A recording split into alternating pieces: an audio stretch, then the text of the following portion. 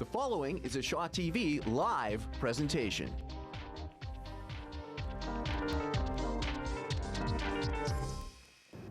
Hello everybody, welcome to the Winnipeg Goldeyes pregame show here on Shaw TV. I'm your host, Mike Valente. The Kansas City T-Bones have rolled into town to take on your Winnipeg Goldeyes, and what a way to kickstart your holiday long weekend here in Winnipeg. In about 7 minutes time, we have a special treat for you. A beautiful video montage set to the music of Winnipeg band Federal Lights will open up the show. It's their song FLS. It's fantastic. You do not want to miss it. Also on our pregame show, Reggie Abercrombie and Adam Heisler will stop by for a chat. But first, yesterday was the annual Field of Dreams Winnipeg Goldeyes Golf Tournament, and I spoke to the president of that wonderful organization.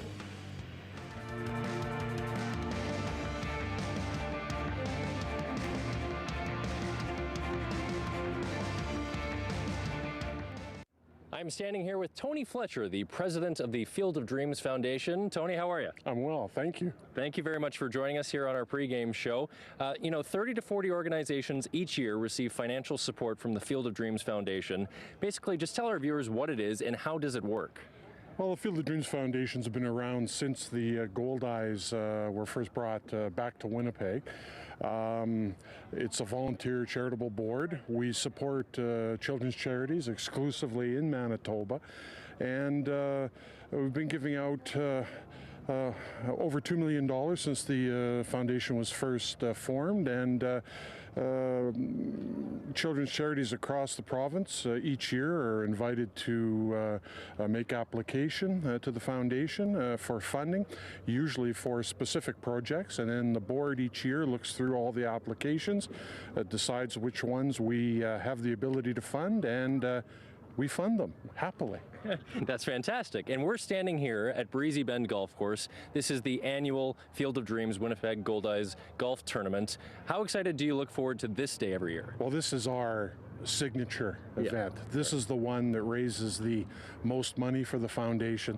This is the one where we get a lot of the supporters of the Goldeyes out for a day of golf with the players and with the team management, with the owner, Mr. Cates. It's a fantastic day, and of course the benefit is a lot of funds come in to benefit the foundation and by extension the children's charities across the province. A lot of the Goldeyes players are here today, so who's playing with who? How does that shake down? Well, I think that's really kind of a random thing. Yeah. I'm pleased to say that I get to play with the manager of the ball club, Rick Forney.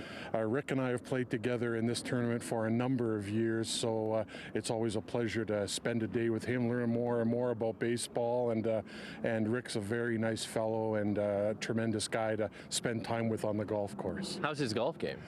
Well, I think he was probably a better pitcher than he is a golfer. Fair enough. He's probably a better manager than he is a golfer. But you know what? He plays pretty good game of golf, and if he plays more, he's better, of course, like most of us. So.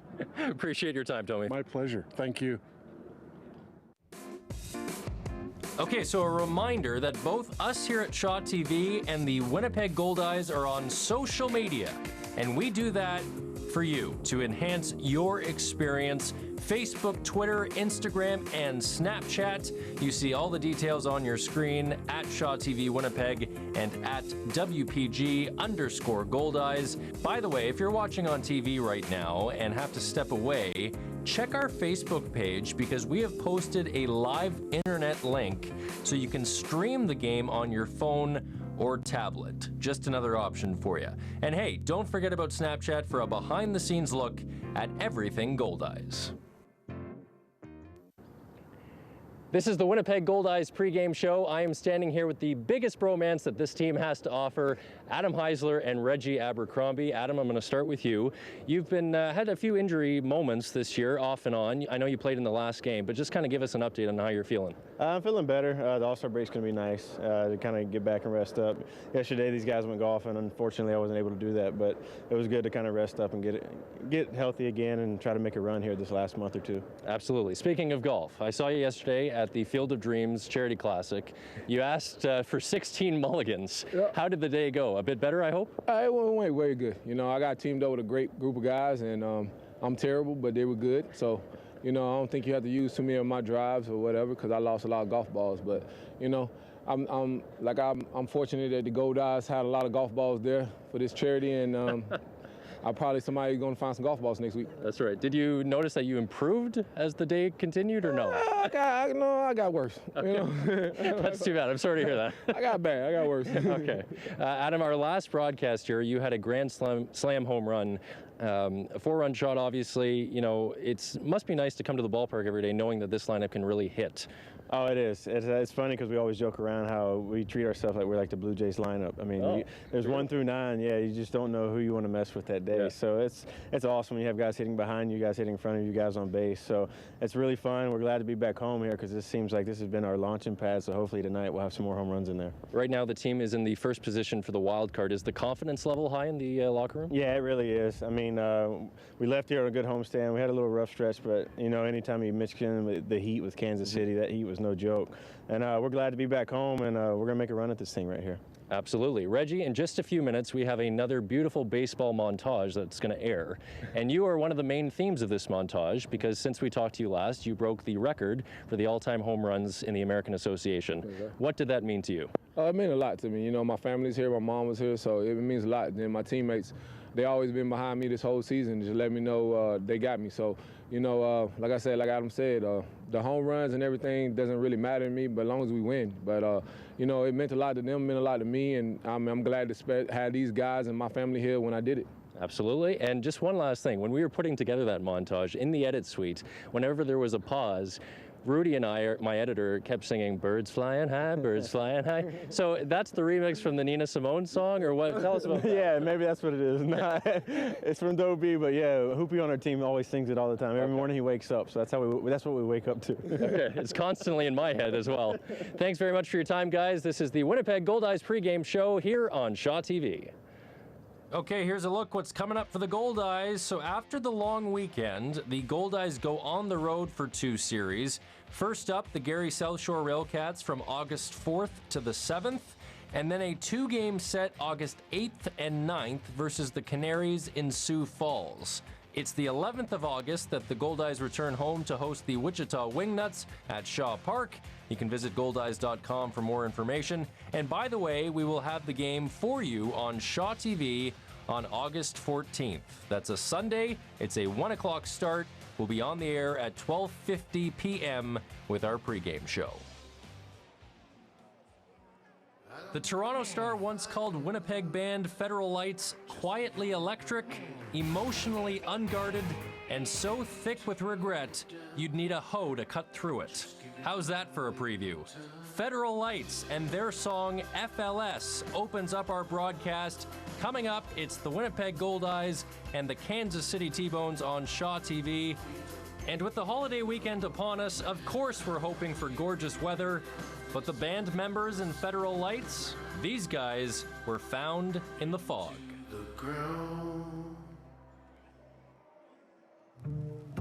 Goldeyes Baseball on Shaw TV is brought to you by Casinos of Winnipeg's 2 locations, Club Regent and McPhillips Station Casinos.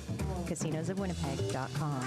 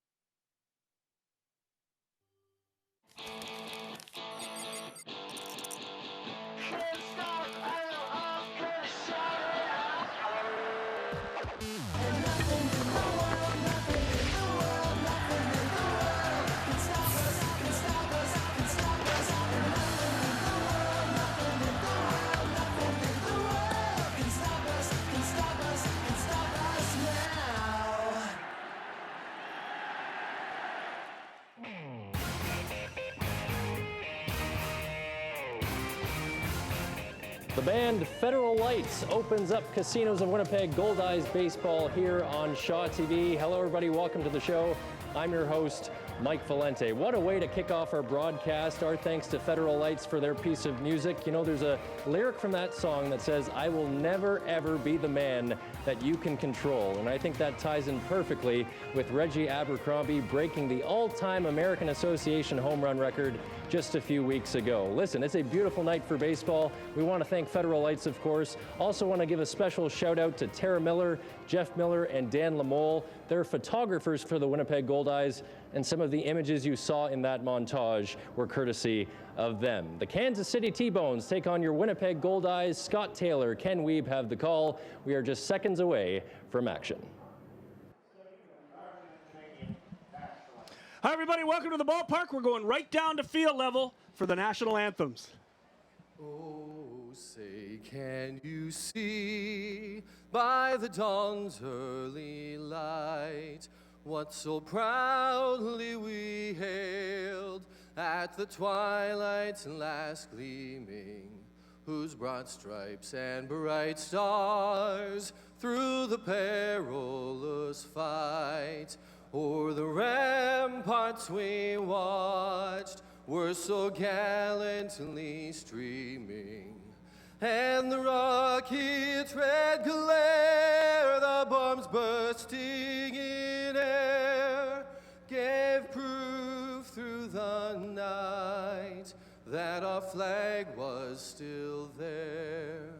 Oh, say, does that star-spangled banner yet wave o'er the land of the free and the home of the brave?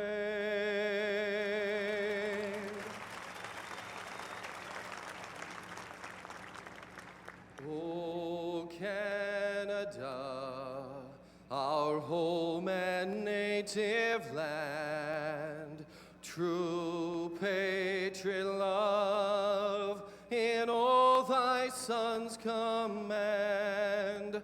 With glowing hearts we see thee rise, the true north strong and free. From far and wide, O Canada, we stand on guard for thee. God keep our land glorious and free. O Canada, we stand on guard for thee. O Canada, we stand on guard for thee. Chuck Peters with our national anthems tonight. Hi, everybody. Welcome to the ballpark. Scott Taylor along with Ken Wiebe from the Winnipeg Sun. And tonight it's the Goldeyes and the Kansas City T-Bones.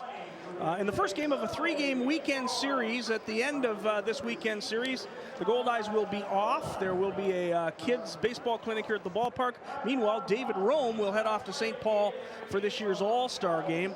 And Kenny, the Goldeyes would love nothing more than to go into the All-Star game 8 games over 500. Well, Scott, since we talked last, a lot has changed. Goldeyes were in some significant trouble for a long time. 1 game under 500 at 21 and 22, and since that time they've won 6 of 7 series and should have won the 7th were it not for a 9th inning collapse against the Kansas City T-Bones last weekend. Absolutely. They have an opportunity this weekend against a team that they are quite superior to. And if they can pull off a sweep this weekend, they will head into the All-Star break. 8 games over 500. Time now for your starting defensive alignment for the Winnipeg Goldeyes, brought to you by Taco Time. 3 locations in Winnipeg at 23 Marion Street, 2371 Ness, and 1353 McPhillips. Carlton Tanabe starts behind the plate tonight. Jake Rogers is at first, Cassio Grider at second, Michael Gonzalez at short, and Ridge Ho'opiki Haslam will give Wes Darville a night off, and he'll start at third base. Josh Romanski plays in left, Reggie Abercrombie in center, and Willie Cabrera will start in right field. Mikey O'Brien is the pitcher, and the designated hitter tonight is David Rome. That's your Goldeyes defensive alignment for tonight, brought to you by Taco Time. 3 locations in Winnipeg to serve you. Tonight's starting pitcher is brought to you by Shaw Free Range TV. Tell us about Mikey O'Brien. The right-hander, Scott, is a 9-year veteran of professional baseball, features a fastball, slider, and a changeup, and he's had a pretty steady year for the Goldeyes overall. 6-4 record and a 4.37 ERA. He's probably been better than the numbers suggest, but he's run into some trouble with one big inning in a lot of those contests. He's going to try to minimize that today. So Mikey O'Brien is your starting pitcher. It's brought to you by Shaw Free Range TV. Download the app today and watch your favorite shows, movies, and live sports anytime, anywhere. The Goldeyes starting lineup. Well, let's start with the visitors starting lineup. We'll start the lineup for the Kansas City T-Bones. And tonight, stepping in to lead it off will be Brett Wiley, a left-handed hitting second baseman. Starlin Rodriguez bats second, then Tyler Massey, Jake Blackwood, Anthony Gallus hits fifth. He's the designated hitter. Vladimir Frias is the shortstop. Dalton Wheat plays in right field. He bats seventh. Brian Erie, the catcher, bats eighth. And Sergio Leone is the third baseman. He bats ninth. That's the starting lineup for your visiting Kansas City T-Bones. Mikey O'Brien toes the rubber tonight for the Winnipeg Goldeyes. And he has pitched extremely well in spots this season. First pitch of the ball game is right down the middle for strike one. Your home plate umpire is Brian Child. At first base is Jordan Sampert. And your third base umpire from Winnipeg, Manitoba, Canada, Hank Lemoyne. There's a fly ball to left field. Romanski comes over, and right at the foul line, at the foul pole, he makes the catch. Nice catch by Romanski. Right along the line, probably a fair ball. Could have been a double, but a good job by Josh Romanski, and it's just a loud out. Pretty good hustle by Romanski. Really was. And did a good job. He was a long way away from that foul line. Definitely was. Made a nice run over there. He also did a nice job of looking up to make sure he wasn't going to trip over the mound or anything. You often see those outfielders have a little bit of trouble with those foul balls in that area, and he tracked the ball nicely and hauled it in. First pitch is a fastball to Starlin Rodriguez at 89, in for strike one. Starlin Rodriguez from Santo Domingo, Dominican Republic. Off-speed pitch, fools him, strike two. Great movement from O'Brien, and that's something he's had all year long. It's not, he's not going to overpower you, but he's got does a good job. He knows how to pitch. He's a smart pitcher, but he's just had a little bit of trouble with command at certain points this season. Swing and a miss. He struck him out. 3 pitches, first strikeout of the game for Mikey O'Brien. No issue with command there. No, none at all. Quickly 2 outs. Great that slider, yeah, it'll fool a lot of people in this league. Let's have one more look at it. Scott here gets ahead of the count and just snaps it off there. That started at the belt and ended at the shoe tops. Just outstanding downward movement on that slider from O'Brien. That'll bring up Tyler Massey, the center fielder. First pitch to Massey is fouled off over our heads. Uh-oh. Are you parked out there? I am parked in that You're lot parked today, right yes. There. We're going to have to hope for the best. Uh-oh. Better get Mako. Mako Collision Repair and Auto Painting at 983 Wall Street. Go see Rod. It's Canada's body shop. So Tyler Massey has strike one. Massey comes in hitting .283, has 6 homers, 24 driven in, and he lines one to center field, drops in front of Reggie Abercrombie, the first hit of the ball game for the Kansas City T-Bones. Rick Forney said before the game to me in our meeting that Massey just did an outstanding job against the Goldeyes last weekend as they dropped those 2 to 3 out in Kansas City. Really athletic guy. He hits for some power. He drives in some runs, and he's probably their best hitter in the lineup, or one of the most dangerous hitters, that's for sure. Here comes Jake Blackwood, the former Goldeye. He's tonight's cleanup hitter, brought to you by Multi-Material Stewardship of Manitoba. Did you know that Manitobans produce nearly 85 metric tons of residential recycled material each year? That's enough to fill Shaw Park more than 10 feet high. When each person pitches in to help make our community greener, everybody wins.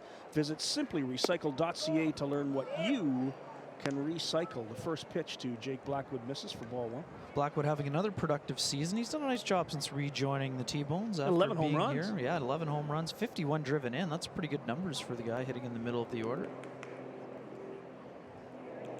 O'Brien checks the runner. Here's the pitch. Misses outside. Quickly 2-0 to Jake Blackwood. Blackwood was a very, very good hitter with this ball club. Yep, no question about that. Obviously, Community America Ballpark is a little bit more of a hitter's paradise. It is, much more. But certainly that may help his power numbers, but this guy's a professional hitter, knows what he's doing, and although he's an experienced veteran, the bat speed has not slowed that much at all. He's still a very productive hitter. Brian gets a sign. Here's the pitch. That misses. Ball 3. 3-0 now to Blackwood. Good eye there by Blackwood. Close to the corner, but that's a pitch that at 2-0 you don't want to be offering at. It's a weak grounder or an easy pop out.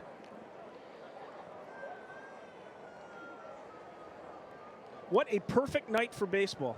A little bit of a breeze, not much. The flags aren't blowing right now. Pitch is in there for a strike. Blackwood thought it was ball 4. Not a quick strike from Brian Child, the home plate umpire. Don't think he was the only one who thought it was ball 4.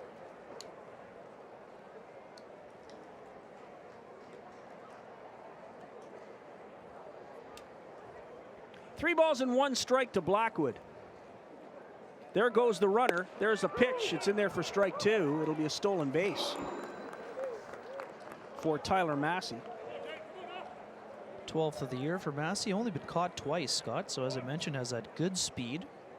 One behind the team leader, Vladimir Frias, who has the really good jump here. Stole this one clearly off the pitcher. Run and hit with that 3-1 count. Blackwood takes it for strike 2. Now it's full count. Full count to Blackwood. Good lead for Massey at second. Here's the pitch, and it's fouled off.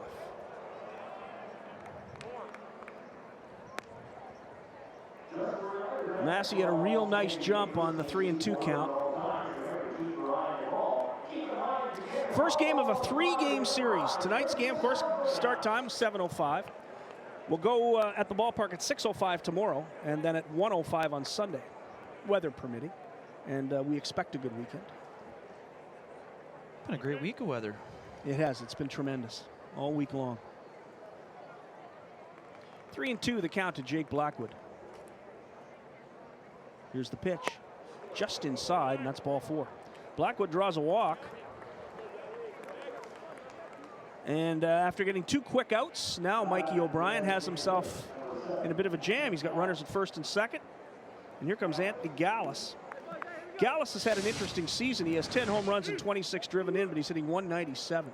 Fastball just tailed in a little bit. We saw that great late movement again there, Scott, but he was looking for the tail away, and he got the tail in, and as it turns out, it's ball 4. But first base was open. As you mentioned, lots of power for Gallus, but a 197 average. Imagine he's a guy you don't want to throw a fastball to. Steady diet of sliders. The first one's a slider in there for a strike. Good 12-6. Curve from O'Brien there.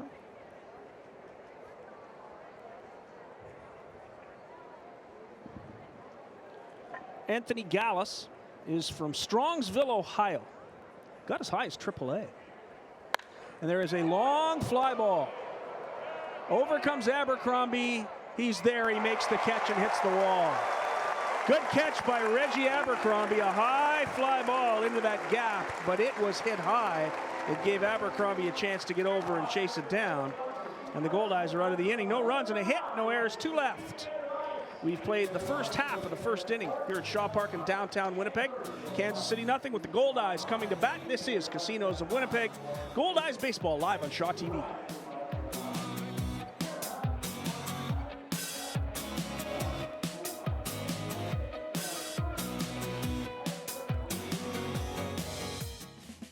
Be part of our show.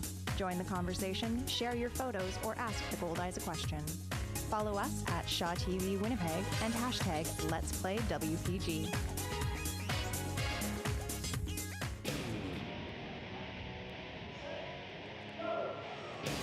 Welcome back to the ballpark. Time now for your Kansas City T-Bones starting defensive alignment. Brian Erie is the catcher. Jake Blackwood, the former Goldeye third baseman, is playing first base tonight for Kansas City. Brett Wiley is at second. Vladimir Frias is the shortstop, and Sergio Leone is the third baseman. Starlin Rodriguez is in left field. Tyler Massey in center. Dalton Wheat in right. Mike Kickham, the former San Francisco Giant, is the starting pitcher, and the designated hitter who just flew out to end that inning was Anthony Gallus. That's the T-Bone starting defensive alignment, brought to you by Taco Time, with 3 locations in Winnipeg at 23 Marion Street, 2371 Ness, 1353 McPhillips. The Goldeye starting pitcher is brought to you by Shaw Free Range TV. Tell us about the T-Bones starting pitcher, Mike Kickham. 6'4" left-hander, 205-pounder. He's not going to overpower you much, Scott. He throws 89 to 91, but has a very good curveball and a changeup. Does a really good job of working both sides of the plate. Coming off a start against the Goldeyes that saw him go 7 strong innings, gave up only 6 hits and 1 earned run while walking 1 and striking out 2. He's done a really nice job for the T-Bones, and he's a guy you're going to have to be patient with, because if he gets the calls on the corner, he can be very, very effective. I think the Goldeyes only had about 2 hard hit balls off Kickham in that last start, according to Rick Forney. So Kickham gets the start. The T-Bone starting pitcher is brought to you by Shaw Free Range TV. Download the app today and watch your favorite shows, movies, and live sports anytime, anywhere. The Goldeyes starting lineup, as Michael Gonzalez, the leadoff hitter tonight, steps in. He'll play at shortstop. It'll be Gonzalez, Josh Romanski, and Willie Cabrera. Reggie Abercrombie will bat fourth, followed by David Rome. Then Jacob Rogers, the first baseman. Cassio Grider, Ridge O'P.E. Haslam is the third baseman, and then Carlton Tanabe bats ninth, and he will catch. So that's your Goldeyes starting lineup tonight. One quick strike from Kickham. Ball outside to Gonzalez, 1-1. Yeah, and lo and behold, Michael Gonzalez now has a 278 average. Doesn't it seem like eons ago when he was struggling out of the gate after joining? 236. After joining the Goldeyes. But again, at even those early struggles, he was getting on base a lot. He's got a very good eye. There's a ground ball over the head of the third baseman, Leone, into left field. Gonzalez is going to try for 2. It's going to be a tough play, and he is safe. Michael Gonzalez, with nothing but hustle, turns a bouncing single over the head of the third baseman into a double. What an impressive display right there by Gonzalez. Great hustle. I thought it might have been a little bit of an overly aggressive base running play initially, but I believe the combination of the hustle and maybe not a strong arm from the left fielder. There you see the chopper. Again, the infielder playing in after the fake bunt. Really good fake by Gonzalez earlier in the at-bat. Nice hustle by the left fielder, Starlin Rodriguez. Made a pretty decent throw, but Gonzalez with the great hustle gets in there with that leadoff double. Another example of the Goldeyes using their speed to make things happen on the base paths. So a double to lead it off for Gonzalez. Here's the number 2 hitter tonight, Josh Romanski, the left fielder. Hitting 278, he has 6 homers. Driven in 39 this season. Again, Scott, one of the key factors for the Goldeyes during this hot stretch is that they've been doing the little things and giving themselves up in order to better the team. Like in this situation here, Romanski obviously would love to drive in the run himself, but given the defensive positioning, all he has to do is put the ball in play to the right side to get Gonzalez over to third with fewer than 2 out and give them 2 cracks to get him in. David Rome said that's been one of the big keys for the Goldeyes during this second half resurgence.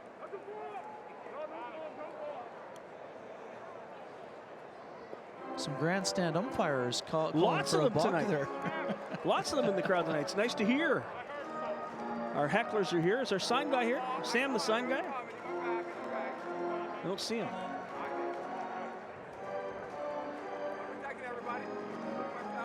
So Romanski, the left-handed hitter, facing the left-handed throwing Mike Kickham. Interesting discussion. Rick Forney just wanted to know what was going on there. After that balk call came from the seats, it appears. Here's Kickham's pitch, and there's a little flare out into left field. If it's fair, it's a hit, and it's foul. Great effort by Leone.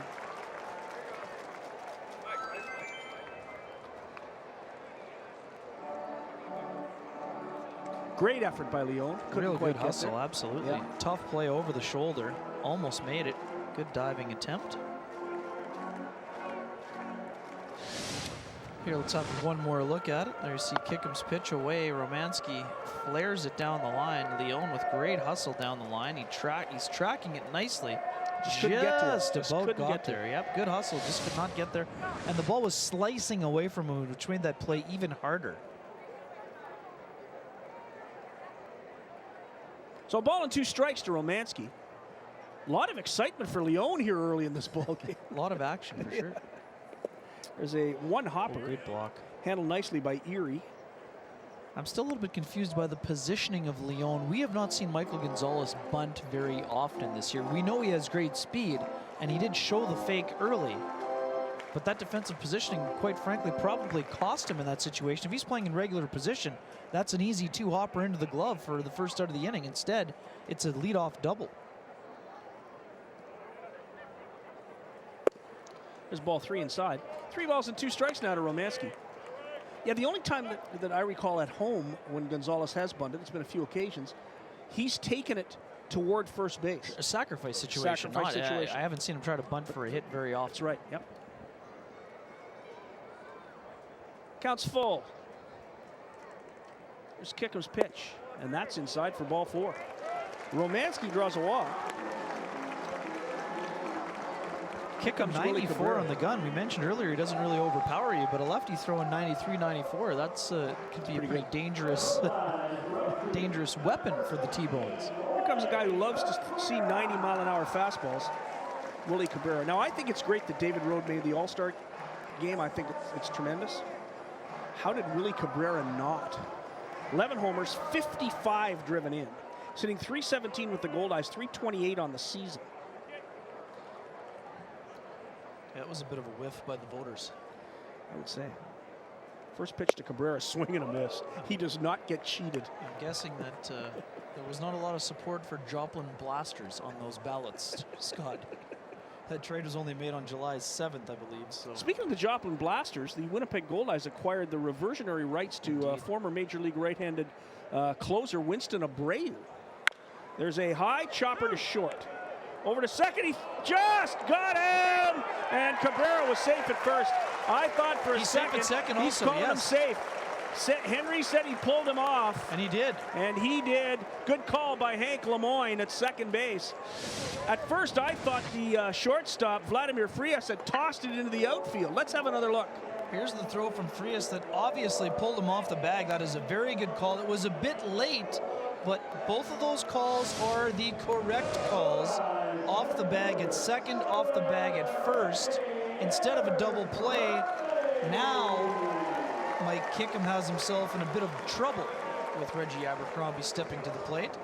That was a terrific play by the second baseman. Oh, to prevent Brett it from Wiley, going into to prevent the right ball field. from going right into the corner. For sure. He fired it, and Wiley made a tremendous play just to catch it. Now the bases are loaded for Reggie.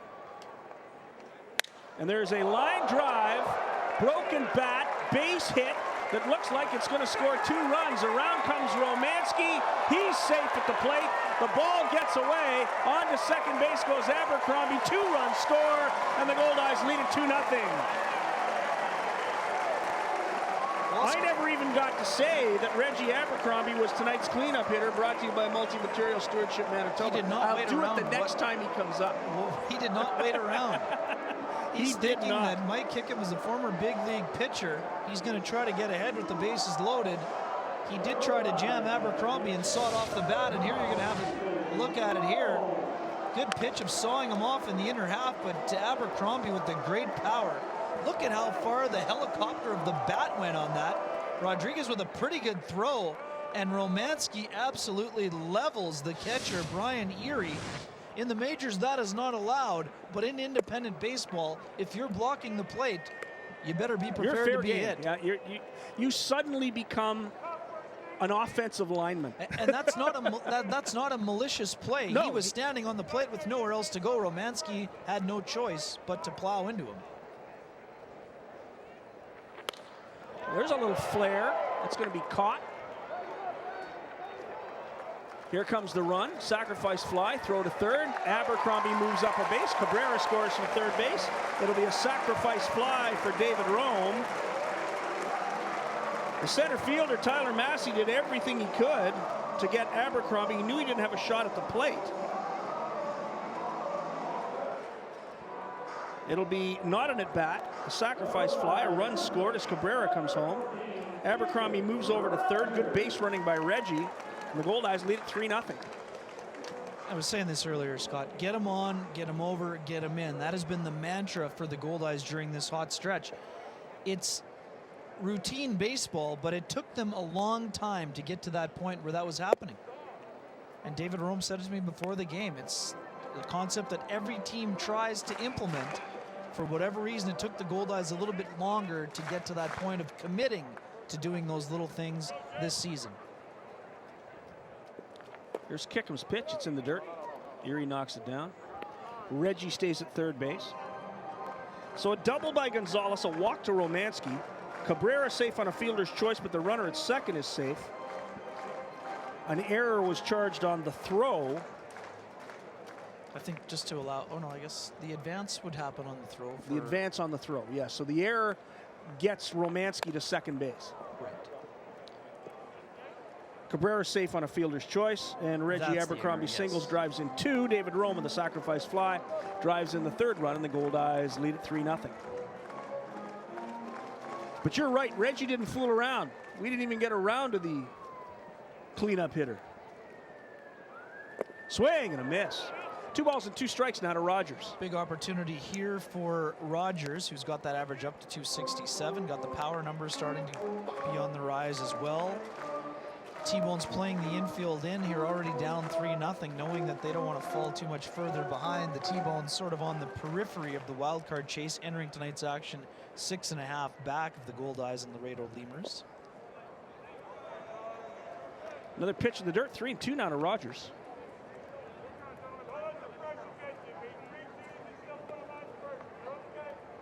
Reggie Abercrombie looking pretty loose today. I spoke with him also in the clubhouse before Mike Valente. He's looked pretty loose for the last 3 or 4 weeks. There's one flared foul. Abercrombie also has been one of the big igniters during this hot stretch. He's got his average up to 291. Again, the production had been there earlier also, but the average was down a bit for his own lofty standards. He's picked things up to 291 coming into the contest, so he's been a real igniter, and we know he plays great defense just like he did in the first inning when he tracked down that ball. Swing and a miss, and Rogers is down. Second out of the inning for the Goldeyes is Mike Kickham gets his first strikeout of the game. Great pitch by Kickham. That'll bring up Cassio Grider. Again, we talked about Mikey O'Brien having that experience. Obviously, Mike Kickham has that same type of experience, and even at a higher level, having been in the majors with the San Francisco Giants for 14 games in the 2013 and 14 seasons. So Abercrombie's still at third. The pitch to Grider is in there for strike 1. Including 3 spot starts in 2013. Unfortunately for Kickham, he was there in the odd-numbered year for the majority when he had 12 of those 14 appearances. That was the non-playoff year for the Giants. 1 strike to Cassio. That's in the dirt. Good job by Erie to block it. Erie's been busy. A couple pitches in the dirt, and he was run over by the train known as Josh Romanski on that play from left field. And you brought up the fact that he was blocking the plate. You'll also notice that there was no blowback from Erie when he got up. And there's a base hit for Grider, and the Goldeyes make it 4-0. Cassio Grider singles, drives in a run, and the Goldeyes have built a 4-0 lead here in the first inning off Mike Kickham. Right, you didn't see Erie come up kicking and screaming or being upset. He knew he was out. He knew he was blocking the plate, and there was nowhere else Romanski could go. Nice job by Grider. That's a pretty good pitch by Kickham on the inner half, but Grider does a nice job of getting his hands in and getting the barrel of the bat on that ball. Didn't try to do too much with it, but got the bat head out in front, hits it between short and third for a clutch 2-out RBI single to make it 4-0. That brings up Ridge. P.E. Haslam. He fouls it back onto the roof.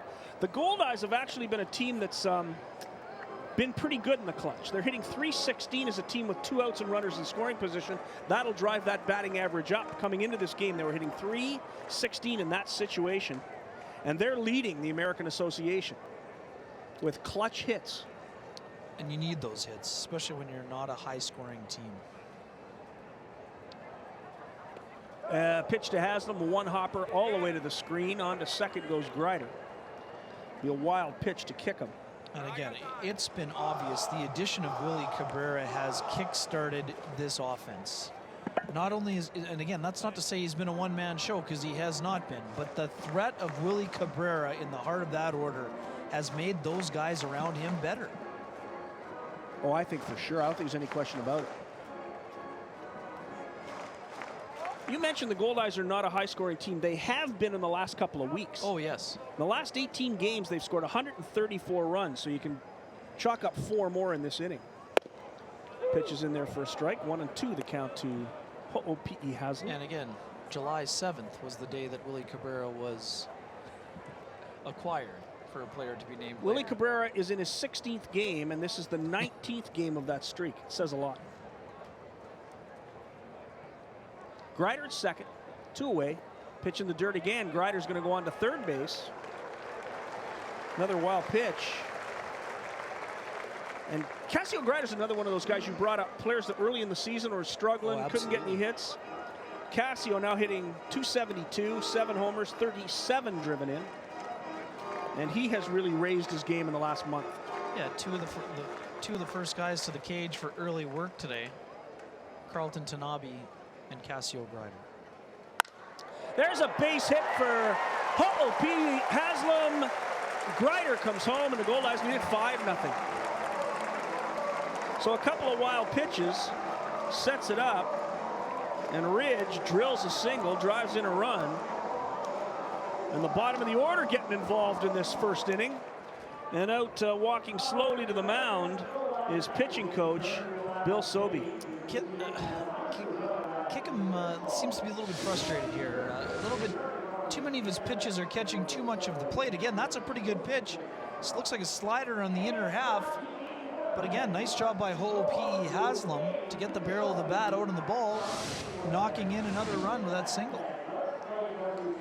So Carlton Tanabe will be the 9th batter in this inning against a former major leaguer. Bill Sobey, the pitching coach, out having a chat with his catcher Brian Erie and his starting pitcher Mike Kickham. Seemed to be a fairly intense discussion. And no surprise, given the circumstances. Well, you talk about the fact that he's got too much of the plate. Goldeyes have also done a good job swinging the bats today. They're looking for pitches. They've had plans at the plate. They've gone up there probably looking for that fastball, something that they can drive. We knew that Kickham was going to be around the plate. 4 hits, a couple of walks, fielding error that have helped the Goldeyes here in the first inning. So here's Carlton Tanabe, the number 9 hitter. And there's a chopper foul. Tanabe comes in hitting .236. He has 2 homers, 24 driven in. It's been an interesting year for Tanabe. He said the average was down and then it was up for a while. He had a really good hot stretch, sort of cooling down a bit. It's that time of the year that is tough on catchers. That dog days of summer approach can be tough on the body. Well, we talked earlier too about the fact that Tanabe had been 8 years in the Seattle Mariners organization, had yet to get to 900 at bats. He's a guy who hasn't had much of a chance to hit. No, not a lot of extended playing time. And the other part of that, Scott, what I meant to talk about was the Goldeyes in Kansas City. You're playing in games where it feels like it's about 120 down at field and level. It often is. With raging humidity out there. So that can be tough on the body for a catcher to sort of grind through, if you will. Here's the pitch to Tanabe. Swing and a miss. He struck him out. Tanabe the final out of the inning. And the Goldeyes are finally retired, but not before they get 5 runs on 4 hits. There was an error and 1 man left on base. We've played 1 complete inning here at Shaw Park in downtown Winnipeg. What a beautiful sight. As you look at the trees in front of the waterfront, there is downtown Winnipeg. It's the Goldeyes 5, the Kansas City T-Bones nothing. This is Casinos of Winnipeg, Goldeyes Baseball, live on Shaw TV.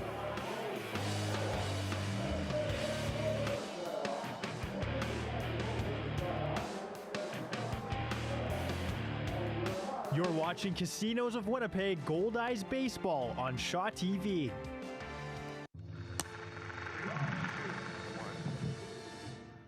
He has the power to wipe out the entire human race. If we believe there's even a 1% chance that he is our enemy, we have to take it as an absolute certainty. The greatest gladiator match in the history of the world. God versus man. Day versus night. You're psychotic. Goldeyes Baseball on Shaw TV is brought to you by Casinos of Winnipeg's 2 locations, Club Regent and McPhillips Station Casinos. CasinosofWinnipeg.com.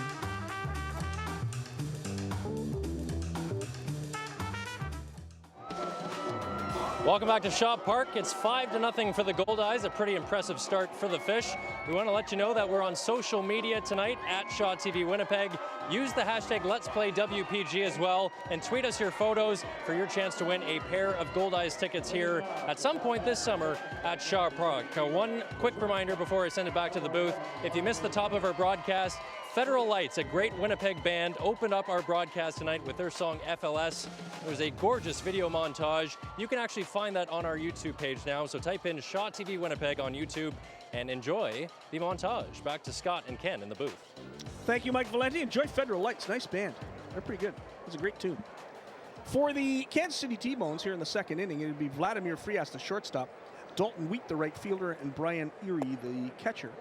And the first pitch to Vladimir Frias is low for ball 1. It was a long break for Mikey O'Brien in that dugout. He'll take any 5-run outburst he can get as a pitcher, but it'll be interesting to watch his command here starting this top of the second inning.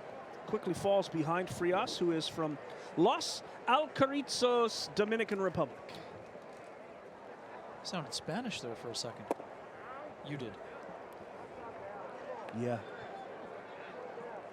My wife has a smattering of Spanish. I can say Vladimir Frias. 3-0 the count to Frias. There's a pitch right down the middle for a strike. 89-mile-an-hour fastball from O'Brien. 3-1 to the leadoff hitter here in the second inning. The shortstop hitting 230. He has 3 homers, 24 driven in. There's one foul back. O'Brien has worked it back to a full count, 3-2. David Rome told me before the game, the last time he went to an All-Star game was at High A Ball. One of his teammates in that All-Star game, Francisco Lindor. He's played pretty well for the Cleveland Indians, hasn't he? Yeah, he can hit a little bit. He can hit a little bit. There's a pitch outside, ball 4. So the leadoff man draws a walk here in the second inning. And you're right, Mikey O'Brien now fighting a little bit with that command. And that'll bring up the right fielder, Dalton Wheat. First 2 batters, he was just locked right in, but a little bit of wayward waters after that. But it's pretty early, and he has a sizable lead here so far. But as a pitcher, you get a 5-spot put up on the board. You want to have a quick inning. You do. Get back into that dugout. Give your guys a chance to hit again. Pitch is on the corner for a strike to Dalton Wheat. These are interesting batter's gloves. They look like workman's gloves, don't they? Yeah. I've never seen gloves like this. Very odd.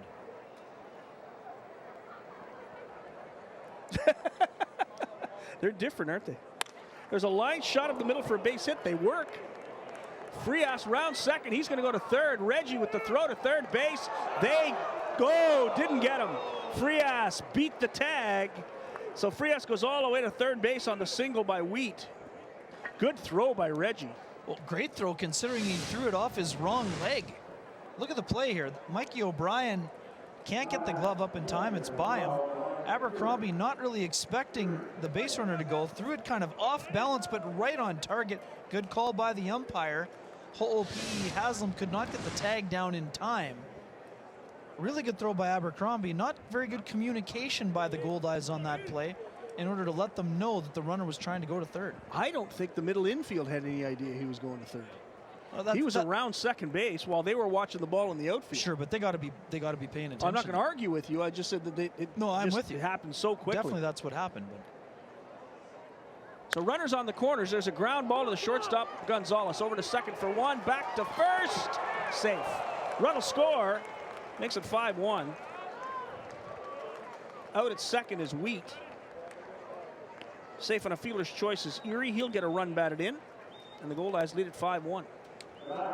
Great hustle by Frias leads to this run here. Great curveball here. Easy grounder, but Gonzalez, because it's not hit sharply, has only one play, and that's to second. Really nice job by What a turn by Grider. Oh, yeah. I can't believe he made that even close at first, but again, it was the catcher running, mind you, but great job by Gonzalez to ensure the first out at second, erasing that lead runner. Here's the third baseman, Leon. First pitch is inside for ball one. But that's just great hustle by Frias. First getting first to third, and then obviously scoring on what would ended up being a fielder's choice. Goldeyes played back, trying to get the double play. Great defensive effort by both Gonzalez and Grider. And Gonzalez doing a nice job of getting into the hole. Bounced the throw, but Grider stuck with the throw in the dirt and then still got it. There goes the runner. There's a chopper foul. Like a great turn by Grider, because that ball was in the dirt. He scooped it and then fired it over to first, all in one fluid motion. That was a very impressive effort by the second baseman. And again, nice job by Gonzalez to cut that ball off from going into left field. And still having the presence of mind to erase the lead runner.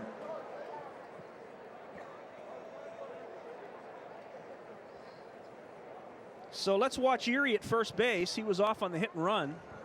The last pitch, 1-1 the count to Leon. Mikey O'Brien checks the runner. Here's the pitch, and it's fouled the other way. Strike two. Tough catch for a fan. Hot shot. That was a hot shot. That hurts. Souvenir, though. Yeah. Young lady got the souvenir. Gentleman behind took it right off the meat of his hands. That hurts. 1 ball and 2 strikes. He took one for the team on that one. He did. For sure. Protected everybody around him. He Give him did. credit for that. Big ups. Leon batting 158. He has 3 home runs, 10 driven in. Here's the pitch. Off-speed pitch inside. Almost hit him, 2-2. When you're hitting 158, you might want to lean into that one a little more. Nice job of getting out of the way. But when you're down 5-1 and hitting 158, find a way to let that ball stick hit the you. shoulder out. Yeah. Only hurts for a minute, especially an off-speed pitch. 2-2 the count to Leon. Here's the pitch. Swing and a miss. He struck him out. Second strikeout of the ball game for O'Brien. Second out of this inning, and here comes Brett Wiley. Great job by O'Brien of climbing the ladder. Really good fastball.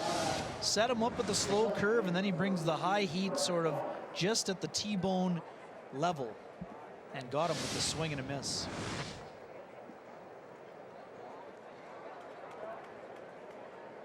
So 2-away now. And Wiley, who flied out to Romanski in the first inning. Romanski made a real nice catch right at the foul pole.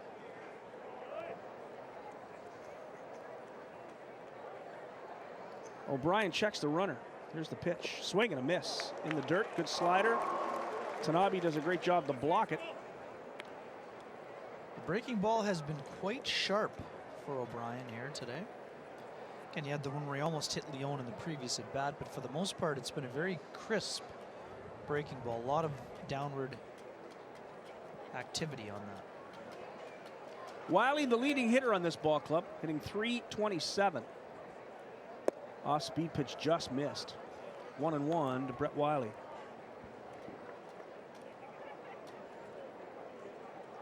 Wiley is from Huntington, Indiana. He got his highest AAA ball. Just 5'10", 175. Not a big guy.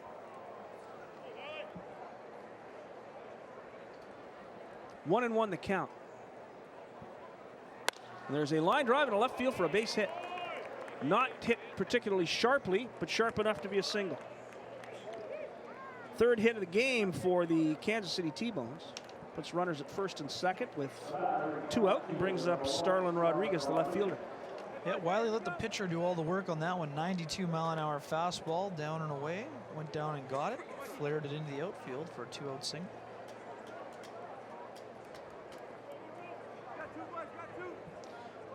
So here's Rodriguez, who was very busy in that Goldeyes first inning.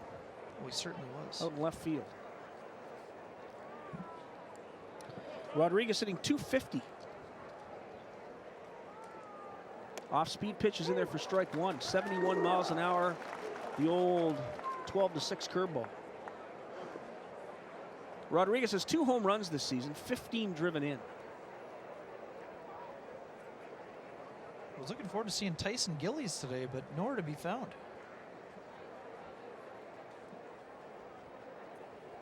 There's a line shot to center field. Reggie comes in. There's the play at the plate. Here's the throw cut off by Rogers, and the run will score. Brett Wiley, the catcher, or rather Brian Erie, the catcher, comes all the way from second, scores the second run. A single and an RBI for Rodriguez, and suddenly it's 5-2. Just a nice piece of hitting again right there by Rodriguez, drilling it to center field. Also, again, it looked like Reggie Abercrombie was a bit surprised the runner was going. With 2 down, Erie's going all the way. Abercrombie sets and fires. Looked like he might have slipped a bit on the pivot. Rogers makes a nice play. Looked like it was a bit off line. Wasn't going to get Erie with the throw. Nice job by the T-Bones here to rally with the 2 outs. A little bit of 2-out lightning going for them. Trying to scrap and claw their way back into this ball game. So 2 runs in this inning. The T-Bones now have 4 hits.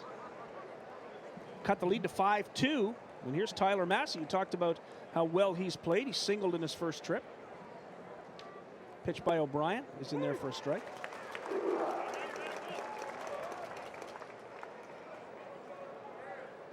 Yeah, we didn't get an explanation about Tyson Gillies either. He's on the roster, but he's not listed as a bench player today.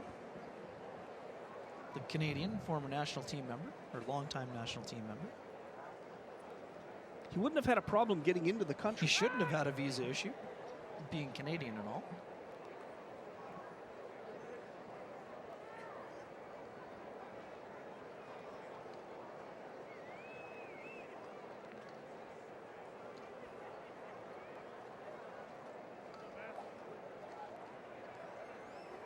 There's one foul back, so quickly Mikey O'Brien gets ahead of Tyler Massey, 0-2.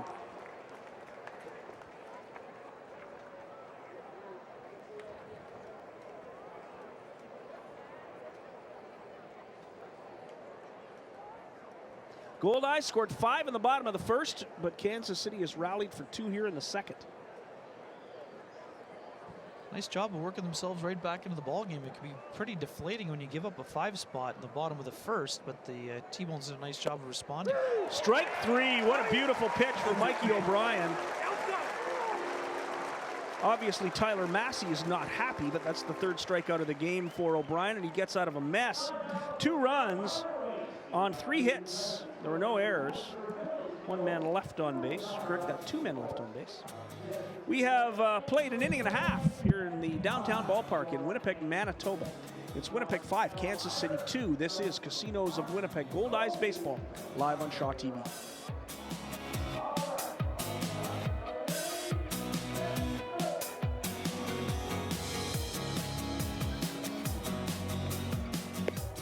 You're watching Casinos of Winnipeg Goldeyes Baseball on Shaw TV. Standing here now with Wes Darville, a man who now has more than 500 professional hits in his career. How did that feel? Yeah, it feels great. I wasn't really sure I was approaching that milestone or whatever, but yeah, let me know. It was cool for sure. It must feel good, though, to come to this lineup every day knowing that this team can really hit, that offensive power. Yeah, I mean, it's fun. Just sit back and watch, the guys hit, watch Reggie hit, watch Willie, some of the guys, David. It's fun to just, sit back and watch them hit, and they go, oh, I got to go hit now, too. So, yeah, no, it's a really fun team to be on. How does it feel to be in that wild card position right now? Feels great. We're just trying to get to the playoffs, and if that means win our division or wild card, it doesn't really matter. We just want to get there. Yesterday was the Winnipeg Goldeyes Field of Dreams Golf Classic. How was your golf game? It was great. Was it really? We just had fun. It was not bad. I had some good shots to keep me coming back, but our group had fun. Seems like everybody had a good time, and it was for a good cause, and that was, it was really fun to be part of that. Appreciate your time, Wes. Yeah.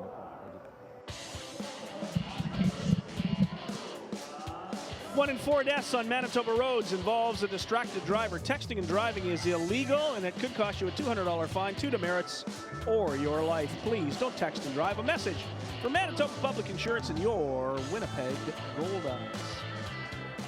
We go to the bottom of the second inning for the Goldeyes. Back to the top of the order, Gonzalez, Romanski, and Cabrera.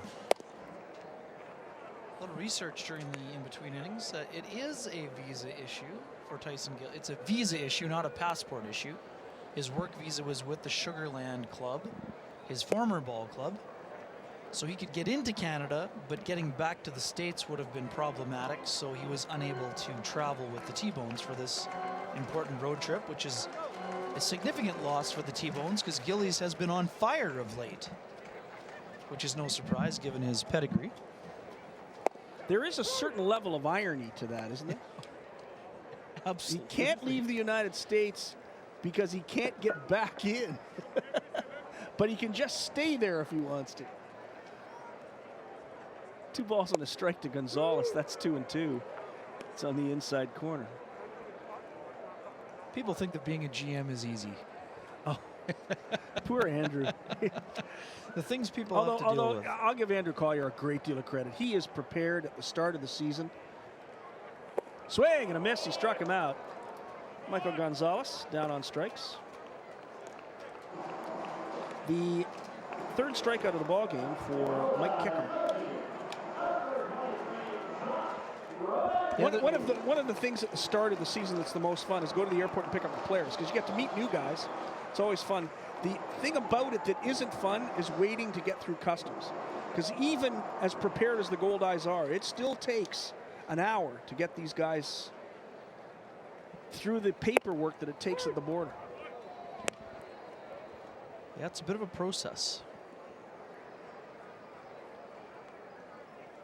1 strike to Josh Romanski.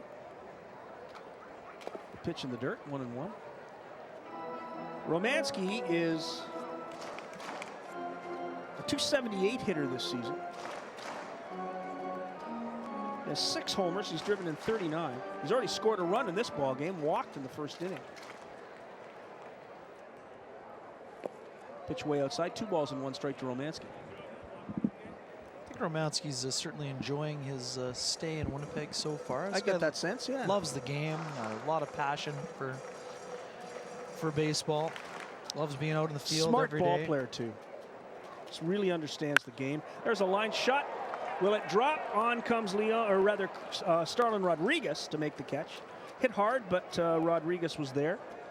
A little too much hang time. I thought it was going to flare in there, but it just kept, it was a bit of a rise ball actually.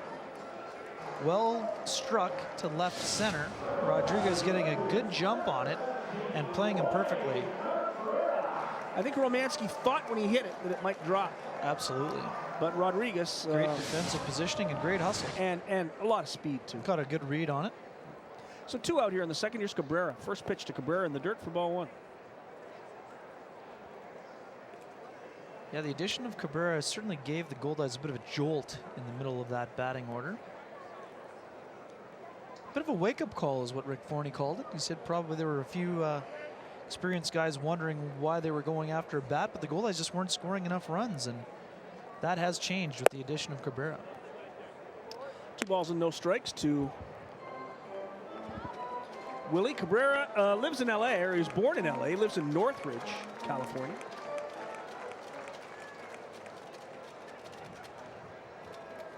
There's a ground ball up the middle. Good job by the shortstop. Fire to first, and they get him. Vladimir Frias with a nice job at short. Makes the play, and the Goldeyes are down 1-2-3 in the 2nd. No runs, no hits, no errors, nobody left. We'll go on to the 3rd inning. As you look at Mike Kickham, had a better 2nd inning than his 1st. The Goldeyes lead it 5-2 here at Shaw Park. Manager John Massarelli and his catcher Brian Erie. You're watching Casinos of Winnipeg, Goldeyes Baseball, live on Shaw TV.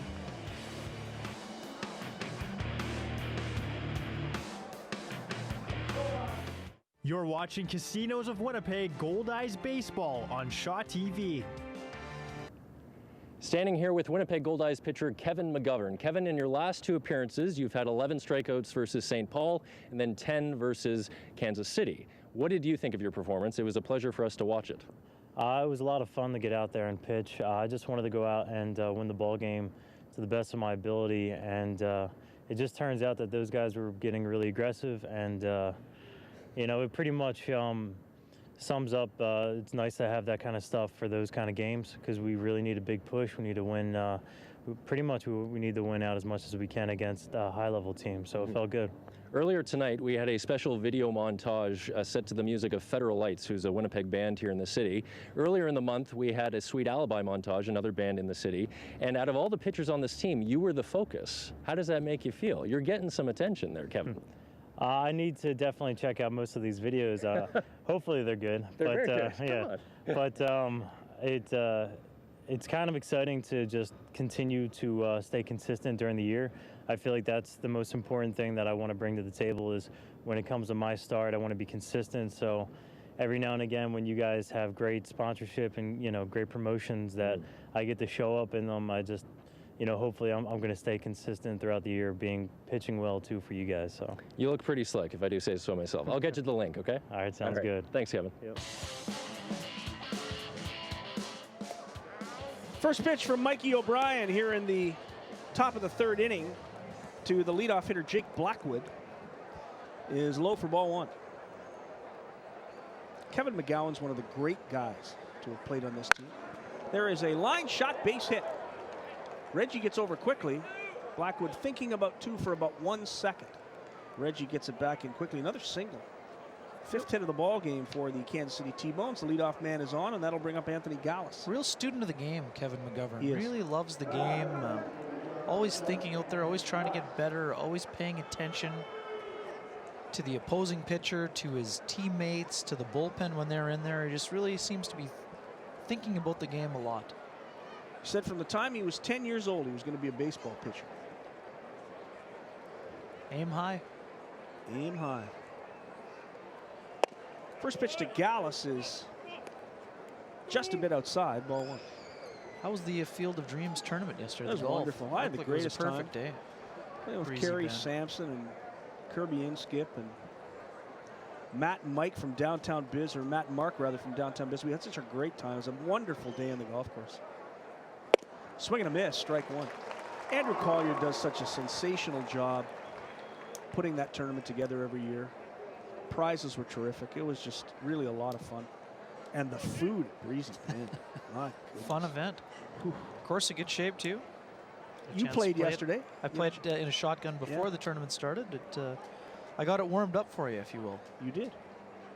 Greens putted very nicely. Thank you very much. 2 balls and a strike to Gallis. Now, it was a great day, and it's a great day for Field of Dreams, the foundation that gives so much money to so many kids in this province. Great day all around. I think everybody had a good time. I know the players did. 2 balls and a strike to Gallis. Goldeyes lead at 5-2. Blackwood at first. Nobody out. We're in the top of 3. Pitched by O'Brien. Curveball high. 3 balls and 1 strike to Gallis. Again, falling behind a little bit has been a problem at times for O'Brien this year. Some nights the command just isn't there in stretches. Here's O'Brien's pitch, and that's high for ball 4. So O'Brien gives up a single to Blackwood and a walk to Gallis, and now he's got himself in a bit of trouble. Runners at first and second with nobody out, and here comes Vladimir Frias, and Rick Forney rather is going to come out and talk to Mikey O'Brien. Well, it's all about focus here. As I mentioned again, if your offense puts a 5 spot up on the board for you, you need to bear down. The one thing you don't want to do is walk guys. If guys are going to hit their way around the park, fine, make them earn it. You cannot give away free passes when you're up by several runs. And again, kudos to the Kansas City T-Bones for battling back and putting up the 2, but the T-Bones are now 1 swing of the bat away from potentially tying this ball game, and that seems inconceivable given how the bottom of the first went for the Goldeyes. So Rick Forney has had his discussion with Mikey O'Brien. Vladimir Frias comes to the plate. Frias hitting just .230. There are those gloves in the on-deck circle for Dalton Wheat. We got to get. They are just work gloves. They are work gloves. They are. We got to find out the story behind this. It looks like he went to the home of economy, got himself a cup of Menards, saved big money at Menards. Pitch on the corner for strike 1. Frias squaring the bunt. We got to see what Mike Valente can find out about those gloves. Yeah, Mike, when Mike does his interview with manager John Massarelli, they have to talk about Dalton Wheat's work gloves from the home of economy. There's a pop-up foul. So again, O'Brien gets ahead now. 2 strikes. Last time he was ahead was against Blackwood, and Blackwood drilled a single. Nice catch by a fan. Great shirt. That is a bold shirt. That is a great shirt. I can understand the mentality of wanting the workmanlike attitude, but this is taking it to another level completely. They are actual work gloves by the looks of it to me. Those are not baseball batting gloves. No, they are not. You wouldn't go to Home Run Sports and get a pair of those. Pitch is high and outside. Ball and 2 strikes now to Vladimir Frias. Yeah, I don't think that Scott and Carla Nealis are going to be bringing those on the shelves anytime soon. That is, we got to talk to Mike. He's got to find out about those gloves. 1 ball and 2 strikes to Frias. Here's the pitch by O'Brien. It's in the dirt, 2-2. So Mikey O'Brien is battling with command right now. That was a purpose pitch, though. That one was supposed to be down and try to get Frias to chase, but let's see what he does here with the count 2-2.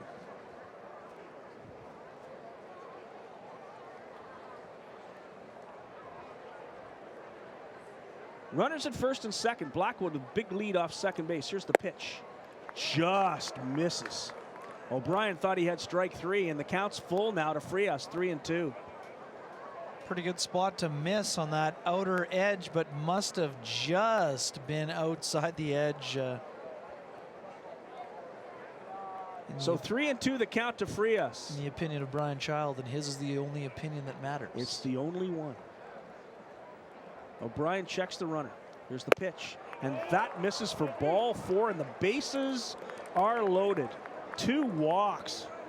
And the conversation from Rick Forney didn't help things much. And the bullpen is starting to move around, stretch a little bit. Speaking of bullpens, Scott. Kyle Loskar is up. One of the best relievers in the last couple of years for the Goldeyes. Brendan Lafferty was around. Yeah, he was around the ballpark today. There's Rick Saying Forney. hello to some of his old teammates. So bases loaded, nobody out. Here's Dalton Wheat and his work gloves at the plate. Pitch by O'Brien, and there's a line drive. Base hit, gets through. 1 run will score. And the ball is thrown away. And coming home is the second run, and it's 5-4. It was a good throw, a mental error by P.E. Haslam. It was a good throw. He just missed the ball. So Wheat singles, drives in 1 run. The second run comes home on an error to the third baseman. Good job of hitting right there by Wheat. And actually a pretty smart play by Romanski to throw behind. It actually was Gonzalez who he just took his eye off the ball when it was coming to him. He thought he had caught the base runner just a little bit casually around the bag, and Gonzalez just didn't squeeze it. I don't think he could have applied the tag, but that run definitely should not have scored. That's a mental error by the Goldeyes. And suddenly it's a 1-run ball game with nobody out. And not only does the run score, both other base runners advance the 90 feet. So now you got runners on second and third with nobody out. And this 5-0 lead is 5-4. And now there are 2 runners in scoring position with nobody out. Brian Erie, the catcher, is at the plate. He was safe on a fielder's choice his last time up on a terrific play by both Michael Gonzalez and Cassio Grider. So Kyle Loskar is getting set to throw. And as the Goldeyes bullpen being called on a little earlier than I think Rick Forney had wanted. Well, no doubt about that. Goldeyes had a 5-0 lead. They are now in a real position to lose that lead. Gonzalez, and the ball goes by him. 2 runs will score. We'll see what official score Steve Eitzen calls. I would call that an error on Gonzalez. It was a ground ball that Gonzalez should have made a play on. Have another look. It's a hard hit ball, but Gonzalez seemed. It didn't seem like he slid far enough, but his glove was still within range. They gave him a hit, so he'll get 2 runs batted in for that. That probably wasn't a hit. A professional baseball player should make that play.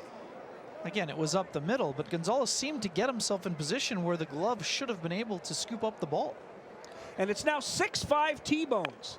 There's a bunt back to the mound. O'Brien turns, goes to second. They get the lead runner at second base. Maybe they're thinking he didn't get his glove on it, it seemed like. It looked like he was going to, but he didn't for whatever reason. Maybe that's why it was ruled a hit. It was just a bizarre play. It looked like Gonzalez was over there to make the play, and he just didn't make it. So Brian Erie has 3 RBIs in this ball game. Single a fielder's choice. Lotzgar up throwing. Now Brandon Shimo is up throwing.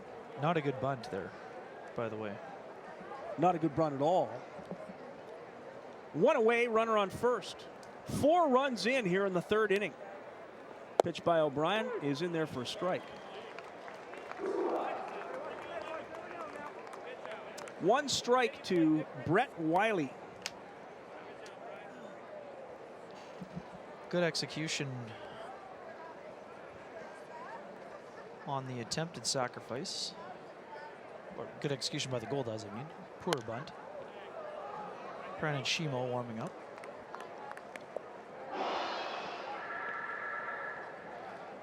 So Shimo, Lotzgar got up, started to throw, and then the call went to Shimo to throw. Lotzgar now is just the defender for the catcher in the bullpen, the protector of the catcher. Leon is at first. Here's the pitch by O'Brien. That missed. Well, I mentioned it earlier, Scott. There's been sort of one poor inning or one rough patch or two for Mikey O'Brien in a lot of his games, and it has cost him heavily. He was given a 5-run lead and was not able to hold it. There's a chopper to Cassio Grider. He had trouble seeing it. He'll go to first and get Wiley. On to second goes Leon. Tough shadows out at second base. That ball was chopped into the ground. Grider really had trouble finding it. What a great camera shot from our crew there. You're going to see it in live action here. Good curveball. Here you see Grider kind of loses it in the sun momentarily. He does a nice job of repositioning himself and getting in front of the ball before making the throw to Jacob Rogers at first for the 2nd out of the inning. Runner at second now. Starlin Rodriguez up with 2 away. And there is a long fly ball. It is foul, but Rodriguez was looking for a fastball. He got one and he drilled it over the wall. And over the road, I believe. And over the road. By the way, it might have landed on the road. You've seen the airline wings. Yes. I now know what they are. It's called High Five. Okay. It's an artwork by Jennifer Stillwell. It was installed in 2014. We knew that. 25-foot high sculpture is made up of 5 tapered fins, carefully placed on the slope of the riverbank. So it changes meaning depending on your movement and perspective. Up close, the polished surface reflects the nature near the river. Along the road, the fins read like wings in formation. And from the ballpark, you see an abstracted human hand. That's good research by you. The target fingerprints playfully invite batters to hit the ball out of the park. They just about invited Starlin Rodriguez to hit out of the ball. He did hit out of the ballpark, but foul. 2 balls and a strike to Rodriguez. But that's what it is. It's by Jennifer Stillwell, and it's called High Five. That's nice research. That's nice research. Way to go the extra mile on that one. I thought so. It's impressive. 2 balls and 1 strike to Rodriguez. Pitch by O'Brien is in the dirt. 3-1 now to Rodriguez. And I'm not being facetious. We have wondered for years what that was about. Exactly. It's part of a larger collection of the City of Winnipeg Public Artworks, managed by the Winnipeg Arts Council. So there you go. Finally found out what it was about. 3-1 the count, and he hits him.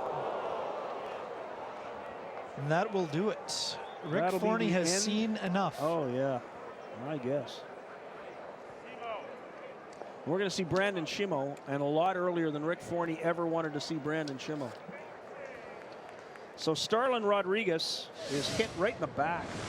Yeah, this is a fastball that is overthrown and Ow. hits him right in the lower back, and Mike O'Brien will leave to a smattering of clapping, but he had a 5-0 lead. Now it's 6-5 with runners at first and second. He couldn't get out of the third inning, and here comes Brandon Shimo. Tell us about Brandon. Shimo, the right-hander, Scott, will come on for the 30th time. That leads the Goldeyes in appearances this season as he surpasses Cameron McVeigh. 2-0 record, 3.13 earned run average. He has 1 save. 37 1/3 innings pitched, 34 hits allowed, 13 earned runs, 10 walks, one of which was intentional, 27 strikeouts. Opponents hitting just 246 against the right-hander with the frisbee-like slider. He has been fun to watch this year, Brandon Shimo. For Mikey O'Brien, he goes 2 2/3 innings, gives up 6 runs on 7 hits. All of them earned. I was speaking with Rick Forney about the wild card chase before the game, and he said one of the biggest differences is that earlier this year when the Goldeyes were struggling, usually probably one time through the pitching rotation, the Goldeyes would have a blow-up similar to this magnitude. During this last stretch, they've only been having maybe one blow-up over 2 turns through the rotation. This time it's an awfully costly turn early in this homestand, and it was not what he was looking for. Again, obviously the Goldeyes will get some benefits coming up from the All-Star break, but you do not want to turn to your bullpen in the top of the 3rd inning in the first game of the series against a team that is chasing you in the wild card standings. This will give us a chance to remind everybody that on Wednesday, August 10th, the Winnipeg Goldeyes and the Dairy Farmers of Manitoba will be hosting the 2nd annual Grazing in the Outfield dinner right here at Shaw Park in support of the Winnipeg Goldeyes Field of Dreams Foundation. The farm to fork multi-course menu will be prepared by Chef Ben Kramer. And remember, that's August 10th. August 10th, Grazing in the Outfield. For more information, just go to goldeyes.com. It'll be a fun night. Food will be spectacular. Ben Kramer, outstanding. So to face Shimo is Tyler Massey, the left-handed batting center fielder. Massey has a single and was caught looking for the final out of the 2nd inning. And was unhappy about. Quite unhappy. Yes. Made his feelings known to Brian Child at home plate. So while he's out at second, correct that, Leon is out at second and Rodriguez is at first. First pitch by Shimo misses for ball 1. There was the slider. Pretty good pitch.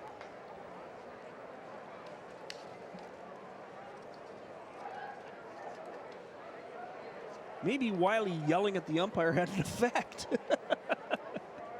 1 ball and no strikes to Tyler Massey. We won't blame Brett Wiley for it. No, that he was not yelling. He was not yelling. Quickly, 2 balls and no strikes to Massey. Massey, a 14th round draft pick of the Colorado Rockies. He reached AA on a couple of occasions. Shimo's pitch is grounded foul. Hit hard, but foul. 2 balls and 1 strike to Tyler Massey. Massey is the 9th batter in this inning. And he had an outstanding season with Asheville of the Sally League in 2012. 10 homers, 71 ribbies, 22 stolen bases. What a season. Swing and a miss. 74-mile-an-hour change from Shimo. 21 doubles, 3 triples that year. So That's he's got great legs, yeah, and he's got some pop. This is a good all-around ball player. Tyler Massey is from Chattanooga, Tennessee. Shimo's pitch.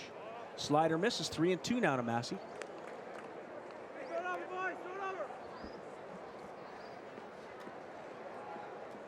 Runners will get a head start here. Full Leon at second, Rodriguez at first, the 9th hitter of the inning. Goldeyes led it 5-0 after the first. It's 6-5 Kansas City now. Swing and a miss. He struck him out. And Brandon Shimo comes in and puts out the fire. However, damage done. 4 runs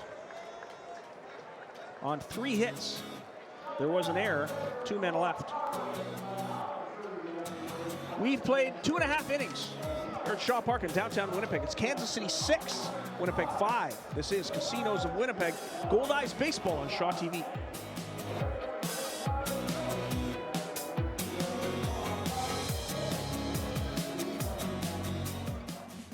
Be part of our show.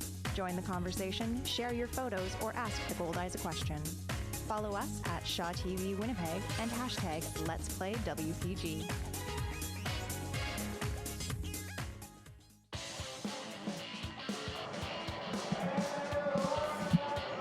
Chiropractors in Manitoba are passionate about the services they provide. Over the years, they develop health and wellness programs for the public that provide preventative approaches to avoiding pain and improving daily performance.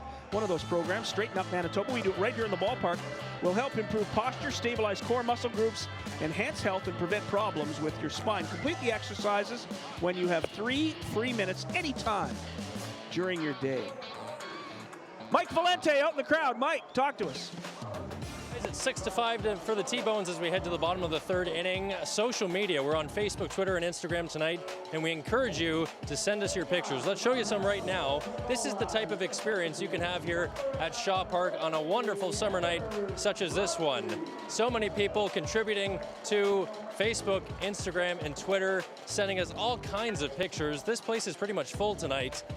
Not too many empty seats. And we'll also have a trivia question coming up in a few minutes for our home viewers for a chance to win tickets as well. So many chances to win as we send it back to the booth. Guys.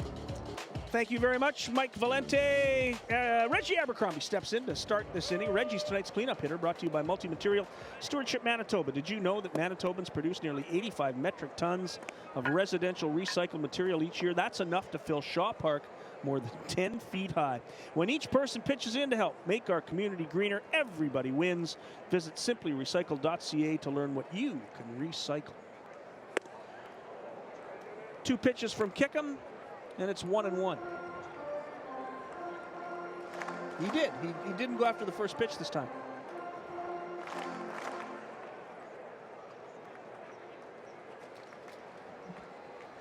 One ball and 1 strike to Reggie Abercrombie. Kickham kicks, delivers.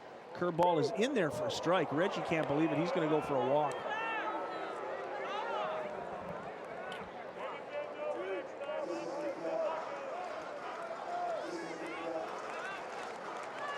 Reggie having a few words with Brian Child. He's having more than a few. This is a monologue now. This is a long conversation. We do not see this often. Again, did you notice he didn't look at him one time? For all of you people who may be considering talking back to an umpire, no eye contact was made in that entire discussion. That was one of the more lengthy exchanges we've seen. I remember Jim Leland talking on a Detroit Tiger broadcast one time about getting kicked out of a game. He said the fastest way to get kicked out is look at an umpire and say you. Doesn't even have to be a swear word. Just say you. Swing and a miss. Abercrombie strikes out. 4th strikeout of the game for Mike Kickham. And here comes David Rome. Well, I saw one of the most odd ejections in the history of baseball watching in Minneapolis earlier this year when the Blue Jays were there. Josh Donaldson was getting beat by the Twins dugout for not running out a ground ball to first. He exchanged an F-bomb to the words "the dugout," but he was in between, the umpire was in between Donaldson and the dugout, thought it was directed at him, and gave him the toss. Much to the chagrin of the 10,000 to 15,000 Jays fans who were paying good money to see Donaldson play in Minneapolis at Target Field. Rome grounds out for the 2nd out of the inning. I was there. It was ridiculous. No one knew what was going on. Donaldson didn't. No, that's not for you. But as we both know, there has rarely been a reversal on an ejection. But the problem is he probably said, well, he said the magic blank, words. Blank, you. And as soon as you put you in the conversation, you're likely to get tossed. Yeah. 2 away here in the bottom of the third inning. Jake Rogers comes to the plate to face Mike Kickham. Rogers 0 for 1. First pitch is right down the middle for strike one. Rogers struck out back in the first inning. Donaldson genuinely felt bad about being tossed in the first inning of a game, and the next day went out and hit a home run his first at bat. Kickham with a one-hopper, 1-1 to Rogers. Jake Rogers hitting .266. He has 8 homers. He's driven in 35. Jake Rogers from Clearwater, Florida. Played all his high school baseball in Dunedin, at that great little ballpark where the Toronto Blue Jays play their spring training games. Be interesting to see what happens. Still no extension as far as we know in terms of the renovations happening in Dunedin. Jays were active this week. They were. Picking up Melvin Upton Jr. and Joaquin Benoit. Might be a little bit more activity before the deadline, or the non-waiver deadline. Jake Rogers draws a walk, so the Goldeyes get a base runner here in the third inning. It'll bring up Cassio Grider, who has a hit and an RBI in this game.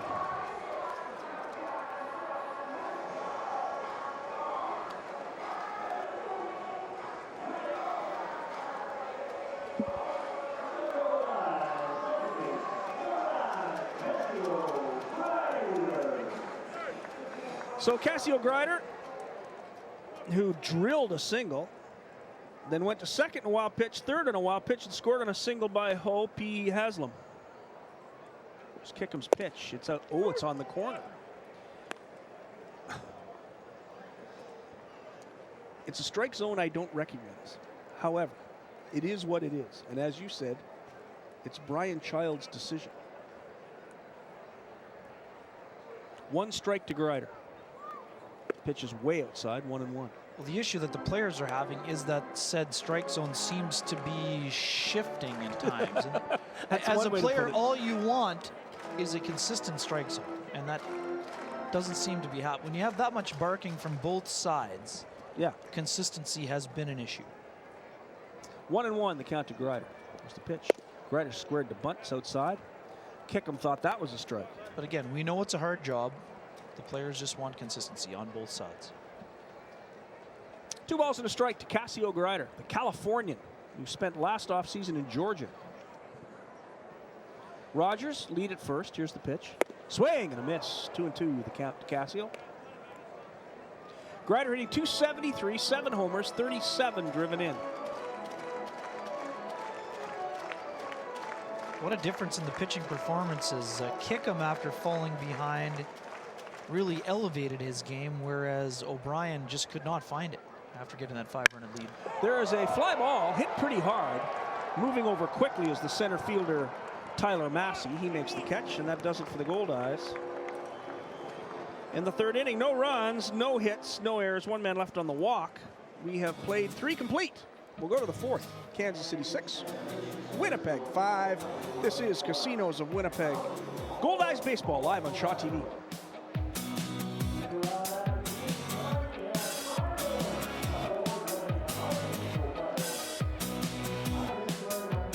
You're watching Casinos of Winnipeg Goldeyes Baseball on Shaw TV. Goldeyes Home Run Gang membership. For more information, call 982-BASE.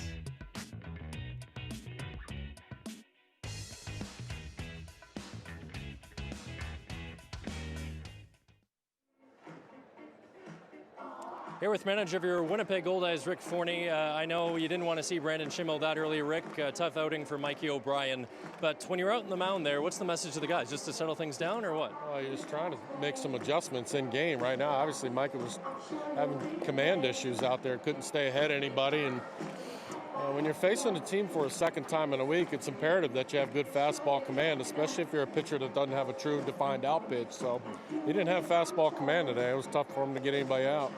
One of the many things the Goldeyes have proven this year is that the team can hit from top to bottom. Curious your thoughts on Willie Cabrera after 2 weeks after acquiring him. He's done a nice job for us. I'm not sure what he's hitting since we've acquired him, but he's certainly a presence in the middle of the lineup. And you have a guy like Willie there, they're going to have to pick their poison. You're either going to have to pitch to Willie, or you're going to have to pitch to Reggie or David Rome, or the people hitting in front of him. So it's been a nice addition. Good luck the rest of the way. Thanks, Rick.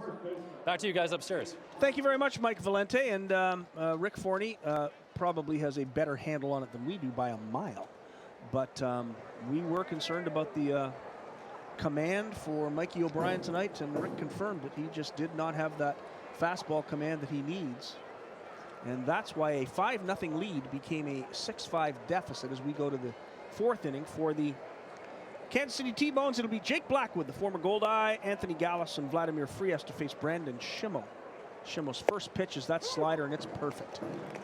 Frisbee-like action. There it is. Jake Blackwood is a tremendous Goldeye. Here for a year, hit the ball extremely well. But home is Kansas City.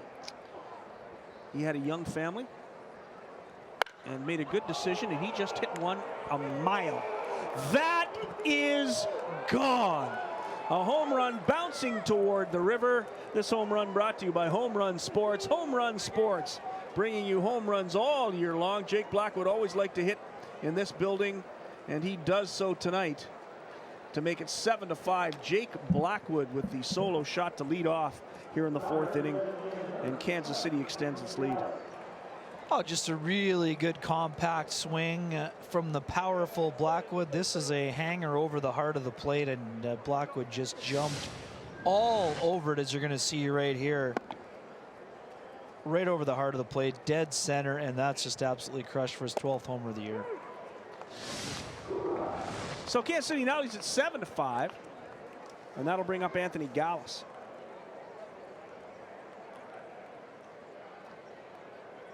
Swing and a miss. Quickly 2 strikes to Gallus. 4th home run of the year allowed by Schimmo, the right-hander. Gallus hitting 196, 10 homers, 26 driven in.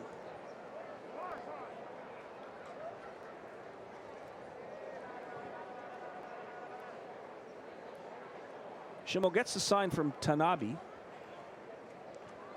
Delivers, just misses. They ask first base umpire Jordan Sampert if Gallus actually went around. He held up.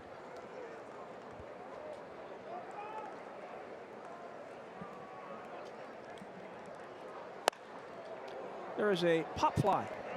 Michael Gonzalez calls for it. Shortstop makes the catch, and that's the first out of this 4th inning. And that'll bring up Vladimir Frias. Big night in the Manitoba Junior Baseball League tonight, Scott. 3 deciding games in the opening round. Best of 3 matchups. The Altona Bisons hosting the St. James A's. Winnipeg South Chiefs hosting the Pembina Valley Orioles. And the Carillon Sultans hosting the St. Boniface Legionnaires. All 3 series tied at 1 game apiece. There's another little pop fly. This is going to be a tough play. And it drops. Gonzalez thought Romanski was going to take it, and vice versa, and it drops for a base hit. Well, Scott, we've talked about communication on several issues already today. This is a routine pop-up, but a tough play for Gonzalez because he had so far to run, but at no point do I see Romanski calling for that baseball. Gonzalez's job is to go back until he's called off. I did not see that happen, and just looked like another mental error for the Goldeyes. This is a team that has struggled at home this season. And they are struggling here tonight, despite a big lead to start the game. And again, great day for the Goldeyes yesterday at the golf tournament, but historically coming out of the golf tournament, they've had a lot of struggles. It's a long day on the course. It's not really a day. It's one of the few days off on the schedule. It's not really a day off. It's not an excuse for the Goldeyes, but there have been times there goes the where they've been runner, flat. and there's a fly ball into the gap in center. Reggie going over. He is not going to get there. Romanski picks it up. Throw gets back quickly in the infield by Romanski. Good job. And it'll be a double. On to third goes Frias. Look at the divot out there that Look at this. Look at the divot that Reggie took running and tried to pick that ball up. There's been so much water this summer on the field. Looked pretty soft out there, and when he went to plant to make the dive, looked like his foot just... I'm surprised Reggie got as close to it as he did. Oh, I am too. It was a long fly ball.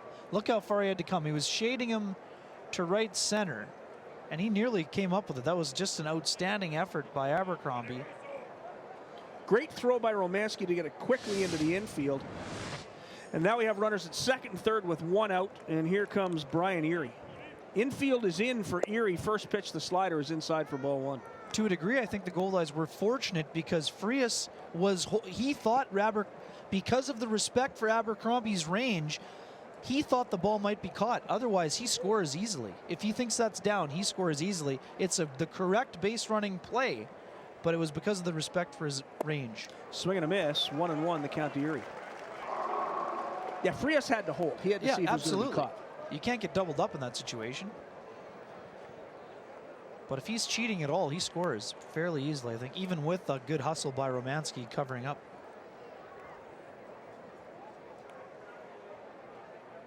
Shimo's pitch fouled off. 1 ball and 2 strikes now as Shimo gets ahead. How the tables have turned. Wow. The Goldeyes were in complete control. Now you look up at the board, 7-5 T-Bones. T-Bones have 10 hits to the Goldeyes 4. And a 2-run lead. With a chance to tack on here if they can. Shimo doing his best to prevent that from happening. And there's a little pop fly. Rogers goes back. He makes the catch. Frias playing around a little bit at third base, but he's going nowhere. And there is now 2 away, and here comes the number 9 hitter in the lineup, Sergio Leone. Good pitch by Shimo. Oh, absolutely a great pitch. How about the effort by Dalton? Dalton Wheat must know we want to learn about the gloves. He's got 3 hits already. He wants to be on the post-game interview. Never mind asking the manager. Dalton Wheat might have a chance to explain himself if he keeps this up. 2 singles and a double for Dalton Wheat. It's the first pitch to Leone. Swing and a miss. Off-speed pitch. Fooled him.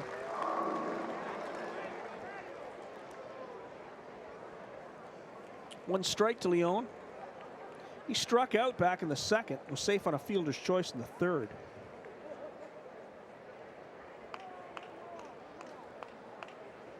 Oh, slider just inside. 1-1. Nice pitch by Shimo, but he couldn't get Leone to bite. Very close to hitting him again. He must be crowding the plate a little. The back foot's reasonably close to the plate. Swing and a miss. Another change. He throws the slider at about 79, throws the change at about 75, and his fastball is about 82. He is not going to overpower anybody, but he fools you with in and out, up and down, and changing speeds. 1-2 the count. And it's popped foul onto the roof. Tried to put Leone stays the alive. slider there. Couldn't quite get it buried.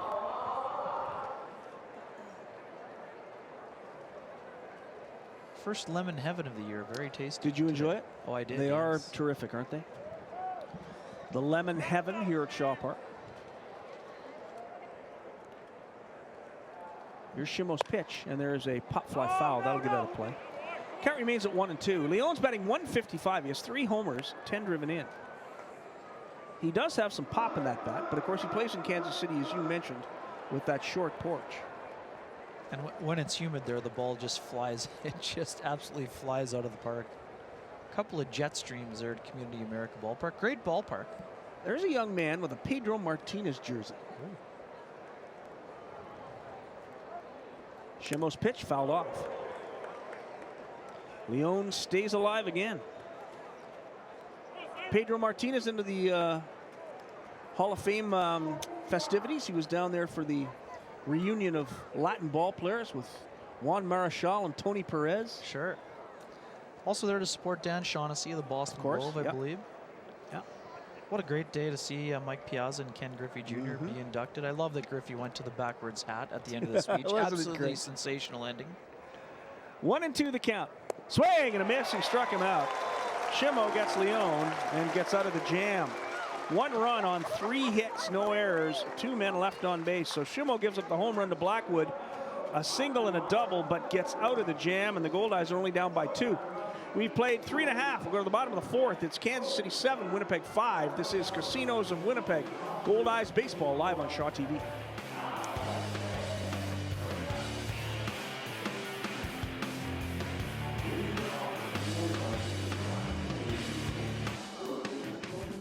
Be part of our show.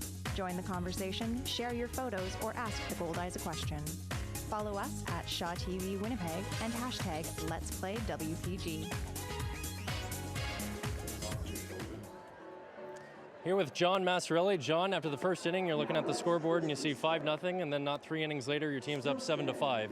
What do you attribute that quick rebound? Well, it's definitely not how Rick or I ever dream up a game plan. Right. Tough first inning for Mike. He's battled back and settled down a little bit, and we were able to get to the O'Brien a little bit there, and it's turned into a free-for-all right now. The guys upstairs are wondering about Dalton Wheat. What's the deal with the work gloves? It seems to be working, but what's the deal? He takes a lot of ribbon from his teammates. He says they're all leather, they're good, and they're only $10. Okay. There you go. He likes a good bargain. He likes a good bargain, and he hits well with them. Appreciate your time. Good luck the rest of the way. Back upstairs to Scott and Ken. Thank you, Mike Valente. That was gold. They're only $10, so he was going to Menards. He's saving big money. Getting his work gloves at Menards. I love it. Hey, tough to argue with the results. No, you can't. He has 3 hits tonight. Maybe the best, probably the best hitter in the ballgame. He's hitting 324. Now it's Myers. I love it. Absolutely love it. If they ever have an American Association Hall of Fame, those gloves have to be in it. They should be in it, no doubt about that. What the beauty of the in-game interview, right? Yes. They can occasionally be tough, but that's just a great answer. And you could see the giggles from John Massarelli. That's just an outstanding answer. And they're only $10. Oh, just fantastic. Tell you're playing minor league baseball, can't you? The salary cap has not gone up very much in the last few years. It is not. Good for Dalton Wheat. 1 strike to Ridge, Ho'opi'i Haslam. There's a pitch outside. 1-1.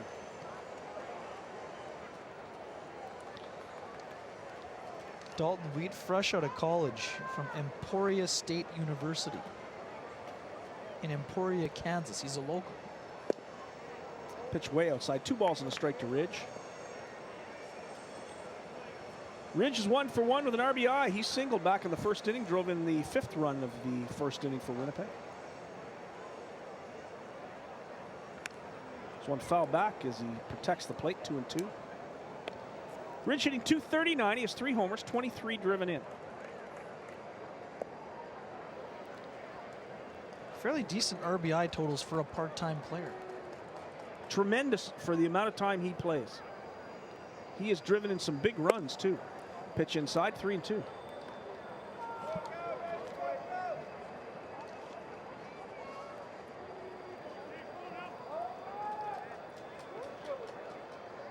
Kick him, kicks, delivers. Swing and a foul. Ho'opi'i Haslam stays alive. 7 runs on 10 hits and an error for Kansas City. 5 runs on 4 hits and an error. The Goldeyes haven't had a hit since that first inning.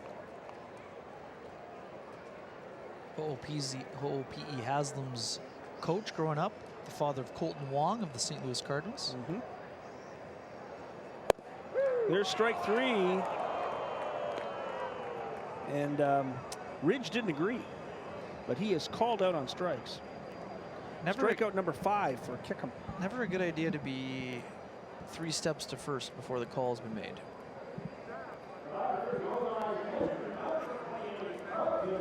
Here comes Carlton Tanabe as we go back-to-back Hawaiians in the order for the Winnipeg Goldeyes. From Hilo, Ridge Ho'opi'i Haslam, and from Honolulu, Carlton Tanabe. Pitch to Tanabe is inside, ball one. As John Massarelli pointed out, Kickham has settled down after that first inning. Done more than that. You mentioned that he looked a little frustrated, a little angry with himself. He has been much better. There's a pop-up. It's going to be a tough play. Over comes the second baseman, and he drops it. Tanabe is safe. That's a pretty good sales job, but that did it not look like it was? They want to talk about it. It looked pretty obvious that he dropped it. It looked obvious to me that he dropped it. Let's have another look. I understand the frustration, but he dropped it. Here's the play, high pop-up.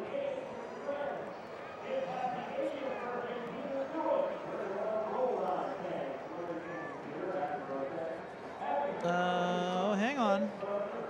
He may have, it may not have hit the ground. No, that looked like a pretty good play here. Let's see it At one first more I thought time. he was selling it, but we're going to load it back up and look at it again. The umpires He may have caught it. If there was replay, this would be overturned. It would be. Again, in real time, I thought it was obvious that he dropped it. But as you could see right here, it looked like he was so upset with the bobble that he still got his glove underneath. But let's have one more look. Here it is one more time. Sky fly ball. Ranging over. Brett Wiley. Wiley has it. It comes out of his glove, but he gets the glove down. That was a heck of a catch at the end. It's going to go as a single for Tanabe. Pitch is low for ball one to Gonzalez. Almost looked as though Wheat got his glove underneath.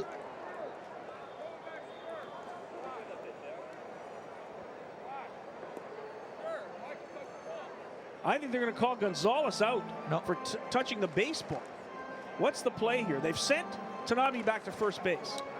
They're just calling it batter's interference to send him back, but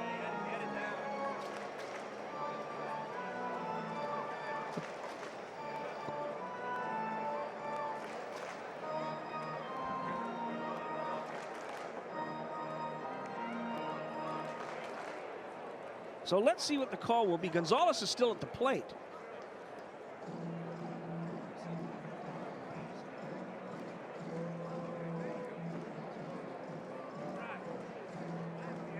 Yeah, Mazzarelli is asking if he's out.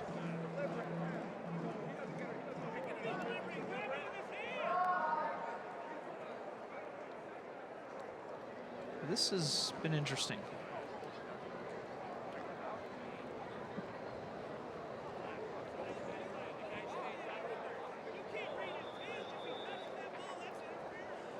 So they're arguing, of course, in the Kansas City dugout that it was interference. That's what I thought it was originally. Right. He touched the baseball with the runner moving.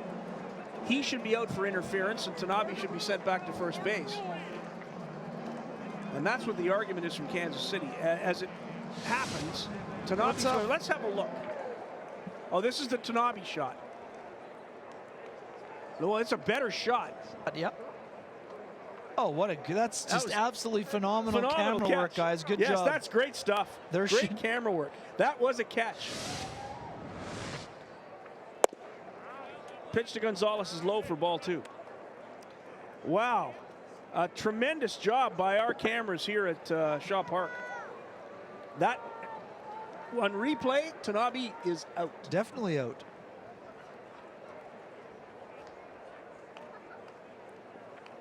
Swing and a miss. 2 balls and a strike to Michael Gonzalez. Our apologies for calling Brett Wiley a liar. Or a salesman, not a liar, salesman. sorry. Call him a salesman. It was a great sales pitch because it was actually a catch. Michael Gonzalez, 2 balls and 1 strike. Gonzalez is tied for second in the American Association with 43 walks. He's been patient. And that one's high for ball 3, so 3-1 to Gonzalez. And one of the few guys in the league to still choke up on the bat. You don't see that a lot, even with 2 strikes anymore. So our apologies to Brett Wiley. He caught it. Tanabe was out. Tanabe ends up getting a base hit because there is no replay in the American Association.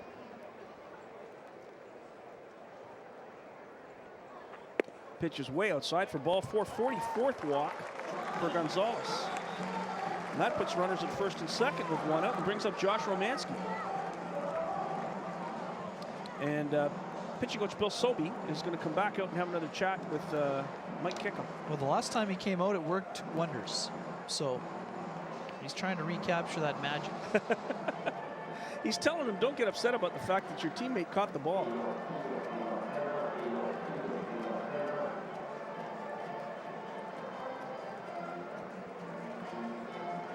I like the two-way discussion. A lot of times you see the pitching coach come out and it's a one-way discussion.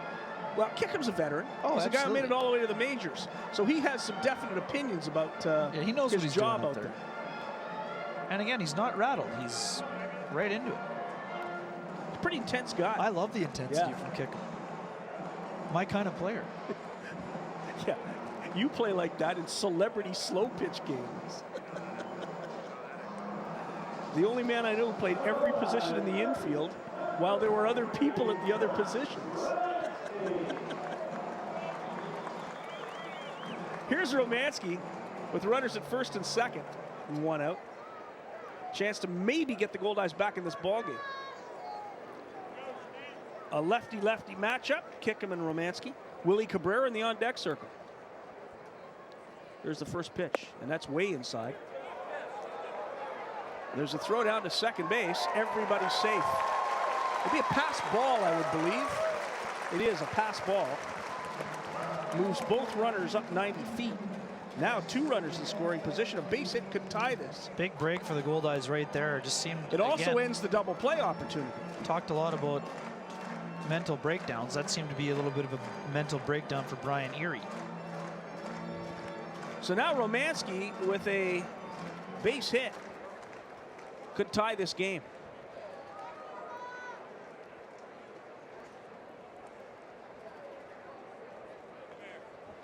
Kickham wants to talk to Brian Erie. You mentioned Boston Red Sox pitchers earlier, and Pedro Martinez had a great thrill on Sunday, Scott, as part of the Sunflower Festival in Altona, my hometown. Got to face Bill the Spaceman Lee in an Altona Bison's alumni game. It was just fabulous stuff. The 69-year-old, I made contact both times but did not get a hit, unfortunately. He grooved a fastball to me on the second at bat that I skied to the shortstop, and I kicked myself the entire way to first. But it was a great thrill. Bill was in town with, as part of a Cuban delegation of 15-year-olds that were playing in a little bit of an exhibition with some of the local teams. An Altona team had gone down to Cuba last winter for an exchange, and it was just a great thrill to face Lee. He was a great guy. He'd been in Altona for 5 or 6 days, and just great for the community to have not only the Cuban team around, but to have a former big leaguer who loves the game so much in Bill Lee. And he did drop the ephus on a few batters, not to me, but to several. And the curveball is still dynamic for a 69-year-old. There's a foul onto the roof. 2 balls and a strike to Romanski. There's a documentary movie out on Bill Lee. Yeah. Quite an interesting fellow, putting it mildly.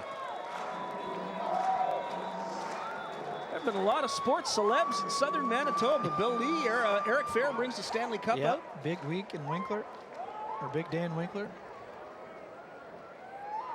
Of course, it's old hat after Dustin Penner. 2 balls and a strike, and there's a pop-up right over our heads. 2-2 to Romanski. Justin Falk might have the Calder Cup at some point. Southern Manitoba as well, I think. That'd be great if he brought it home. I had a great conversation with Justin Falk for the next issue of Game On magazine. Oh, good. What a terrific guy. Yeah. Snowflake, Manitoba. Indeed. His dad used to make the ice at the rink in Snowflake. Good baseball family as well, Yeah. the Falks. A lot of good ball players coming out of that Falk family. 2-2, the count to Romanski.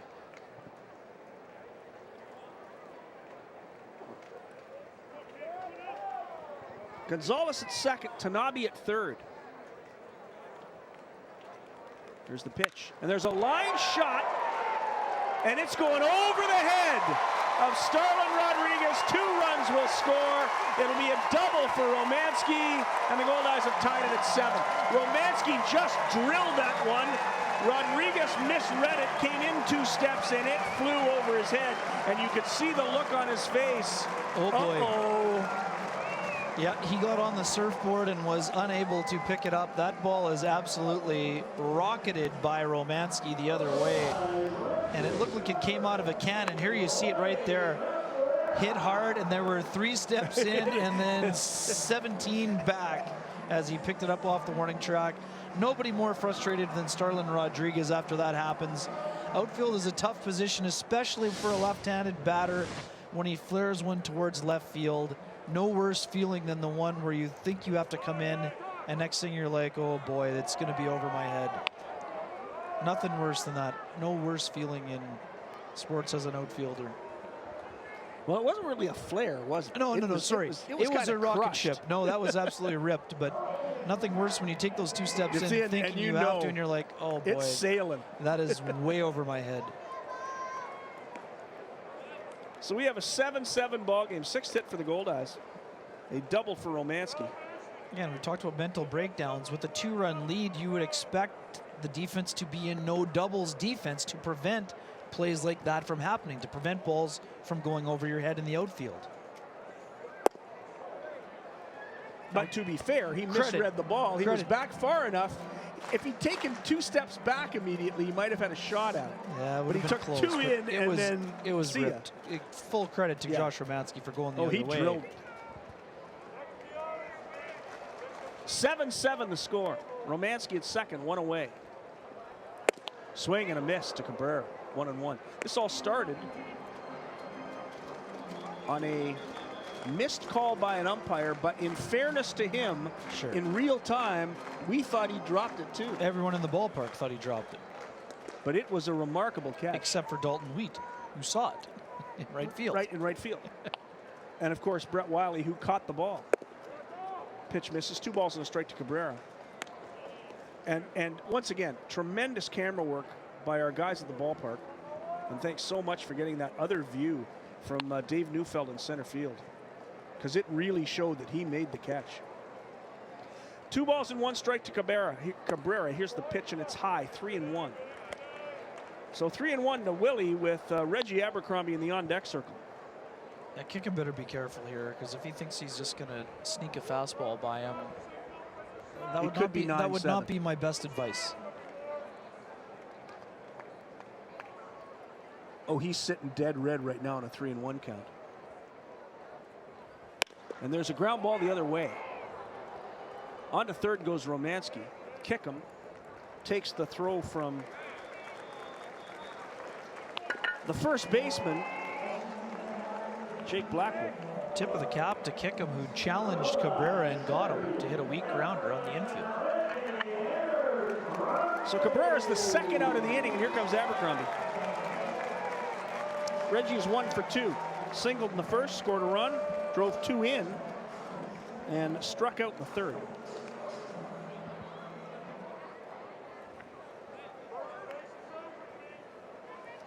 Runner at third, 2 away. Kickham's first pitch is a strike right down the middle.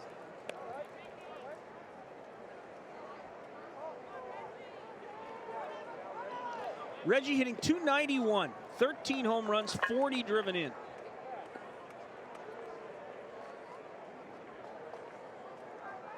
Romanski's double has tied this ball game at 7-7 in the 4th inning. And thanks to that interview with Mike Valente and John Massarelli, this is not the way these 2 managers would have drawn this one up. There's a pitch down the middle again, 2 strikes to Abercrombie. David Holman starting to warm in the T-Bones bullpen. Interesting game for Mr. Mike Kickham so far.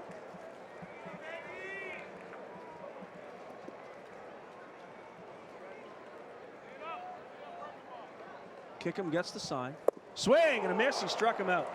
Reggie way ahead of that off-speed pitch. 6 strikeout for Kickham. But the Goldeyes get a couple of runs. 2 runs on 2 hits. There were no errors. 1 man left. There was a walk as well. And Winnipeg has tied the ball game. We have played 4 complete here at Shaw Park in downtown Winnipeg. It's the Goldeyes 7, Kansas City 7.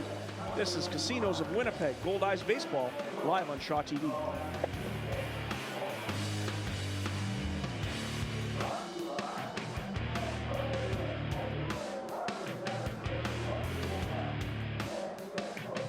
You're watching Casinos of Winnipeg Goldeyes Baseball on Shaw TV. I'm your host for today, Mike Valente. Welcome to Go Winnipeg. Kevin Hirschfield. I'm Barbell Stravish.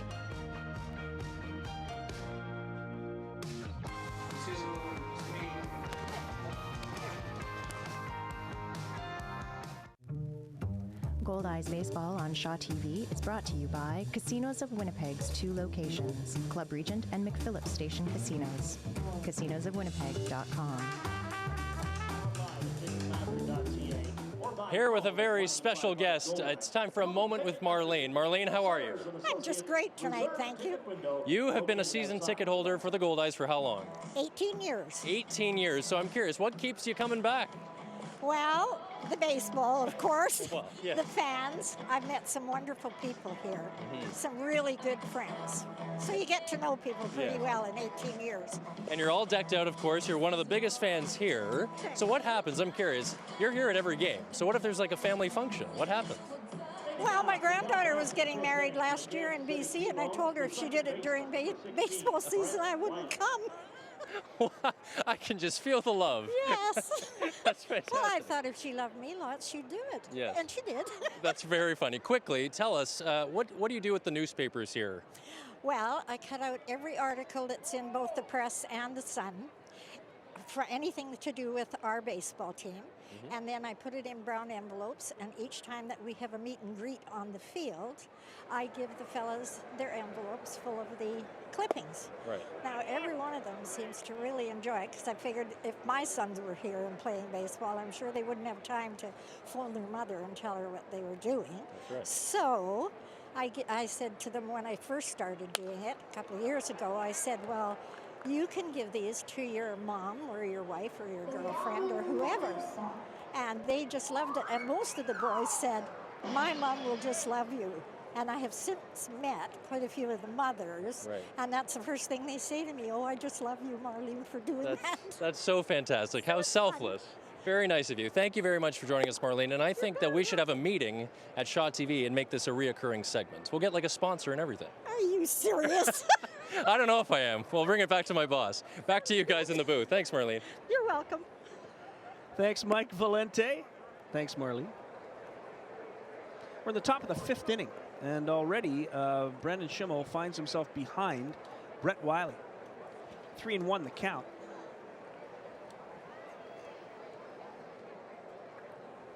Here's the pitch, and it's popped right over our heads. 3 balls and 2 strikes to Brett Wiley. One last thing about Bill Lee. Pitched for both teams 4 complete innings. Essentially, he pitched the equivalent of 8 scoreless innings. Only gave up a handful It's of like hits. Eddie Feiner, the old no softball walks, pitcher. No walks, no runs. Gave 69. up maybe 3 or 4 hits. 69 years old. There's a 1 hopper to third. Over to first is P.E. Haslam to Jake Rogers. And picked off 2 of the base runners. I'm not quite sure why they were trying to steal against Bill Lee. Brett Wiley is the first out of this inning. And a good play by... Good positioning. P.E. Haslam. Good throw across the diamond. Get him by a step. Good hustle by Brett Wiley to make it close. 1 away here in the top of the 5th, and here's Starlin Rodriguez. Kyle Lotzkar is now warming for the Goldeyes. First pitch to Rodriguez is in there for a strike. Was the protector of the catcher, bullpen catcher earlier. Now he is warming up.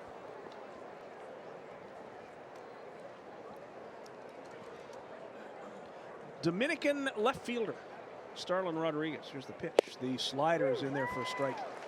Quickly, Schimmel gets ahead, 0-2. The Goldeyes have come back to tie this one. 7-7 after 4 complete. Schimmel misses outside. Remember, this weekend, We have baseball tomorrow at 6 and on Sunday at 1. And then August ends. That's crazy to me. It's a line drive foul into the Goldeyes bullpen. Count remains 1-2. As we go into August, the All-Star game is on the 2nd in St. Paul, and that's when the league meetings are too, so the 2nd and 3rd. Then the Goldeyes go to Gary for the 4th, 5th, and 6th. Correct that, 4th, 5th, 6th, and 7th. And then they go to Sioux Falls for the 8th, 9th, and 10th. Then they're back home on the 11th to play Wichita on the 11th, 12th, 13th, and 14th. And we'll be back here in the booth on the 14th. There's a line shot base hit. Rodriguez stayed with that pitch.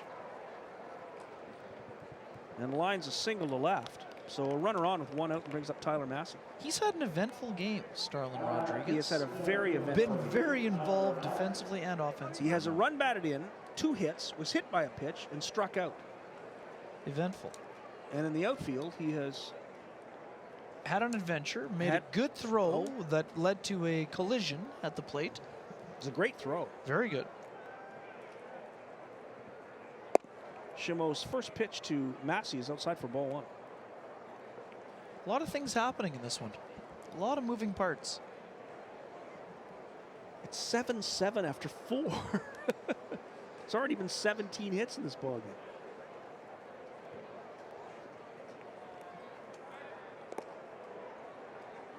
Shimo keeping Rodriguez close at first base, or at least trying to. Seems pretty wild that it's going to be August in a couple of days. Yeah. Just 34 games left after tonight. There's a little flare out into left field. It's going to drop for a hit. All the way to third goes Rodriguez. Into second with a double goes Massey. And suddenly a little flare puts runners at second and third with 1 out. Good pitch by Shimo, but a great bit of hitting by Tyler Massey. His second hit of the ballgame. He's a double single and 2 strikeouts. And here comes Jake Blackwood, who has been a monster today. A walk, single, and a run scored, and a solo homer. Yeah, you better be careful here.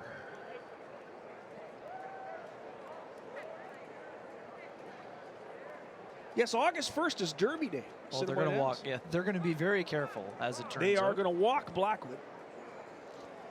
Yeah, it should be just a fantastic weekend of racing out at the Downs. Had a good chat with Darren Dunn today, teeing up the Manitoba Derby weekend, which will be highlighted by Monday's big race. Do you like Ruck?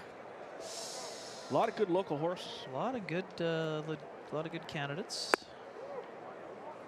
I don't read the racing form as well as you do. I like Solve.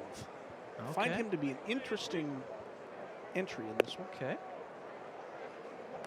Then, of course, the horses we've seen all summer. Media Mile has been a tremendous horse. A little partial to the media. Primary Factor's been a good horse. We've seen Inside Straight already. Some great outside invaders as well for some. Well, Solve and Ruck are the 2 big tracks, ones. Ruck yeah. from Canterbury.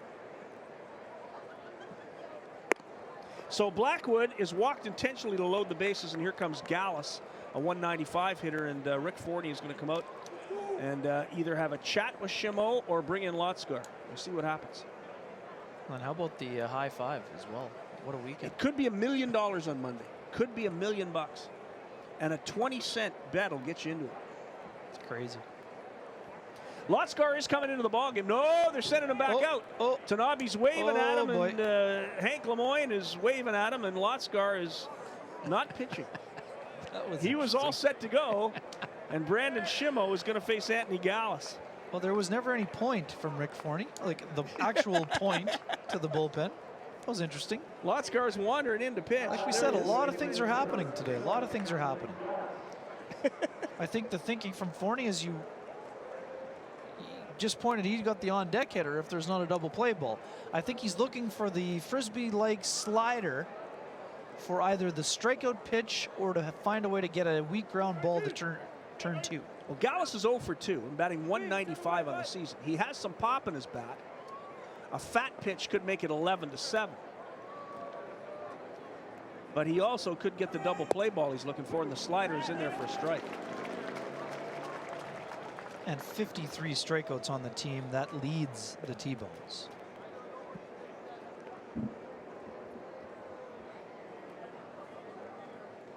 And there is a long fly ball. It is deep, and it is gone. A grand slam home run for Anthony Goldeyes, and it is 11-7. Wow, this home run brought to you by Home Run Sports. Home Run Sports at 20 de la Century Boulevard. Home Run Sports bringing you our home runs all season long, and it's a grand slam, and 7-7 just became 11-7 with one swing of the bat. And a dejected Brandon Schimmel will hand the ball over to Rick Forney. That's a tough ending for him. His manager put his faith in him, and he just made a mistake. He got ahead in the count. He left a fat pitch over the heart of the plate, and as you're going to see right here, Anthony Goldeyes jumped all over it. It was a hanging slider that was drilled over the left field wall for the grand salami. And the tie game became another 4-run deficit for the Winnipeg Goldeyes. So we have a brand new pitcher for the Goldeyes. Not surprisingly, it's Kyle Lotzgar, the Canadian. Tell us about Kyle Lotzgar. The right-hander coming on for the 15th time since joining the Goldeyes has had a solid 1-0 record and a 2.87 earned run average. 15 2/3 innings pitched, 12 hits allowed, 5 earned runs, 13 walks, one of which was intentional, 18 strikeouts. Opponents hitting just .222 against the right-hander. So Lotzgar, who joined the Goldeyes midway through the season from Delta, BC. He played Double-A in Frisco, Texas. He's 26 years old, 6'5", 225. Considered an LS5 for league service.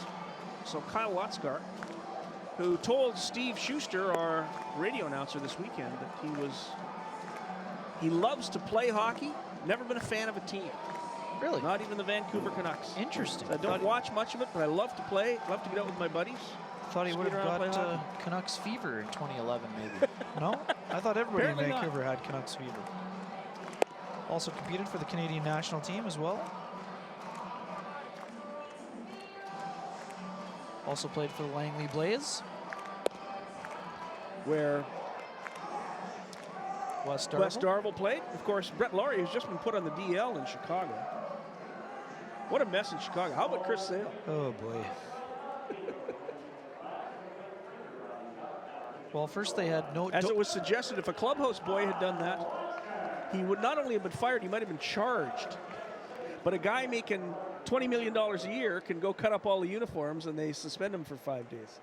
It was bizarre. So you have the team that bans the child, and then the ace pitcher with the childish behavior. Very, very bizarre times for the White Sox, who thought they would be a contender this year. They did, and they were for a while. Right, and now they've just fallen flat on their face after acquiring James Shields, who was supposed to help put them over the top. And all he did was give up home runs. Now it's disintegrated in front of their face. There's a fly ball in the center field. Reggie Abercrombie goes back on it. Lotzgar gets the first man he faces. Fly out to center. So that's 2 away here in the 5th inning. And we'll bring up Dalton Wheat. Sale, one of the most highly coveted pitchers on the open market right now. A lot of teams trying to acquire a left-handed ace who's under club control, and he certainly fits the bill, even with the bizarre let's behavior. Just call it unusual behavior. Sure, that's fair. Even if you didn't like a jersey, what would possess you to take the scissors to it? To all and of not them. just your own. Everybody's. It's bizarre times in sports. There's one foul back, 1-1. But again, it goes back to nothing happens to him. They can get away with it whatever they want. It's right, Chris a Sale. 5-game suspension. You miss one start. Who cares? Yes. But again, if it happens to one of the clubbies, if he loses his mind and does that, right, he not only gets fired on the spot, but he might be charged for damaging. It's just the fact that nothing happens to him. There's a ground ball to Greider at second. Picks it up, fires to first. And a good job by Kyle Lotzgar to get out of the inning, but 4 runs on the grand slam home run. 3 hits and a walk, no errors and nobody left. A 7-7 tie very, very quickly became Kansas City 11, Winnipeg 7. We'll go to the bottom of the 5th. This is Casinos of Winnipeg, Goldeyes Baseball on Shaw TV.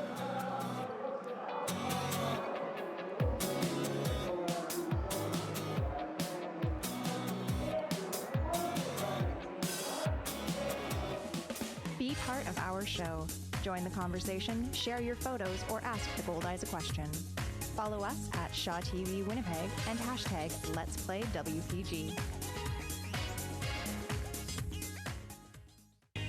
If you are a part of a charitable organization and would like to attend a game courtesy of the Winnipeg Goldeyes Community Zone and its supporters, call the Goldeyes office at 982-2273. Winnipeg Goldeyes, working in our community.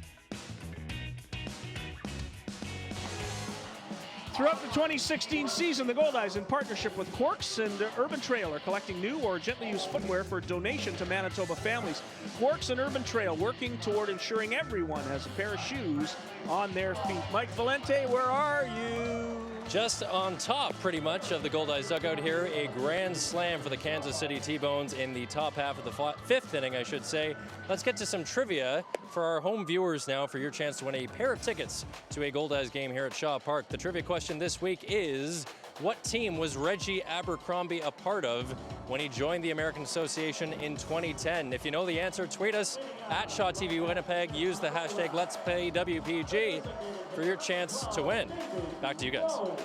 Thank you very much, Mike Valente.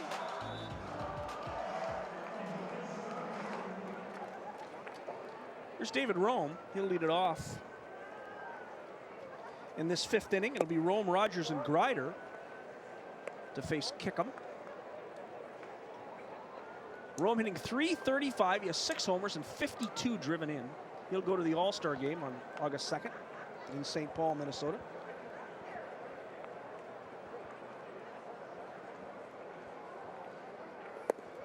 Pitches in the dirt, 1-1.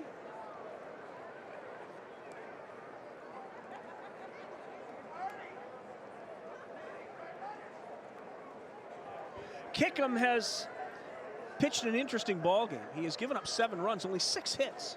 An error hurt him behind him. Pitch to Rome is high, 2 balls and a strike.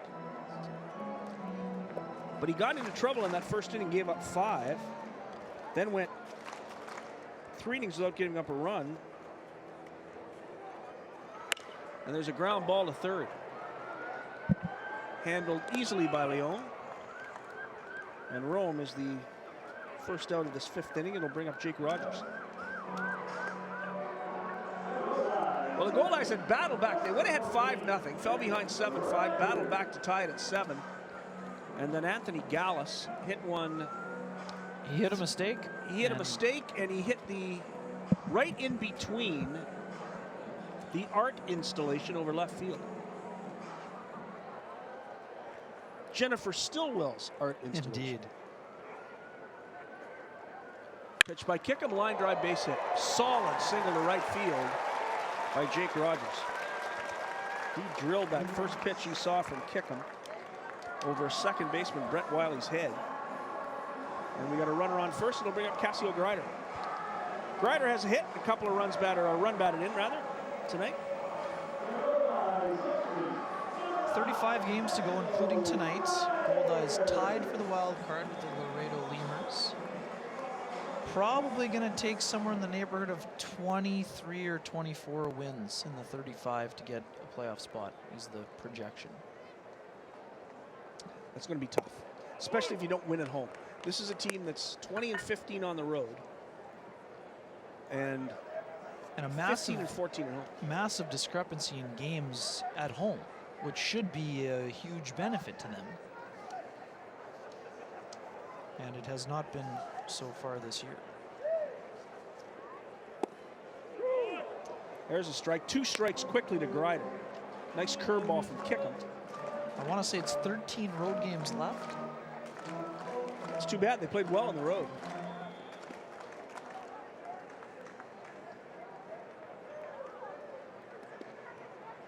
Yep, 13. There's a ground ball softly hit to short. Over to second for 1, and that's all they'll get. Out 6-4 on the fielder's choice is Rogers. Greider's safe at first, and here comes P.E. Haslam. Yeah, Goldeyes are going to have to change the formula on their home field, or it'll be a challenge for them. This one tied up Greider. Really good pitch by Kickham on the inner half. I don't know the reason, whether it's distractions or whether they just have trouble hitting in this ballpark. But this team just has trouble winning in their own building, and it's surprising to me. It was an issue last year, too, for them going into the stretch run. And this is a different team. Absolutely.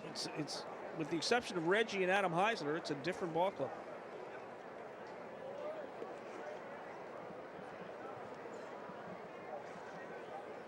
One ball and no strikes to Ho'opi'i Haslam.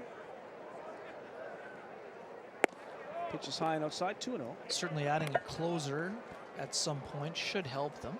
But again, pitcher is pitching right now in the Mexican League, so don't know when his team will be knocked out. But certainly... And when he left for the Mexican League, he was the best closer in this league. Exactly. There's a pitch low, 3-0 now to the Goldeyes third baseman. Eric Eatington has done a very good job. Very nice sort job, of the yes, quasi-closer And Robert role. Tassin has done a nice job. Cameron McVeigh's had a great year He's for the Goldeyes. terrific year. Bullpen has been one of the biggest strengths for the Goldeyes. Pitch right down the middle for a strike, 3-1. Ho'opi'i Haslam taking all the way on that one. Carlton Tanabe in the on-deck circle. Grider first two-way. Today's Grand Slam notwithstanding. Brandon Schimmo has had a very good year for the most part as well. There goes Grider. The pitch is outside for ball 4. So Ho'opi'i Haslam draws a walk, puts on 2 runners for Carlton Tanabe. And here comes John Massarelli, and that's probably going to be the end for Kickham. A very slow walk by Massarelli. It was David Holman warming earlier. Kickham has battled to get himself into the 5th, but unless he can talk his manager out of this. Hasn't pointed yet. And he he's just like Rick Forney. He figured he was going to ask him if he could get him out. And the answer was, I can get him out. So Kickham is going to stay in the ballgame. That's a very slow walk by Massarelli. He gave Kickham some time to prepare his opening statement, and he got the job done in the deliberations. So here's Carlton Tanabe. Tanabe hitting .239, 2 home runs, 24 driven in. Kickham delivers, swing and a miss. Tanabe was trying to do exactly the same thing that Anthony Gallus did. Well, catcher for catcher, see one, hit one. Obviously, it wouldn't be a grand slam, but he's trying to get his team would have got back it to in the 11-10. contest. Yeah, he's trying to get his team back in the game here.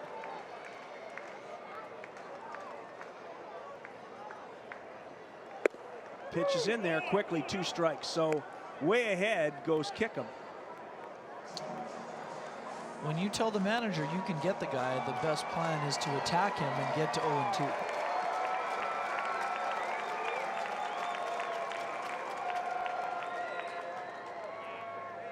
Here's the pitch, swing and a miss.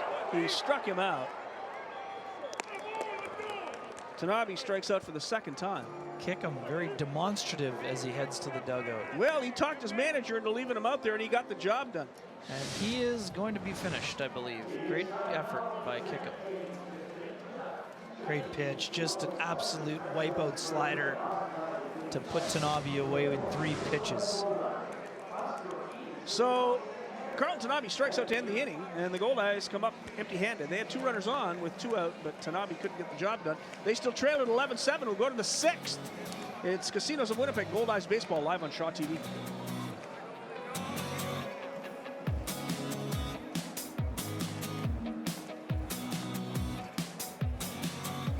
You're watching Casinos of Winnipeg Goldeyes baseball on Shaw TV. Whoa, game time. Gotta get this place ready. Nice. We're excited to enjoy the season with you as a fan and proud sponsor. Goldeyes Baseball on Shaw TV is brought to you by Casinos of Winnipeg's 2 locations, Club Regent and McPhillips Station Casinos. CasinosofWinnipeg.com.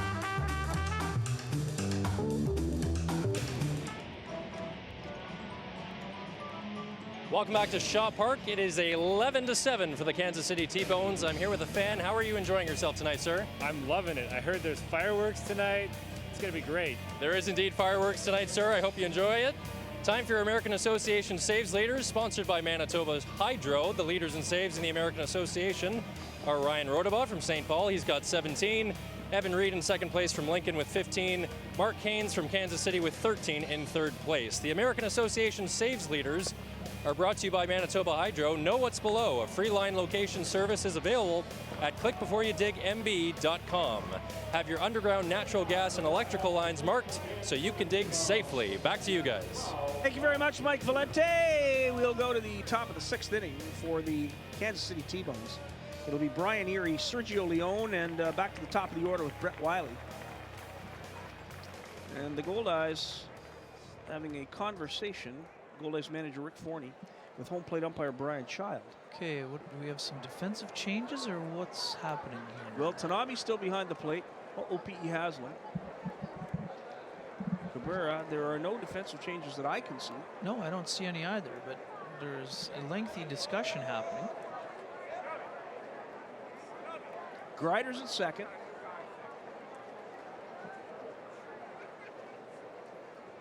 We don't have a shortstop. We do now. Sorry. Wes Darville is going to go to shortstop.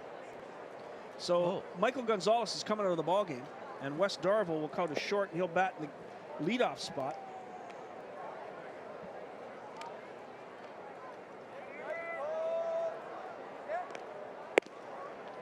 So Gonzalez is done for the night. We'll have to have Mike Valente find out why he's been taken out of the game, or if it's an injury, or what the issue is. So Darville's at short.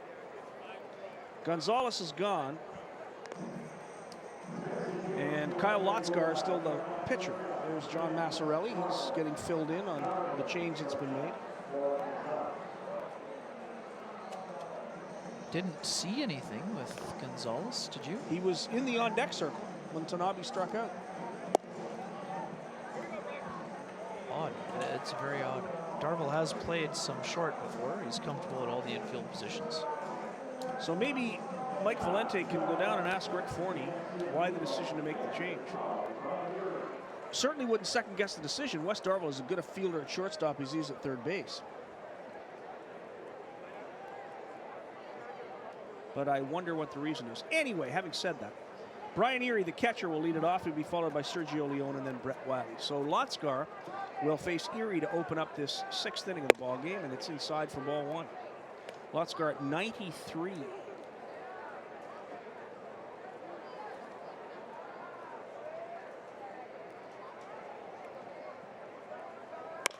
There's a ground ball to Darville. They'll test him early. Picks it up, fires to first, and throws it away. On to second will go Erie. It'll be an error to Darville at short. So the new shortstop comes in. He's got a gun. That usually is not a problem for Darville. He didn't get much time to get loose. He did get a couple of throws, but he plays this one pretty well. It's a tough play up the middle. Fields it nicely, but looked like he kind of rushed his throw, sort of threw it 3/4, and it's in the dirt, and it took a ejector seat bounce off the infield and went into the seats. Typical, you get right into the game, ball comes right to you. So here comes Sergio Leone with a runner now at second and nobody out. There is nobody throwing in the Goldeyes bullpen. Lotzgar is going to go as far as Forney believes he can. First pitch is bunted back to the mound. Lotzgar mishandles it and throws it away. That'll score a run easily. On to second goes Leone. Another error, back-to-back errors. That error is on Lotzgar. And it's 12-7. Another mental breakdown, Scott. First a physical breakdown on the bunt. This is a little bit better bunt by Leone. Looked like Lotzgar took his eye off the ball. He still had plenty of time, and then just airmailed it. Leone had nowhere to go. Runs into Rogers, collision, makes his way to second. Just a bizarre circumstance of events. It's got to be an error. Oh, it's an error. It has to be an error. But there's only 2 on the board right now. And the second one is Darville's on the throwing error. It's an error. So, on my score sheet, it's going to say error. Well, it has to. Sure, sacrifice, fine, but it's still an error on the throw to get him to second. Second base.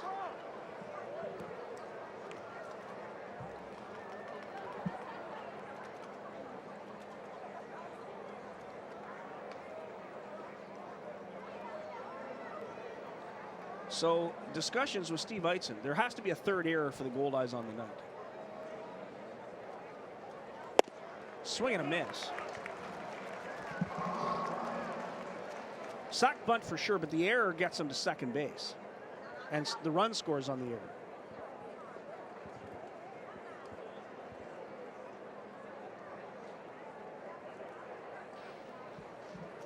So that brings up Wiley with Leone at second. Still nobody out. 2 balls and 1 strike now to Brett Wiley.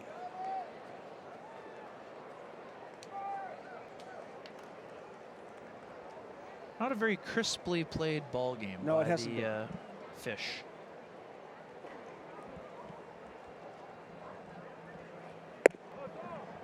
Pitch misses outside. Ooh, sounds like the Dodgers are in the Jay Bruce sweepstakes here, Scott. Wow. That's interesting. Boy, that adds a big bat in LA. 3 balls and 1 strike to Leone. Or correct that, to Wiley. Leone's at second. The pitch, foul back. Gonna give me an error. 3-2. Yep. Still only 2 errors on the board. There has to be a third error to score the run.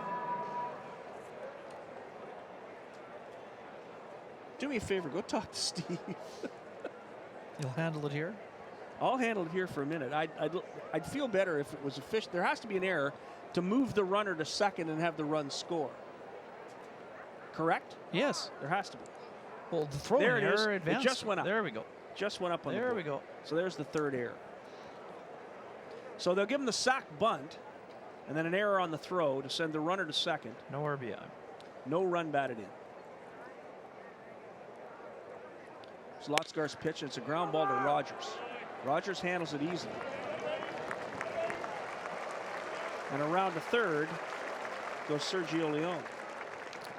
And that'll bring up Starlin Rodriguez. Yeah, tough inning defensively. Now there's 4 errors up on the board.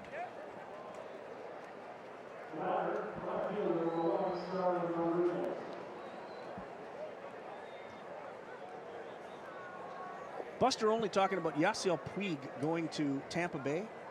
They have the lowest payroll in all of baseball. It's $70 million. He's not going to Tampa Bay. They're not going to pay him.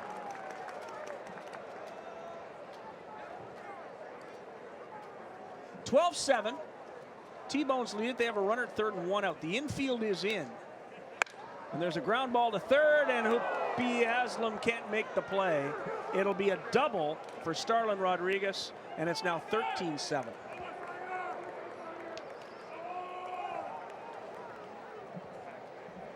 So Kansas City is starting to really open it up now. They have taken a 6-run lead here in the 6th. Oh, and that's just a great pitch. Just a tough play. Past him. Romanski plays with all-out hustle, but to me, he just doesn't look, his legs don't look right. He looks to be running a little bit gingerly in the outfield. I sort of noticed it earlier in the game, wasn't 100% sure. Looks like it's the time of the season where guys are banged up, but with an extra player, the guys don't want to come out for fear of losing their job. But looks like to me, Josh Romanski could be one of those guys. He's doing a great job with the bat, but he doesn't seem to be moving quite as nimbly in the outfield. Although, in fairness, the first play he made in the opening play made a very nice play. Was a good play, and he made a good play covering up for Reggie Abercrombie. It's not a knock. I've noticed he does not look like he's running the way he normally does. He couldn't have made that play either, but just something I seem to be noticing out in the outfield here. He just seems to be, his leg seems to be tight. He's running the bases hard, doing everything, playing as hard as he can. Rick Forney said before the game he's noticed a few guys. He didn't name any names, but to me, I've sort of detected that Josh Romanski could be one of those guys. Lotskar's pitch is fouled off. And as it turns out, maybe Michael Gonzalez is another one of those guys. Maybe. So that could be why he's out of the game. Just soreness. Yeah, that's what I mean. Needs a day off. There's a young man has a souvenir.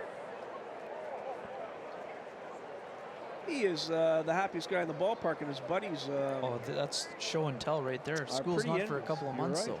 Or a month, I guess. About a month. 2 balls and a strike to Tyler Massey. Lotskar's pitch, and there's a little flare out into left field. Romanski handles it nicely, goes back to second base. Again, nice play to get over there. It just doesn't look like he's as fresh. Again, and that's what you would expect at this time of the season, game 65. And here comes Jake Blackwood. He's been on base 4 times tonight. He walked in the first, singled in the third, hit a solo homer to lead off the fourth, and was given an intentional walk before Anthony Gallus came up and hit a grand slam home run. Lotzgar was a big prospect, a supplemental first-round pick, 53rd overall selection back in 2007 by the Cincinnati Reds. Speaking of Jay Bruce and his potential former employer, still seems to be his current employer. May not be for long.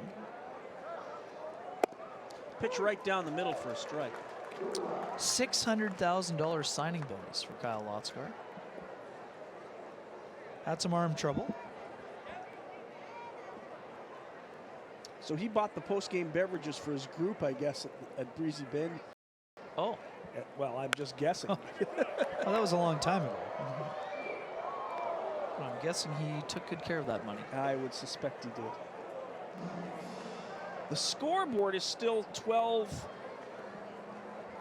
I have 13-7 on my score sheet because both Brian Erie and Sergio Leone have scored.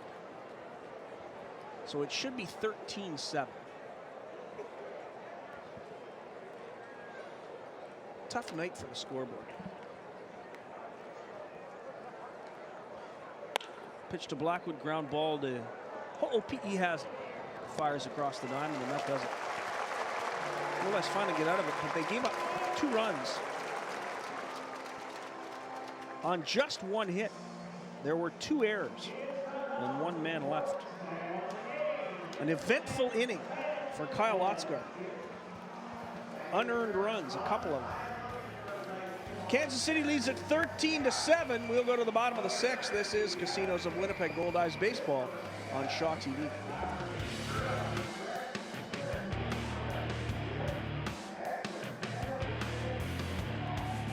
Be part of our show. Join the conversation, share your photos, or ask the Goldeyes a question. Follow us at Shaw TV Winnipeg and hashtag Let's Play WPG. Lids and labels, leave them be. When the container is empty, it's ready to be recycled.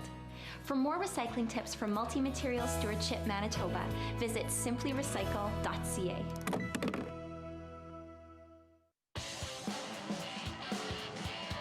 When you are enjoying the Winnipeg Free Press Sky Suite level here at Shaw Park, stop and relax in one of 3 Lazy Boy home furnishings and decor comfort zones. Each is fully furnished with the latest Lazy Boy furniture. Lazy Boy Furnishings and Decor, located at 1425 Ellis Avenue. Live life comfortably. We have a brand new pitcher for the Kansas City T-Bones. Is that number 13? Josh Hodges? I think it's 23, David Holman, I believe. Okay, thank you. At least according to our roster sheet. Well, he'll be coming on for the 14th time, but just his 4th. The only reason I guessed... Well, yes, the only reason I guessed number 13, Josh Hodges, is because he looks about 6'7". David Holman is 6'6". So they're close. He was a member of the starting rotation for much of the season. This will be his 4th relief appearance, 14th overall. 3-4 record, 5.37 ERA, 57 innings, 82 hits, 34 earned runs allowed, 24 walks, 22 strikeouts. There's part of the problem. And opponents hitting .342 against him. Now the home plate umpire, Brian Child, has been signaling to the press box that the score is incorrect, and it is incorrect on the scoreboard. It should be 13-7. The scoreboard has only 1 run up in this 6th inning, and the fact is they scored twice. Yeah, they're working on it. So it's a scoreboard issue, not an issue of difficulty. It's a technical. It's not a counting issue. It's not a counting issue. They have been able to count the runs. The counting is happening.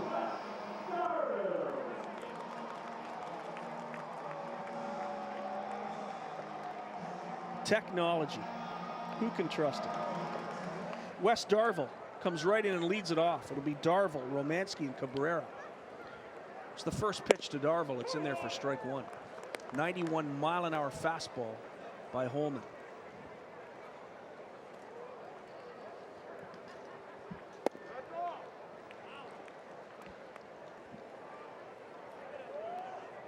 Pitch misses, 1-1. Swing and a miss. 1 ball and 2 strikes. To West Darville from Langley, British Columbia. Remember the Langley Blaze. Just misses, 2-2. Well, we got some finals, Scott, from the Manitoba Junior Baseball League playoffs. There's a pop-up foul getting out of play. Count remains 2-2. Altona Bison's 14-4 win over the St. James A's. 10-0 win for the Winnipeg South Chiefs over the Pymna Valley Orioles. And the Carillon Sultans have advanced with a 6-3 win over the St. Boniface Legionnaires. Those 3 teams will join the Elmwood Giants in the MJBL Final Four, which will start on August 1st, I believe. There's a line shot foul. Darville got every bit of that. Line foul. West Darville comes in hitting .253. He's picked it up in the last 3 weeks. 57 hits in 225 at-bats. He's driven in 19 runs, scored 32. He has 4 triples on the year. And there is a fly ball to center field.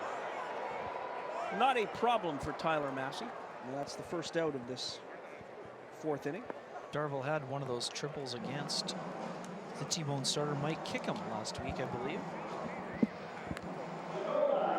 I believe that will mean the Sultans will play Elmwood. Elmwood, yes.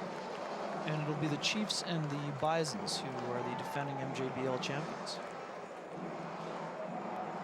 Full series starting on August 1st. Best of 5 second round. So here comes Josh Romanski. He has a double in 2 official trips. He's also walked and scored a run, driven in 2. Good night for Josh. And we should give a shout out to the Brandon Marlins, who were a member of the league this year, not participating in the playoffs because of the travel demands, but as a first year on the trial basis, they led the league this year, and they will be one of the participants at the Western Canadian Junior Championship in Regina, I believe. Oh no, sorry, Weyburn later this month.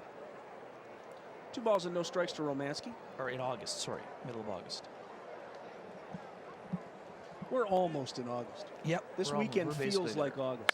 There's a ground ball base hit for Romanski in the left field. He's had a real nice night. Another single, his 2nd hit of the ball game. That'll bring up Willie Cabrera. Yeah, what an effort by Romanski.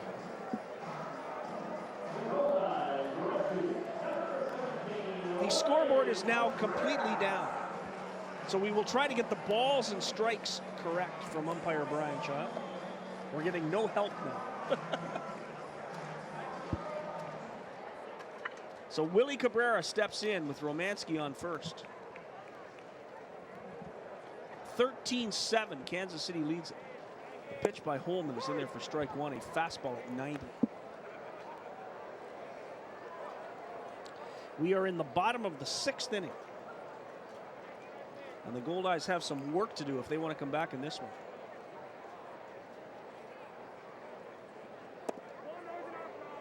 Cabrera does not go around. It's 1-1.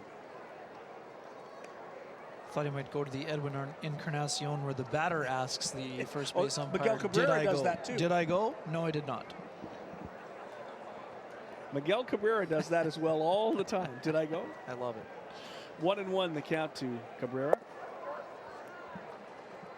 Pitch is low, 2 balls and a strike. Cabrera is the kind of guy that can get the game turned around with one swing of the bat. He sure obviously can.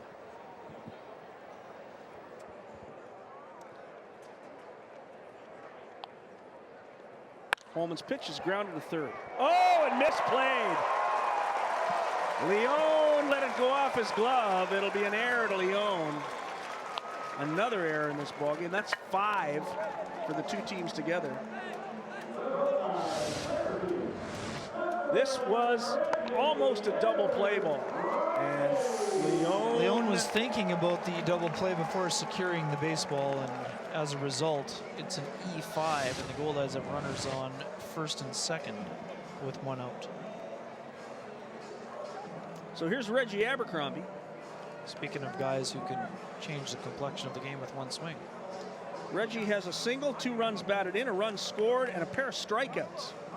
The home run king. And he's having another conversation with Brian Child.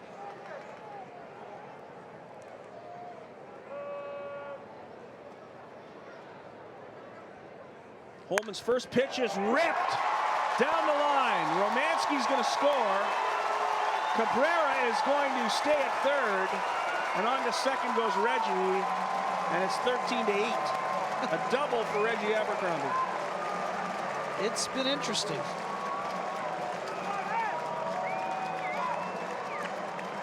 But now the Goldeyes with 1 out have 2 runners in scoring position for David Rome. Great pitch down. Abercrombie just jumped all over it. Was looking dead red. First pitch fastball, he got one. And he drilled it. Rather than worrying about perhaps getting behind in the count on a call he may not like, he attacked the first pitch that he saw and delivered another smashing blow down the line. So Reggie Abercrombie having a... Yeah, this conversation was a little bit more one-way than the one with Mike Kickham. With Vladimir Frias, a shortstop, and Bill Sobey comes out to talk to his pitcher, David Holman. Well, here comes David Rome, who is probably due tonight. Rome has a sacrifice fly and 2 groundouts. He came in hitting .335. So it's now 13-8, and the Goldeyes with a chance to cut into this lead with a base hit here. First pitch to Rome is in the dirt for ball 1. Jacob Rogers in the on-deck circle. Good patience there by Rome. Obviously probably looking for a first pitch fastball like Reggie Abercrombie got. Saw a curveball in the dirt and laid off.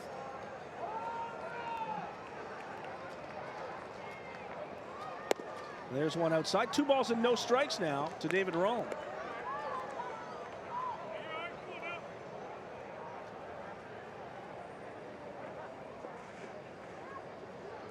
We're in the bottom of the 6th inning. It's been a long ball game.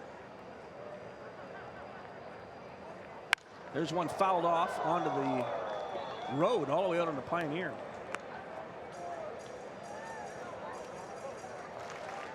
The Goldeyes with runners at second and third and 1 out. David Rome hitting .335 at the plate.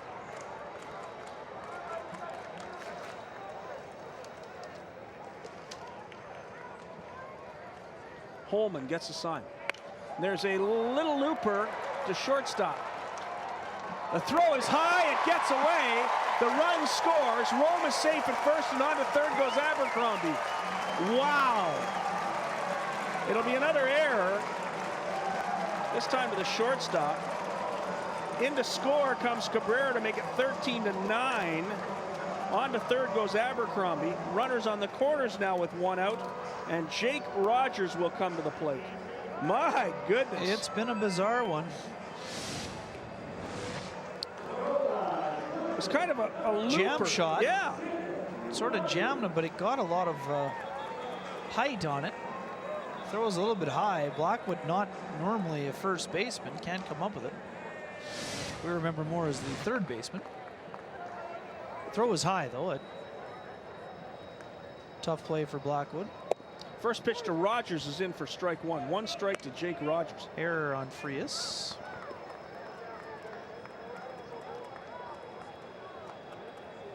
So runners on the corners now. It is 13-9.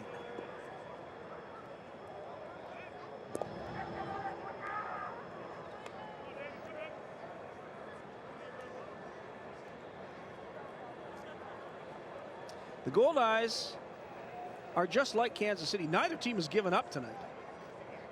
There's no quit in either one of these ball teams. The scoreboard is down, by the way. There will be some fans here who will be wondering what the score actually is. There's a pitch on the corner, 2 strikes. to Rogers.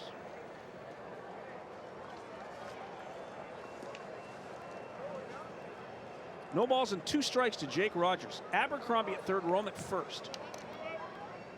That score is correct in your screen, 13-9. Pitch is right down the middle, and Rogers is called out on strikes. Big strikeout for Holman. Fastball in the outside corner, froze him.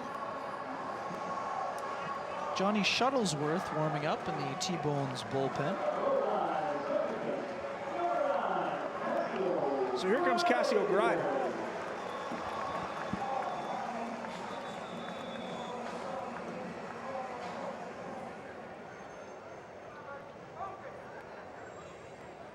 Again, Cassio Grider's already had a 2-out hit tonight. They could use another one. First pitch is low and outside for ball 1. Grider in the ball game has singled in the first, and that was the 2-out single that scored a run. He flied out to center in the third and was safe on a fielder's choice in the 5th.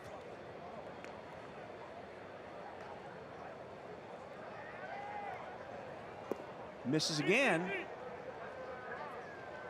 2 balls and no strikes to Cassio Grider. Ridge Ho'opi'i Haslam is in the on-deck circle.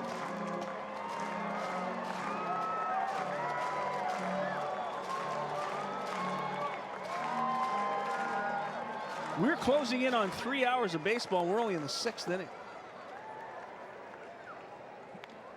There's one foul back. 2 balls and a strike. I wonder if Rick Forney would consider Adam Heisler as a pinch. For Tanabe and let Murphy come in and catch. I think that might happen. Or even Ho'opi'i Haslam. Could you, I guess you may not have an infielder then. You don't have another infielder, no. But you do have another catcher. True. Depending on the situation.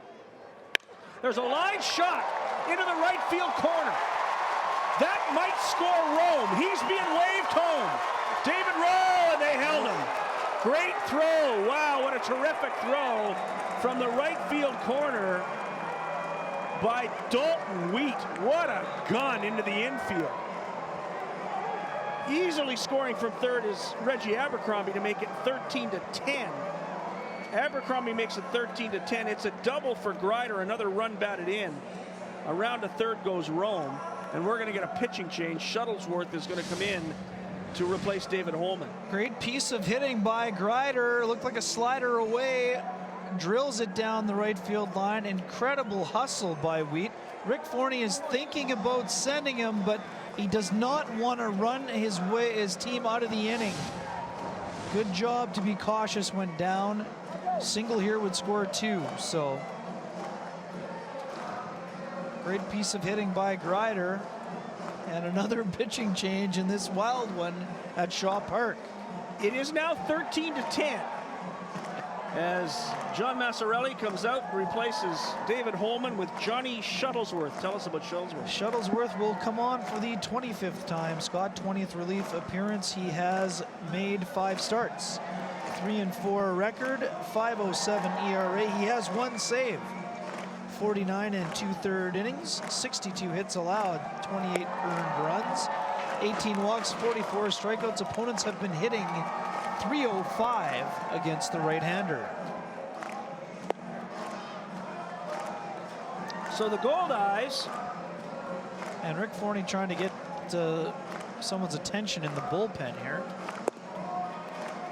Lotzgar has been sitting down for a long time. He wants to make sure somebody's ready in case Lotzgar doesn't have a lot left. He's been waiting around a long time. There's been a pitching change in this inning. There's a pitching change to start the inning.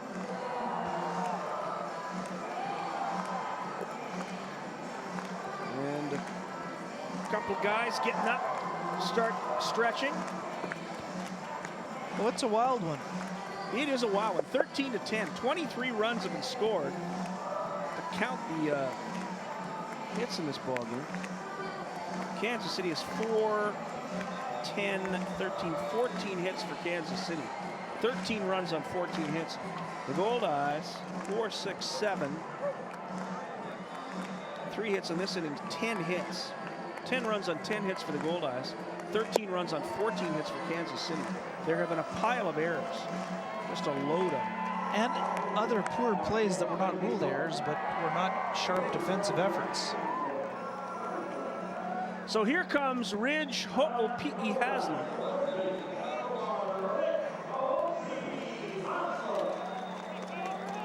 And Ridge has an opportunity to make it 13-12 with a base hit. What a great bit of hitting by Cassio Grider to drill it down in the opposite field corner. Looked like a slider and what a away. throw by Dalton Wheat.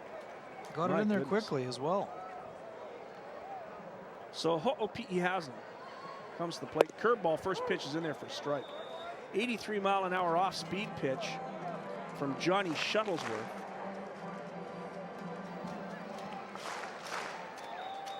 And it's 0-1. Haslam, Ho'opi'i Haslam hitting .237, 3 homers, 23 driven in. There's a pitch, and there's a shot into the gap. That's drilled. Wheat gets over. He won't get there. Both runs will score.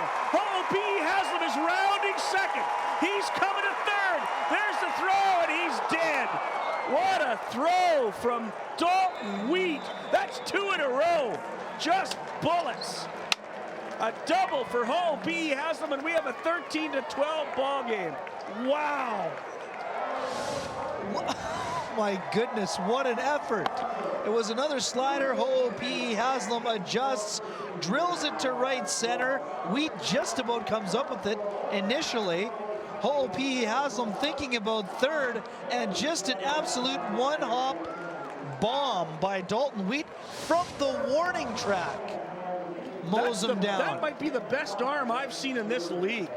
Wow, that's 2 in a row. He just gunned from the wall. Can't believe it. Could not believe it. The Goldeyes get themselves 5 more runs on 1, 2, 3, 4 hits. There were 2 errors, and as it turns out, nobody left on base as Ho'opi'i Haslam is gunned down at third. And how about the job by Leon to go out and get the throw and tag him, because there was no cutoff man. Wow. Amazing. Well, we have played 6 complete finally after almost 3 hours of baseball. It is the Kansas City T-Bones 13, the Winnipeg Goldeyes 12. We'll go to the 7th. This is Casinos of Winnipeg Goldeyes baseball live on Shaw.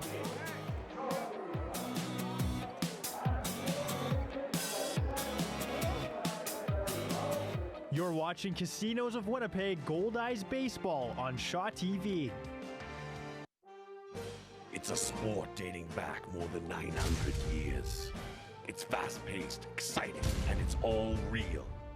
Knights have gathered from around the world to clash lances at the Cooks Creek Medieval Festival. Join us here on Shaw TV for full coverage of the jousting competition. As the Knights of the Grotto meet on the field, our reporters venture out in the crowds, bringing you festival highlights. Don't miss it. Check your guide for playback times. You know, the great thing about enjoying a Goldeyes game at Shaw Park is that it's not just people from Winnipeg that come out to the games. It attracts people from out of town. I'm here with 2 very special guests, Shannon and Greg Leachman. You guys are from Brandon, the Wheat City. How are you enjoying your Goldeyes experience? It's great. This is a great park to be at. Yeah. What about you? Oh, great. I mean, you come to a ballpark like this, and I played ball when I was 8 years old till mid-20s, and I would have killed to play in a place like this. It's a great park. It's a fantastic atmosphere, as we were just talking about, pretty much full here. What do you 2 do for a living? I'm a school administrative assistant. Perfect. And? Yeah, I drive a truck, and I'm retiring in about 6 weeks or so. Now, the thing we should mention is that Graham Leachman, who's our master control operator at Shaw TV and a huge help to our technical support, that's your son. Any funny stories about your son before we let you go? I can't think of anything funny. It's all good. There you go. Nothing but love. Thank you very much for your time, guys. Thank you. Back to the booth. Well, there was nothing but love on that fastball from Lotsgar that nailed Anthony Gallus on the noggin. Wow. Oh boy, Wow. it did hit him in the helmet, and Right that's going in to the do it. That'll be it for Lotsgar. He's done. Again, you talked about it. A long inning. Lotsgar had to sit there for a long, long time while the Rick Goldeyes knew were it. putting up This those time runs. Rick knew it. He saw Mikey O'Brien lose his command after the Goldeyes put 5 up in the first. So the Goldeyes put 5 up in the 6th, and Lotsgar had lost his command, and we're going to get more work from the bullpen.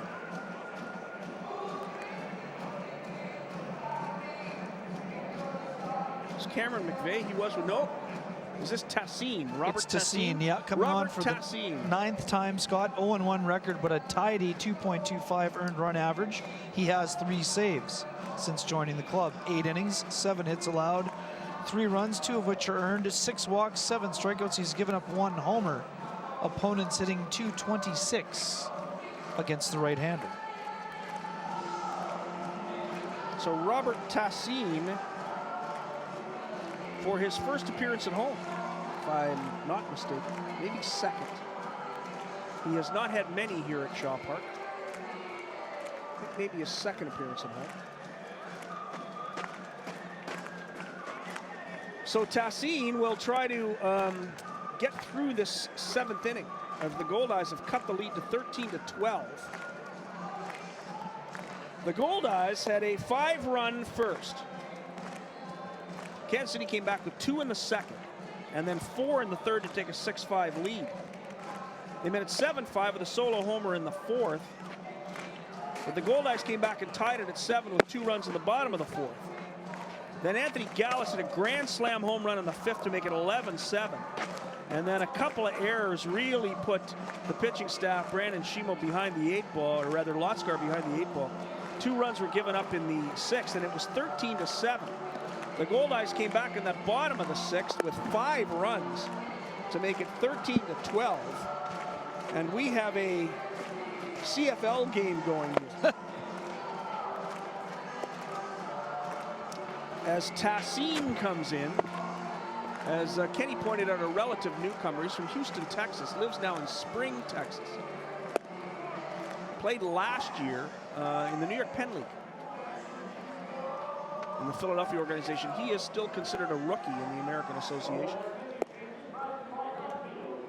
So Tassine comes in and will face right off the top Vladimir Frias and then Dalton Wheat. Dalton Wheat has certainly made his presence felt in this contest, Scott, both with the bat, the work gloves, and the rocket of an arm. Man, oh man, what an effort from this youngster. He's one of the most interesting ball players I've seen. Just right out of college. The work gloves. Says he likes them because they're cheap. Well, they work. Here's Frias. Tassine checks the runner. Frias tonight has walked twice and scored twice. He singled and flied to center. 1 for 2 officially.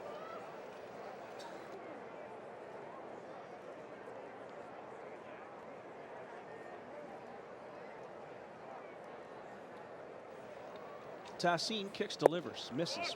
Ball 1. 1 ball and no strikes to Vladimir Frias.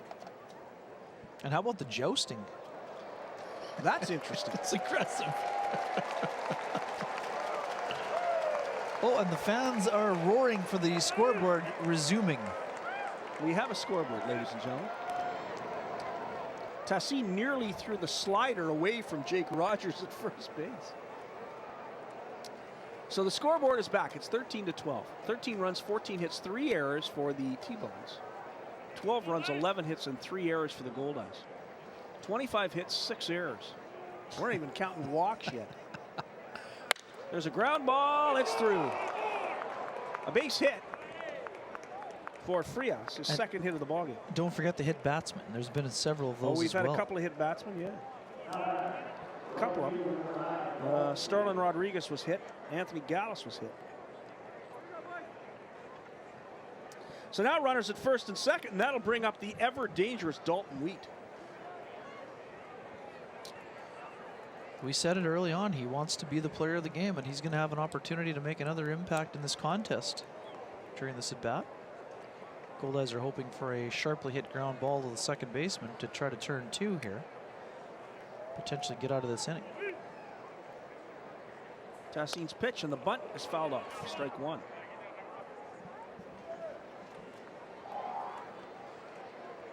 College guys we mentioned, he probably knows how to bunt.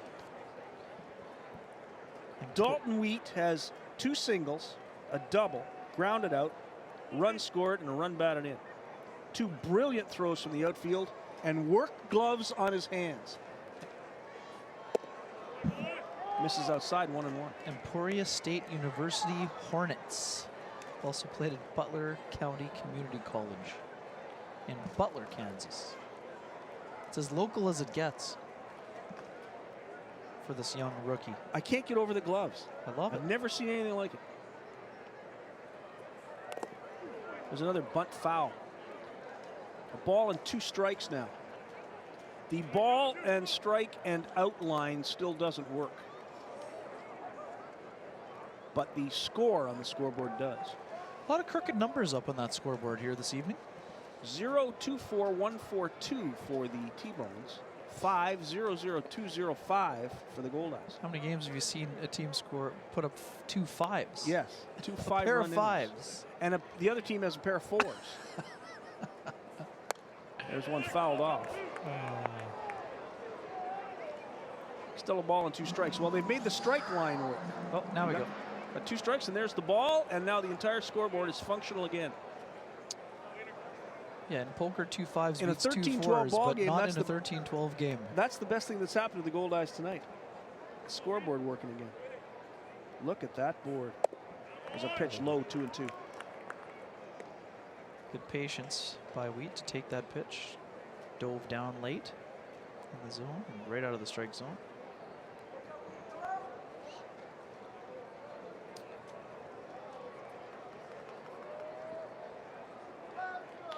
Tassin checks the runners. Sidearm pitch is in the dirt.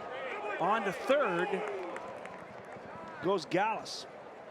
It'll be a wild pitch that sends Gallus to third.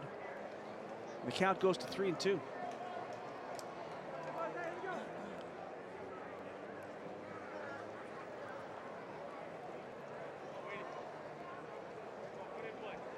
Normally, when the Goldeyes put up 12 runs at home, they win the ball game.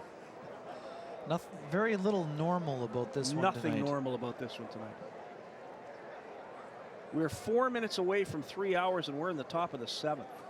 There's a ground ball to Hoopy, and he just knocks it down. He'll get nobody, and the run will score. It'll be a base hit. It'll be an infield single on the bounce. Dalton Wheat gets his second RBI. I was going to say, given the defensive positioning, all Wheat had to do was put it in play, and that's exactly what he did. What a battle during the at-bat. Falls behind with 2 failed bunt attempts, works the count to full, hits a hard ground ball at the third baseman on a tough pitch. Tough hop for Ho-Ho P.E. Haslam. It's going to go as an RBI infield single, as you mentioned. 16th hit of the ball game for Kansas City. They have runners on first and second again with nobody out, and this will bring up Brian Erie. 14-12 now. There's one foul back all the way to the screen. 14 runs, 16 hits. Yikes. It's been it a while. has not been a great night for the Goldeyes pitchers.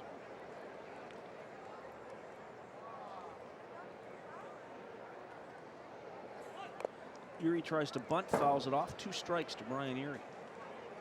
Not a lot of very good bunt attempts in this contest. No. Some poor execution. Even the ones that they got down went right back to the pitcher for easy plays. Well, then Lotzgar misplayed that one and threw it away. Right, yes. It's been a crazy one. Just nuts here. 2 strikes to Brian Erie, the catcher. Tassin delivers, and there's a ground ball the other way. Rogers has it. He'll go to second to get the lead runner. Back to first, double play. What a tremendous play by Jake Rogers. It will go Rogers, Darville, Tassin. A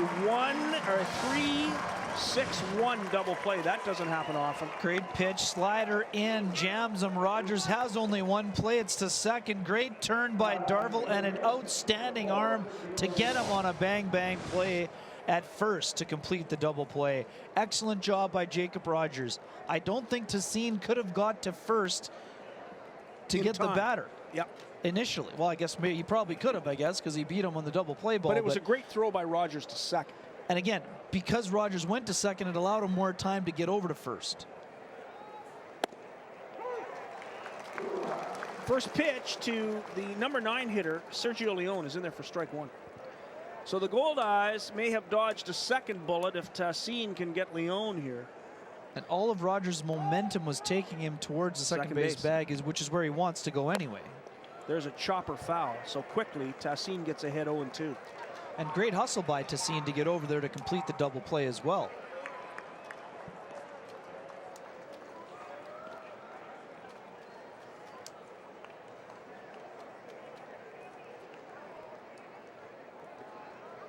The runner at third is Frias. 2 strikes to Leon. There's the pitch, misses in the dirt. Tanabe is going to make a play, and they got, no! They said he was safe. I think he missed him. But the question is, how could he have touched the bag? Tassin was on the bag. It'll be interesting to watch this one again. It'll be a wild pitch. My initial reaction was that I thought he got the bag. Or I thought he got home plate before the tag was delivered, Scott, but let's have a look. I believe he got by the bag. There's no question. Tassin does a good job getting off the mound. Tanabe gets to him in plenty of time. He's in there. I think because of the way the body was positioned, it looked like he only got him on the rear end after the hand was in. It was a good job by Tanabe to get him the ball early enough to adjust, but looked like a good slide to me. So now they've got 3 runs up, and 15-12. It's only 2 runs, and it's 15-12. So let's look at it one more time here. Okay, yeah, he's safe. Tassin does a good job, but doesn't get the tag down. Tassin did not agree, but... And there's a strikeout of Leon to end the inning. Wow, what a wild one. This is getting crazier as we go. 2 runs in that 7th inning on 2 hits. There were no errors and nobody left on base. We have now played 6.5 innings. It's Kansas City 15, Winnipeg 12. It's Casinos of Winnipeg Goldeyes baseball on Shaw, and it's crazy. Let's go back down to the field for the 7th inning stretch.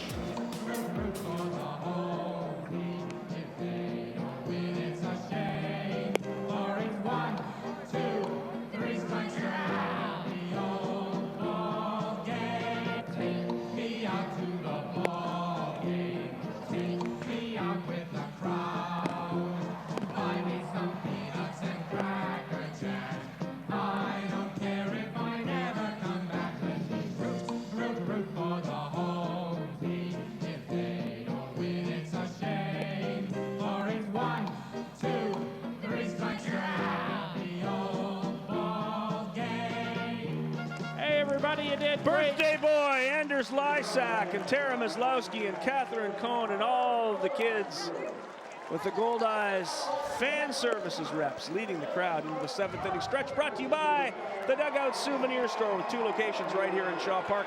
Let's go to a break, and we'll come back with the bottom of the 7th. The Goldeyes trail at 15-12.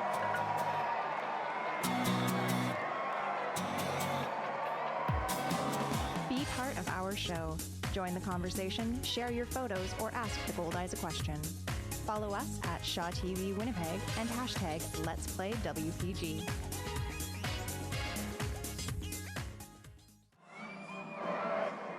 Shaw Park, where the Winnipeg Goldeyes trail by 3, 15-12. We go to the bottom of the 7th inning.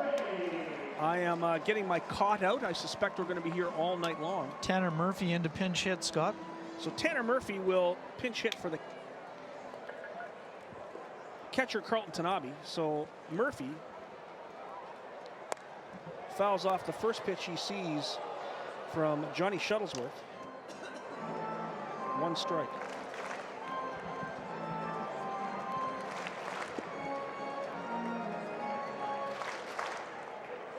There's Brendan Lafferty. There is smiling Brendan.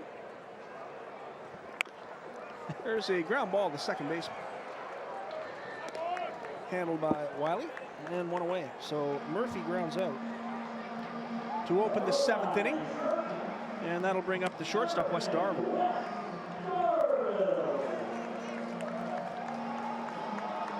The scoreboard has blown up again. As soon as the fireworks went off, the 7th inning fireworks, there was nothing left of the scoreboard. The fireworks started early. It's 15-12.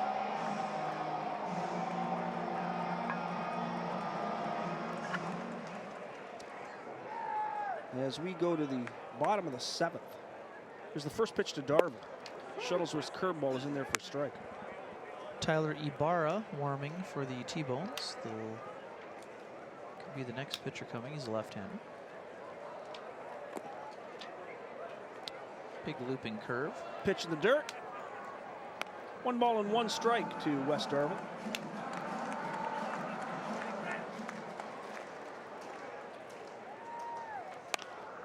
There's a soft ground ball to third. Leone grabs it, fires to first, and that's the 2nd out of the 7th inning. The Goldeyes kept battling back and battling back and battling back, but Kansas City would not give an inch. As soon as they took that 6-5 lead, they have been able to hold it, despite Winnipeg's efforts to battle back. They made it 7-7, then the grand slam made it 11-7. And then 2 to make it 13-7. Goldeyes cut it to 13-12, but 2 more in that 7th inning. It simply has not been a very good night for Goldeyes pitching. It's just one of those nights. Indeed. It's been a good night for the man at the plate, though. This guy has had a terrific night, Josh Romanski. Romanski has a double, a single, a walk, 2 RBIs, and 2 runs scored. And a great night in the field as well. Pitch right down the middle, 1-1. Showing a lot of great hustle, even though he could be playing through some soreness. Well, he certainly hustled on the base pass. Indeed he has. There's a pitch low, 2 balls and 1 strike to Romanski. Yeah, just a guy who wants to be out there all the time. Absolutely. Loves the game. Willie Cabrera in the on-deck circle. And if Romanski can get on base here in the 7th. Shuttlesworth pitch, misses again, 3-1. Sharp breaker, just must have been down and in.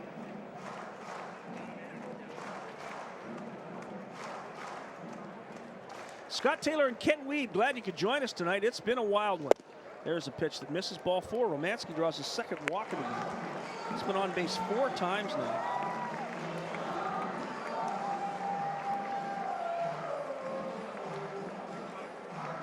And here comes Willie Cabrera, and out comes John Massarelli.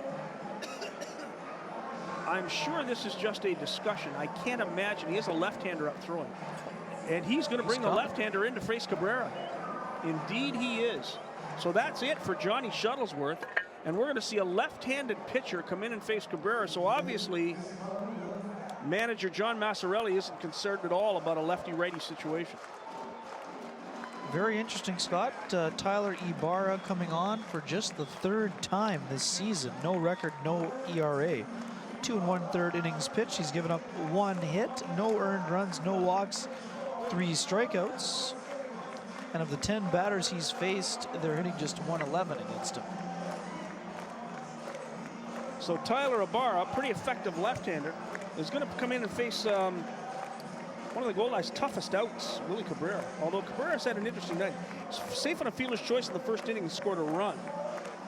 Grounded out to short in the 2nd. Grounded out to 1st in the 4th. And was safe on an error and scored a run in the 5th. He has 2 runs scored, but he's 0 for 4 on the night. Tyler Ibarra, a 43rd round draft pick of the Toronto Blue Jays back in 2008. Spent 5 seasons with the Blue Jays organization, reaching AA New Hampshire in 2014, where he made 38 appearances. Also made it to AA with the Colorado Rockies affiliate in New Britain, and just joined the Kansas City T-Bones recently. It's from Wellington, Kansas. Another local lad.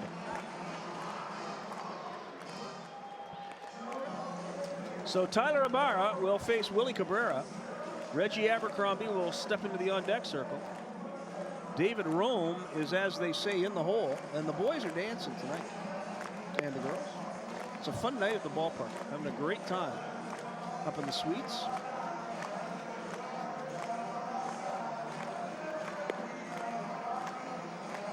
I guess Ibarra's going to get 14 or 15 warm-up tosses. It's just one of those days. People are losing count of a lot of things. Well, yeah, and it hasn't helped that there's no scoreboard. It is 15-12. So Ibarra will face Cabrera, with Romanski on first and 2 away. We're in the bottom of 7.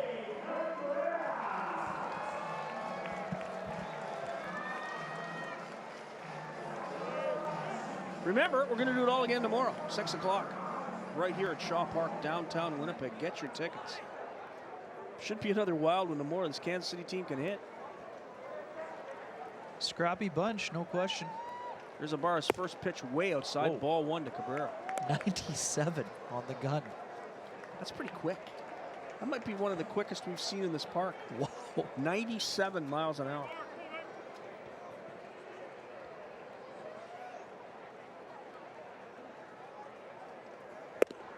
And that's on the corner for a strike at 95. Slowed it down and found the strike zone. Guess now we know why he brought him in to face the right-hander. Not concerned at all. Wow. You don't see that velocity every day. Not in this league. There's a pitch outside. 2 balls and 1 strike to Cabrera. Eric Eatington was popping it around 94, He 95 was, yeah. at times And he this can. year. McVeigh's had some low to mid-90s. Talked about it earlier this year with Greg Taggart. We're seeing way more relievers throw in the 90s than in years past. Barra's pitch, and there's a long fly ball. Deep center field. It is way back. It is off the wall. Cabrera round second. In to score comes Romanski. Cabrera will stay at second base with the double, and the Goldeyes have cut it to 15-13. Absolutely caught up to that high fastball. Romanski with great hustle scoring from first base. And the Goldeyes are within 2 on this absolutely rocked double by Willie Cabrera. Nobody loves the fastball more than Willie Cabrera, and he ripped it. A great hustle. I thought that was going to be way over Tyler Massey's head, and he almost came up with it. And he held him to a double. Great hustle by Romanski. Boy, that was crushed. Don't throw a fastball line. over the middle of the plate, no matter what the speed is, to Willie Cabrera. You can beat him on the corners, but if you get too much of the plate, he'll crush it. There's an off-speed pitch, a changeup to Reggie Abercrombie for ball 1. It might have been a slider even. That was actually looked like a pretty sharp pitch. Not quite sure where that one missed. So the double by Cabrera, he's in scoring position for Reggie with David Rome on deck. Must have been down, I guess. Well, no surprise, this one continues to be interesting. This is a whale of a ball game. 15-13. Here's the pitch, and it misses outside. He did not go around. 2 balls and no strikes. Now you can be sure that Reggie Abercrombie will be gearing up for a fastball of his own. Oh, he's sitting dead red, no question about it. He's waiting. Looking middle in. Yeah. Ibarra gets the sign. There's the pitch. And Reggie hits a high fly ball to right field. It's just a lazy fly ball. Easy catch for Dalton Wheat, and that'll end the inning. But the Goldeyes get another run on 1 hit, no errors, and 1 man left. So we'll go to the 8th inning. It's 15-13. Mike, where are you?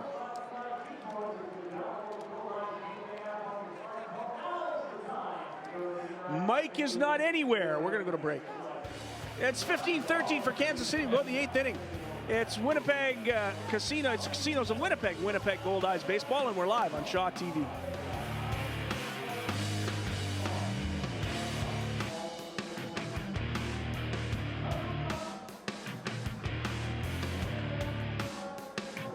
You're watching Casinos of Winnipeg Goldeyes Baseball on Shaw TV. Time now for the out-of-town scoreboard, brought to you by Salisbury House. The out-of-town scoreboard. And Salisbury House celebrating their 85th anniversary. The out-of-town scoreboard it's only about 60 years old. But Salisbury House, 85 years. Gary's beaten Texas 10-5. That's the final. St. Paul knocked off Lincoln 9-7. St. Paul doesn't lose much, no matter where they're playing. Sioux City beats Sioux Falls, the Battle of the Sioux. It was 3-0 for Sioux City. Joplin leads Fargo 8-5, and they're in the top of the 9th, and Laredo is beating Wichita 7-1, so the Goldeyes could fall behind Laredo in the wild card if they can't come back and tie this one. They currently trail at 15-13. That's the out-of-town scoreboard, brought to you by Salisbury House, now celebrating their 85th anniversary. Mike Valente, have we found you? Yes, we have found myself. Here we go. Our photo contest winners, it's Holly and Amber. How are you guys doing? We're good. Enjoying your time tonight? Yeah. Oh, So, what do you guys do? You guys are probably on summer vacation, I'm guessing. yes, you're correct. Are you in school? Yeah, I'm in the Faculty of Education at the University of Winnipeg. And yourself?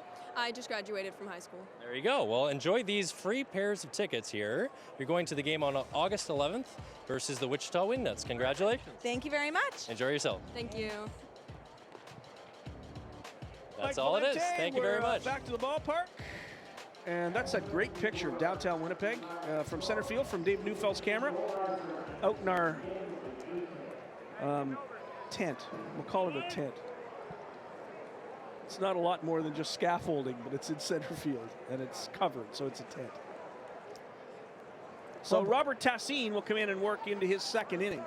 And he'll get the top of the order. Brett Wiley, Starlin Rodriguez, and Tyler Massey. First pitch by Tassine is fouled off for strike one. 15-13. That 2-point convert looming large.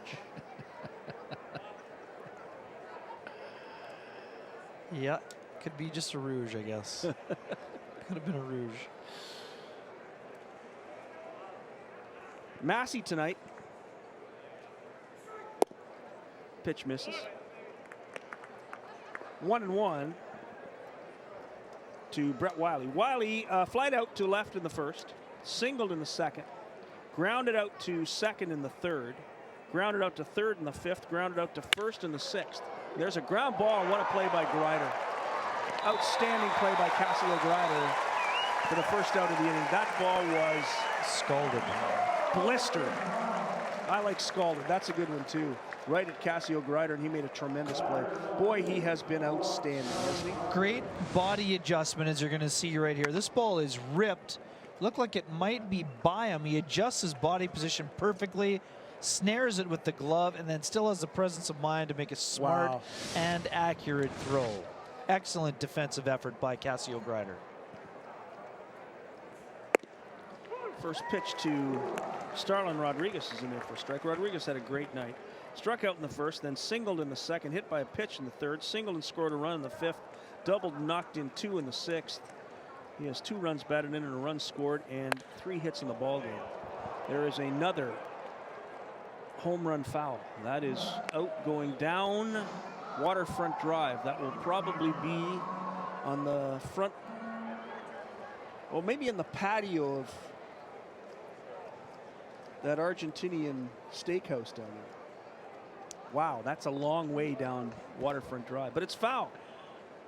That was hit hard. 2 strikes to Starlin Rodriguez. Here's Tassine's pitch. Oh, that just missed. Good pitch by Tassine. He couldn't get Rodriguez to bite on it.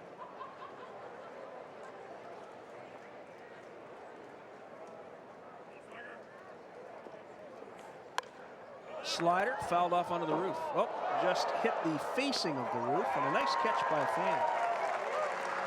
There's a souvenir.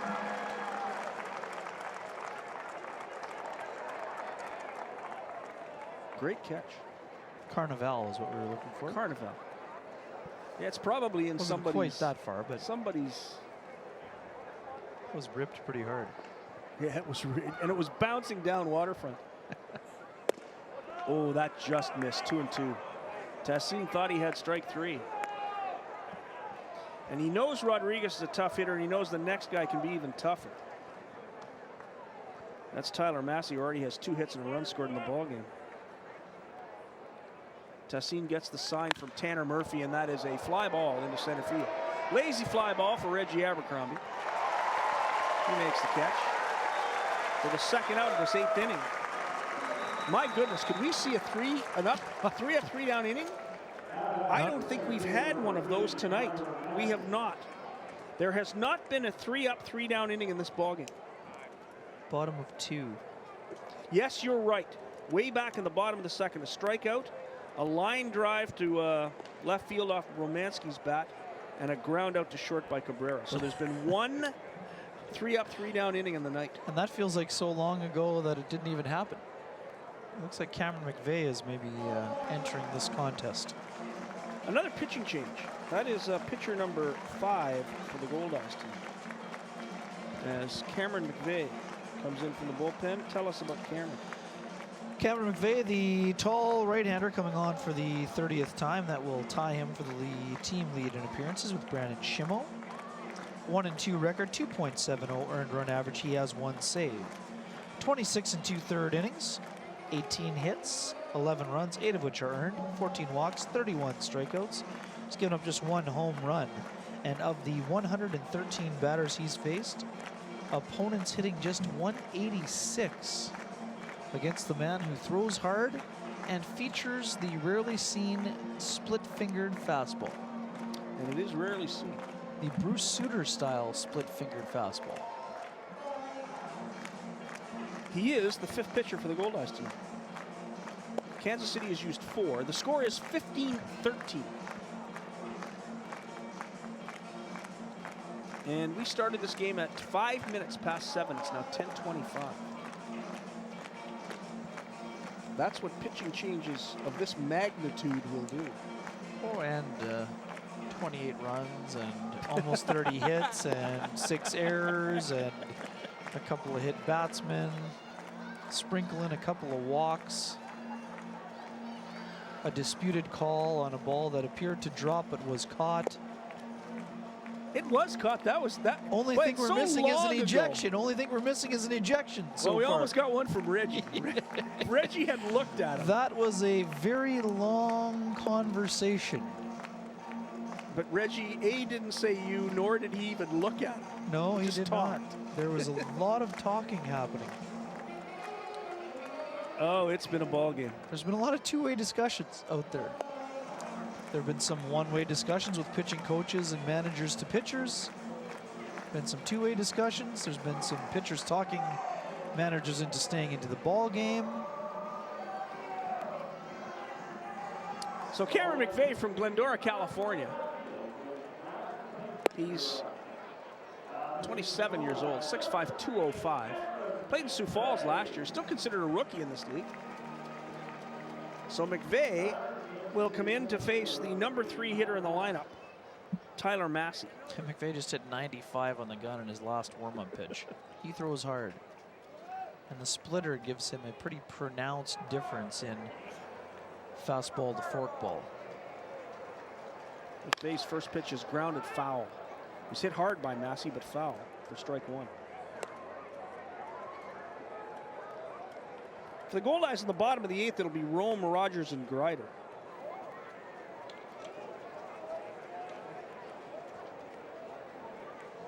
Rome has not had a particularly big night. Greider has. McVeigh's pitch is on the corner for strike 2 so quickly. Cameron McVeigh, and ta-da, the scoreboard's back.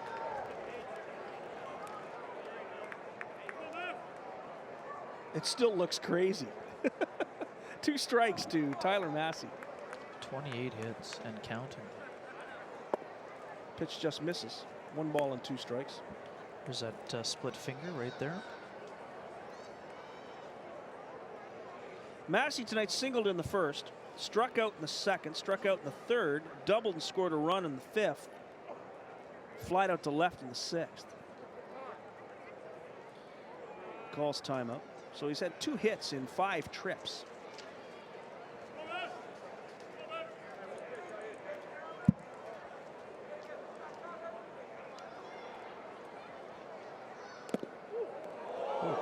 Oh boy.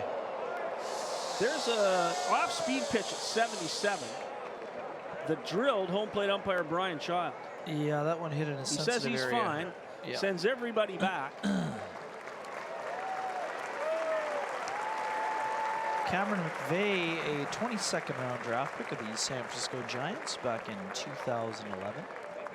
It's very odd classification of a rookie, but he's 27 years old. You don't see that often.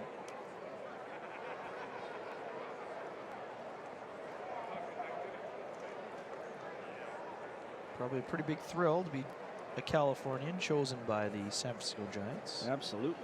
spending some time in their organization, reached low A ball with Salem Kaiser in the Northwest League before joining the Sioux Falls Canaries last year.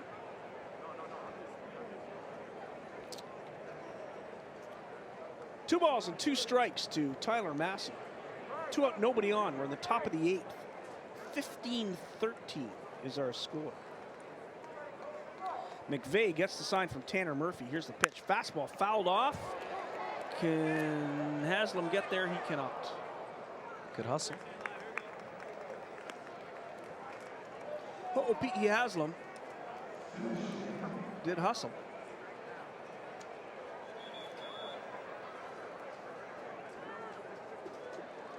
He could get to the plate in the next inning. He'd be the 4th hitter.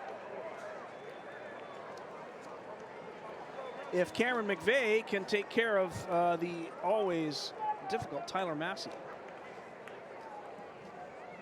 There's McVeigh's pitch, and there's a ground ball to Rogers. He handles it easily. And we had a 1-2-3 inning, but it still took a lot longer than I would have expected because of the pitching change in the middle.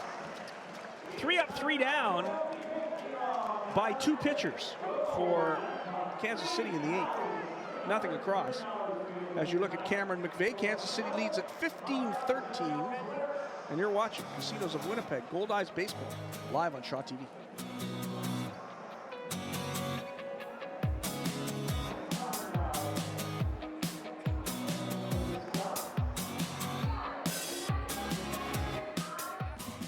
Be part of our show. Join the conversation, share your photos, or ask the Goldeyes a question. Follow us at Shaw TV Winnipeg and hashtag Let's Play WPG.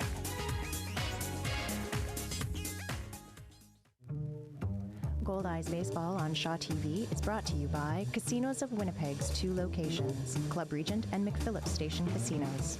CasinosofWinnipeg.com.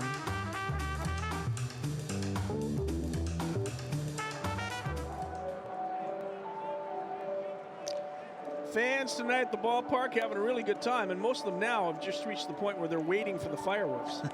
Although there have been some fireworks on the field tonight. 15 runs on 16 hits and 3 errors for the Kansas City T-Bones. 13 runs on 12 hits and 3 errors for the Winnipeg Goldeyes. We have had 5 pitchers for the Goldeyes and 4 pitchers for the T-Bones. So 9 pitchers, 28 hits, 28 runs, 6 errors. We haven't started to count the walks and the hit batsmen yet. It has been quite a night. And for the Goldeyes here in the 8th, just trailing by 2, trying to get back deadlocked with this T-Bones team that has been tough all night long. It'll be David Rome, Jake Rogers, and Cassio Grider.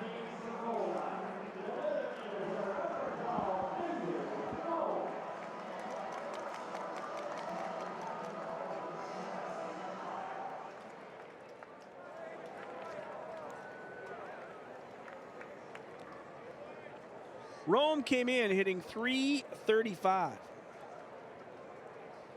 with 6 home runs and 51 driven in. First pitch misses, ball 1.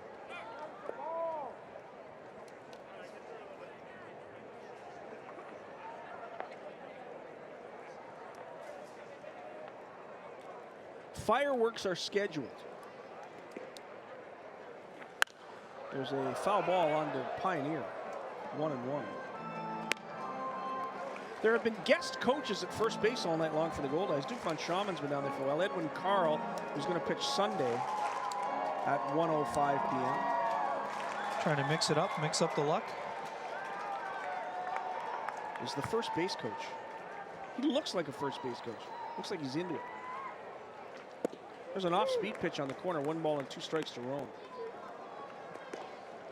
I remember when Bob Costas was invited to be a first base coach.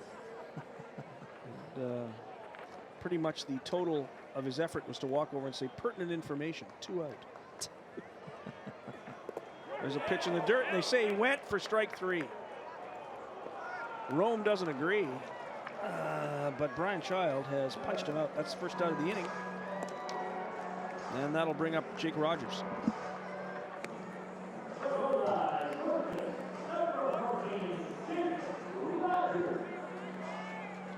It's been an interesting night for Rogers. He struck out in the first, walked in the third, singled in the fifth, and struck out looking in the sixth.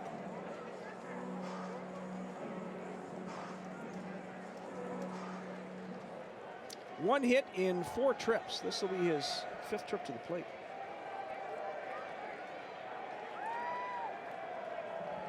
See, Barra's pitch. It's in the dirt, ball 1.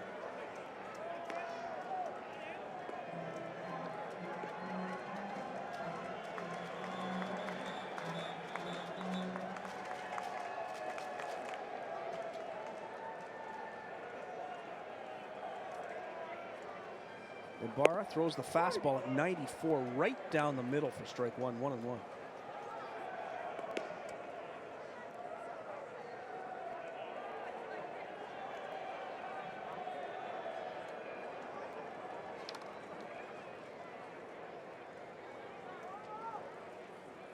Just about hit him. 2 balls and 1 strike. Duke von Schaman slated to go tomorrow.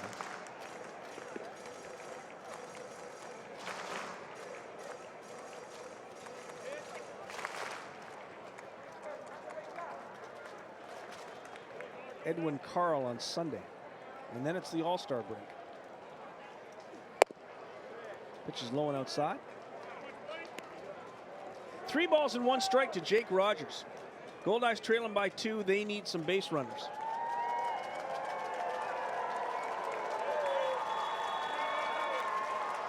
They play Rogers straight away at every position. It's the pitch, and that's way inside for ball 4. So Jake Rogers draws his 2nd walk of the ballgame, gives the runners, or the Goldeyes, a base runner for Cassio Greider. Greider's had himself a pretty fantastic game, both offensively and defensively. He has been tremendous defensively and pretty good offensively. Singled and scored a run in the first, flied out to center in the third, was safe on a fielder's choice in the 5th, and doubled and scored a run in the 6th. He has 2 runs scored and 2 driven in tonight. Pretty good night for Cassio. Here's Ibarra's pitch, and it's fouled off. Greider liked it and caught up to it, fouled it back. 96-mile-an-hour fastball from Ibarra. Going hard, no doubt about that.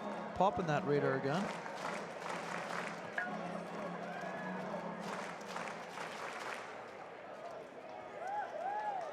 Rogers with a pretty good lead at first base.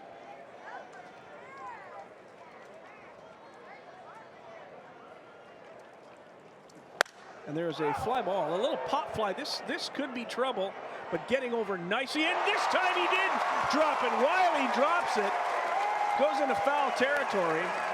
We'll see what the call is from Steve Eitz and the official scorer, but the Goldeyes now have runners on 1st and 2nd.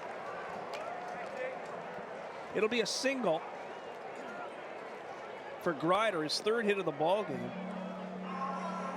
And now the Goldeyes have a couple of runners in scoring position for Ridge Ho'opi'i Haslam. Here's another look, a long run for Wiley. Gets there, he misplayed it, I think. That looks more like an error.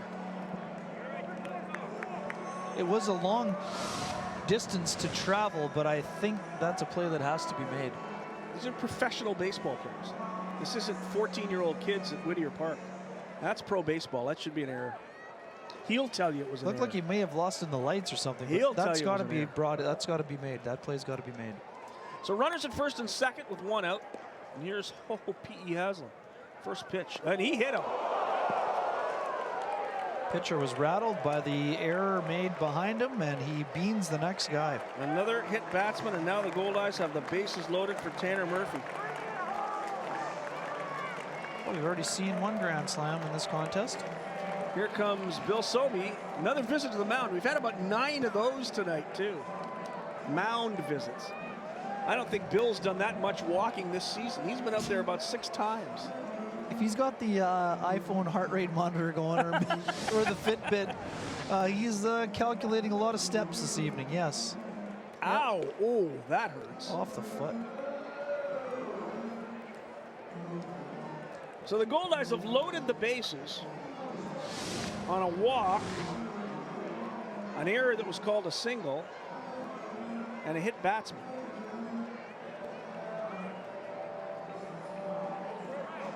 And now Tanner Murphy has a chance with a base hit here to tie this ball game. The whole P. Haslam is still trying to get trying loose. to still walk His this off. foot is sore. And knowing Ridge, he has no desire to come out. He doesn't get a lot of opportunity to play. He wants to play. And now Rick's going to go over and have a chat with. And again, whole P. Haslam is the potential go-ahead run. So if there is a ball hit into the gap, you need to be able to score from first base. That is the reality of the situation right now as the Goldeyes want to talk about it.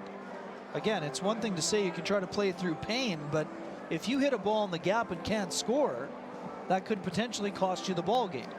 The only problem they face is with Gonzalez out, Tanabe out. They've run out of ball player. They still have Heisler available, but then you'd have to have somebody playing the infield who's not an infield.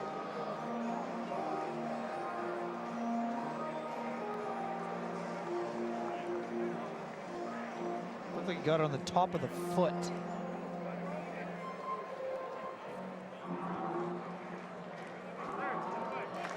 Well, here comes Murphy with a chance to deadlock this ball game. With a single. With a base hit. He has the speedy Cassio Grider at second, Jake Rogers at third, and the normally speedy Ridge Ho'opi'i Haslam at first. See how his foot is. Here's the first pitch, and it's low and outside to Murphy for ball one. What a ball game. Regardless of the outcome, the Goldeyes have had chances. And for the most part, both teams have taken advantage of their chances. Not a lot of base runners left on base. There's a line shot foul. Good bit of hitting. He went with the pitch.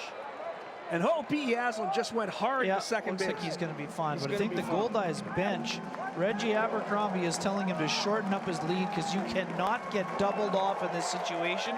The other thing you have to be aware of is the first baseman, Jake Blackwood, sneaking behind in a potential pickoff play. 1-1, the count to Murphy. A broken bat, ground ball. A run will score. Murphy will get an RBI.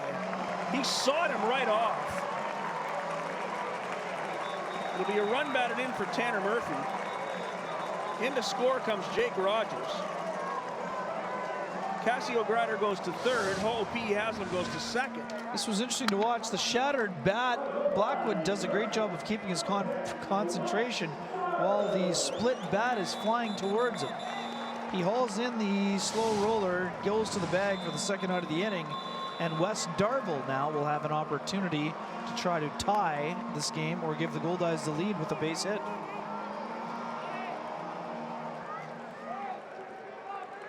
So Darville with two runners in scoring position. Two pretty quick runners too, Cassio Grider and Ridge Ho'opi'i Haslam.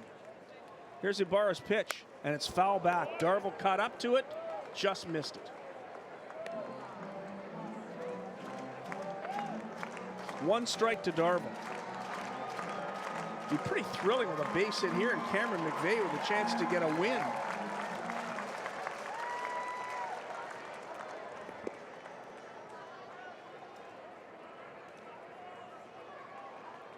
So Barr's pitch, and it hit him. It hit Darville in the hand. And this will bring up the Goldeyes' hottest hitter in the contest. So Darville is the second batter to be hit in this inning. Now Rick Forney's going to go over and hit. Oh, good job. Oh, that had to hurt. Oh boy, oh boy. Oh, Darville. Oh, he's in pain. Again, he can run the bases, no problem, but Wes Darville is playing shortstop right now.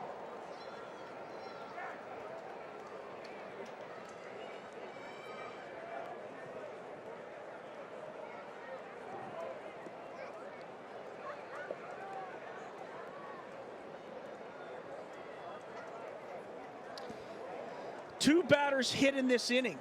Go back and count the hit batsmen. There's been a lot.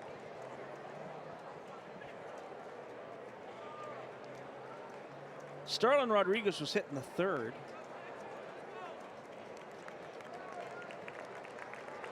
And Anthony Gallus was hit right on the head in the 7th. That was crazy. So 2 hit batters and Hope for he Kansas has City. them, and now Darvill. And now 2. So that's 4 hit batsmen tonight, 2 in this inning. And here's Romanski. He has been the Goldeyes' most dangerous hitter tonight. Romanski walked in the 1st and scored a run, lined out to left field in the 2nd, doubled in the 4th, singled and scored a run in the 6th, walked and scored a run in the 7th. He has 3 runs scored and 2 driven in. Now he has an opportunity with a base hit to give the Goldeyes the lead. And he loves the fastball too, which makes this a good matchup for him. Here's the pitch, and it's in there for a strike.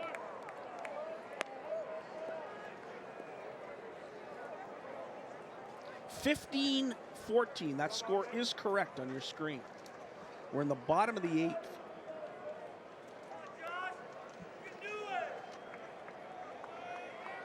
Here's the pitch. Curveball misses inside, 1-1. What a pitch.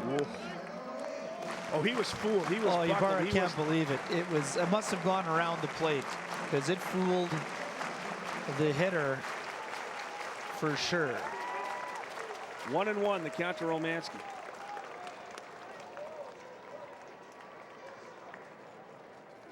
Fastball high, 2 balls and a strike. Ibarra got a little bit frustrated with not getting that curveball call. Now he falls behind the count 2-1, putting Romanski in a very good hitter's count.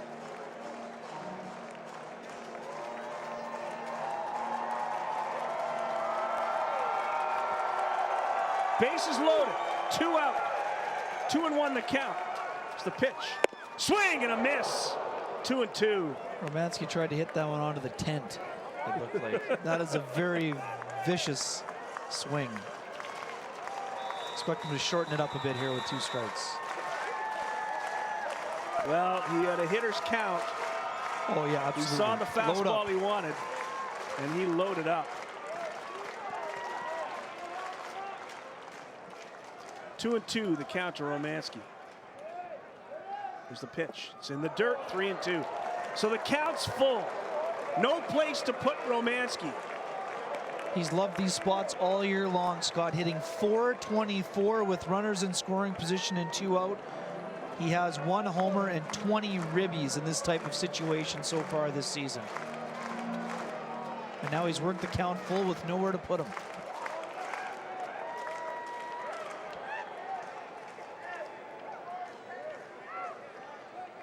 Three and 2. Here's the pitch. The runners are moving. Line shot the other way, foul. Oh, Romanski drilled it just foul. Just building the drama a little Wes bit Darvill here. was all the way around second base. He might have scored had that been fair. What an at-bat. Count remains 3-2. This is baseball right here. This is absolutely beautiful. Pennant race just about to heat up, or wild card race in this situation. Laredo has already won tonight, so the Goldeyes need to win. 3-2 the count. Here's the pitch. Fouled off. What an at-bat by Romanski. Great fastball. This reminds me of the Devin Travis at-bat earlier this week in that Jays game, that 14-pitch at-bat. He hits one that almost goes out, or he goes out of the ballpark, but foul. Finds a way to get on base. Goldeyes rally, or the Blue Jays rally to win that one in extras. After giving up 2 in the top of the 14th, I think it was. Another wild one here tonight. Here's Ibarra's pitch, and he nearly hit him. It gets away, goes to the wall. Into score comes Grider. It's ball 4 to Romanski. This game is tied at 15. The bases are still loaded, but it'll be another RBI for Romanski. Oh my He nearly goodness, hit him. Scott. He just about hit him in the shoulder. Great job of getting out of the way by Romanski. Grider scores. And this game is tied 15 apiece. And I got to think that the T-Bones are considering going to the bullpen here. And They they have are. a right-hander throwing, and It's he's going Mark to come Haynes, pardon me. Mark Haynes. So Mark Haynes will come into the ballgame to be the 5th pitcher of the night for Kansas City. Both teams have used 5 pitchers. Can you get a win and a save in the same game? You cannot. Because McVeigh would be the winning pitcher, although Eatington is up throwing now. They're going to probably go to Eatington since McVeigh has been sitting for so long. Oh, my goodness. So McVeigh is the pitcher of record. He'll get the win if the Goldeyes can add one more run, and then Eatington can shut it down in the 9th. Oh, and he just fell down in the bullpen. Blew a tire. Oh, boy. Anyways, back to Mark Haynes. He is the T-Bones closer. Coming on for the 27th time. That's second on the T-Bones behind Evan DeLuca. 1-0 record, 2.83 earned run average. He has 13 saves. 28 and 2/3 innings pitched, 21 hits allowed, 10 runs, 9 of which are earned, 15 walks, 32 strikeouts. He surrendered just 1 home run in 120 batters faced. Opponents hitting .204 against the right-hander. Last season, Haynes was in both Laredo and Amarillo. He's from Sugar Land, Texas. That's home. Home of the Skeeters. Sugar Land Skeeters. That's a lot of travel for that team to play in the Atlantic League. I would say so. That is a ton of travel. So Haynes will come in to face Willie Cabrera with the bases loaded. I can think of a lot of guys I'd rather face than Willie Cabrera. Wow. You know, not many fans have left. We've been at this for nearly 4 hours. We are exactly 14 minutes away from a 4-hour game. We're going to get there. Oh, yes. It's 15-15. 15 runs, 16 hits and 3 errors. We still for might Kansas be City. here a while. 15 runs, 13 hits and 3 errors for Winnipeg. And we are in the bottom of the 8th inning, and the Goldeyes have the bases loaded and 2 out. Mark Haynes, the closer into the game, to face the Goldeyes. Willie Cabrera, who has had an interesting night. He was safe on a fielder's choice in the 1st and scored a run. Grounded out to the shortstop in the 2nd. Grounded out to the first baseman in the 4th. Was safe on an error and scored a run in the 6th. And doubled in a run in the 7th. He has a run batted in, 2 runs scored, 1 hit in 5 trips. But Cabrera's up with the bases loaded. Mark Haynes played at Rice University with Washington Nationals second baseman Anthony Rendon and Cincinnati Reds closer Tony Singrini. Wow. Interesting career. Turned pro in 2010. Spent all his time in independent baseball. So here's Cabrera. Hitting .328 coming in. First pitch by Haynes is on the corner for a strike. Looping curveball. Great discrepancy in the 2 pitches. He was hitting the gun around 91 with the heat, and he dropped the old 12-6 curveball at 73 right there. 1 strike to Cabrera. Swing and a miss. Oh, Willie Cabrera. Again, didn't get cheated. Looked like a cutter.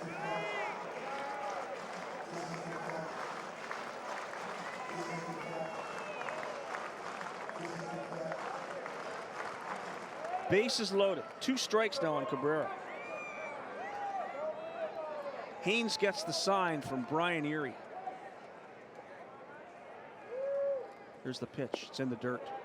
Wow, that Erie had to make a real good play to keep that from going to the backstop. 1 ball and 2 strikes.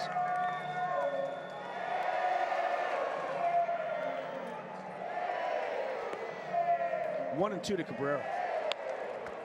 Cabrera has 11 home runs. He's driven in 56 on the season. This is his spot.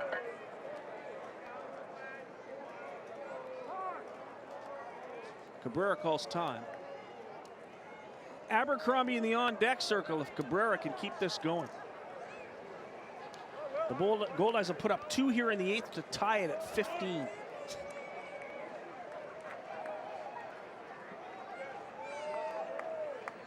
Haynes checks the runners, gets the sign. Here's the pitch, way high. 2-2 to Willie Cabrera. No place to put Cabrera. The go-ahead run, Ridge Ho'opi'i Haslam is on third base. Wes Darville's on second, Josh Romanski on first.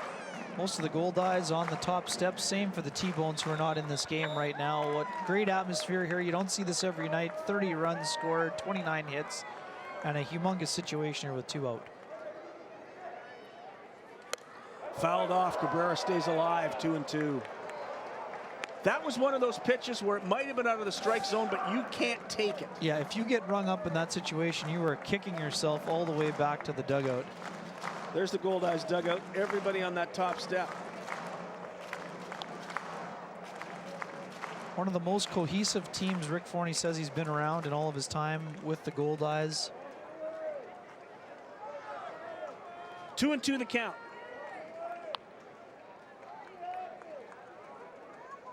Haynes delivers. As a line shot, hit hard, but right at Rodriguez. Willie Cabrera barreled up, but he hit it right at Rodriguez for the final out of the 8th inning, and we'll go to the 9th tied. The Goldeyes get 2 runs on just 1 hit. There were 2 hits, batsman, and a walk. There were no errors and 3 left. We're off to the 9th inning, Ken Weave. It's Kansas City 15, Winnipeg 15. This is Casinos of Winnipeg. Goldeyes baseball. Place your wagers, folks, on Shaw TV.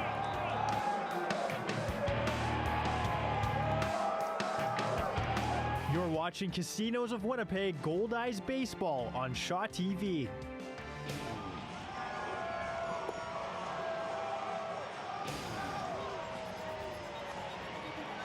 Welcome back to Shaw Park. It's time now for the slide of the game, brought to you by Manitoba Public Insurance. Don't let distracted driving take you out of the game. Texting and driving is illegal. Could cost you a $200 fine, 2 demerits, or your life. Please don't text and drive. A message from Manitoba Public Insurance and your Winnipeg Goldeyes. What's our slide of the game? Back in the 7th inning, Scott, Vladimir Frias was at third. Slider down. Tanabe does his best to block it. Flips the ball to the pitcher. The tag is close, but Frias gets under the tag of Robert Tassine, and that was the 15th run at the time in what is now a 15-all game. That's our slide of the game. Slide of the game brought to you by Manitoba Public Insurance. Don't text and drive. A message from Manitoba Public Insurance and your Winnipeg Goldeyes. We're into the 9th inning. We're in the top of the 9th. For the Kansas City T-Bones, the middle of the order, Jake Blackwood, Anthony Gallus, and Vladimir Frias. Cameron McVeigh comes out to start the inning. Eric Eatington has sat down. Well, he's probably warm. Probably is.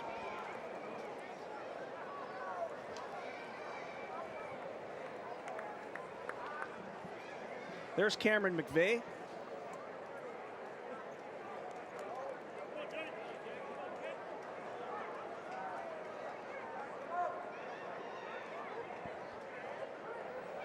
Blackwood has homered in this one. Solo shot. First pitch is in there for a strike.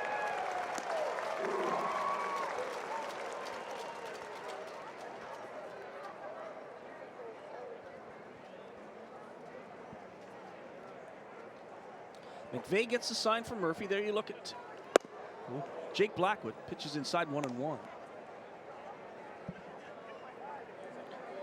Get him here tomorrow. We're going to do it all again.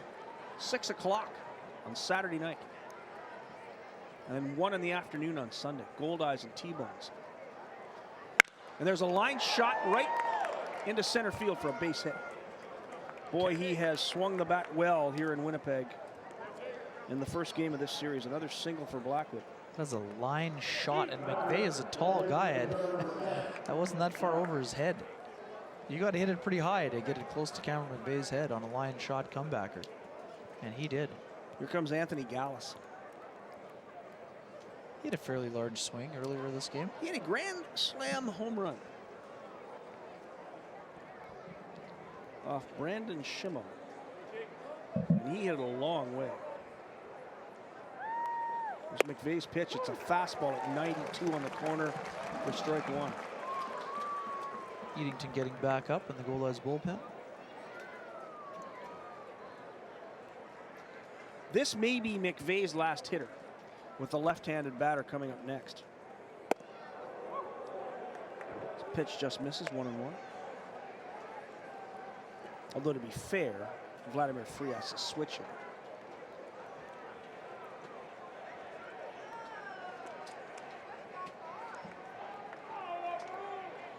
Blackwood's at first. Nobody out here in the ninth. There's a pitch right down the middle, 1 ball and 2 strikes. The change from Cameron McVeigh. Great splitter. I think that was that split finger Is right that the there. split I think finger? so. That's a change, essentially. Definitely change of pace, that's for sure. That was the 15 great miles thing about the split finger, wasn't it? Same action as a fastball. Swing and a miss. He struck him out. McVeigh gets Gallus on strikes for the first out of this 9th inning, and that'll bring up Frias. And the switch hitting shortstop will bat left-handed against McVeigh.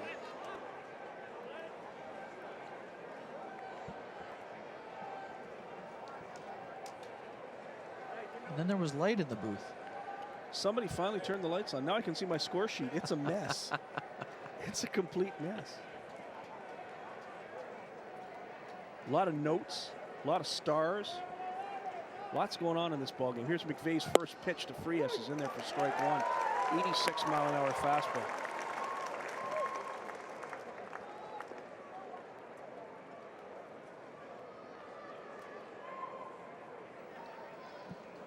Frias been involved in the game.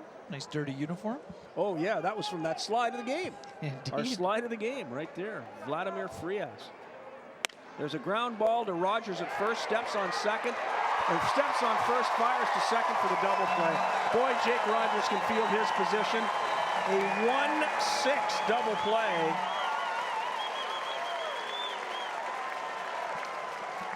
What an inning for Cameron McVeigh. Gives up a single, and then it gets a big double play from Rogers. No runs on a hit, no errors, nobody left. Great defensive play by Jake Rogers to end the top of the 9th. We'll go to the bottom of the 9th inning. 15-15. Come on back for the ending of this one. It'll be a thriller. It's Casinos of Winnipeg Goldeyes Baseball, and it is live on Shaw.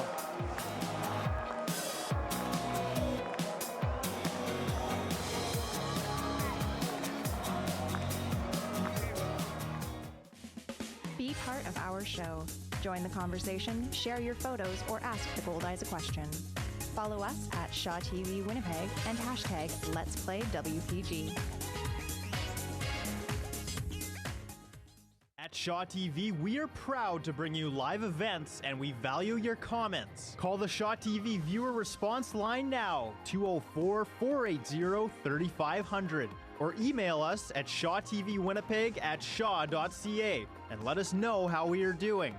Or find us on Facebook and Twitter at Shaw TV Winnipeg. There's some folks enjoying themselves in the suites tonight at the ballpark. Where's that one at? That's suite 1410. Suite 10. Having a good time. Are they ever? Yeah.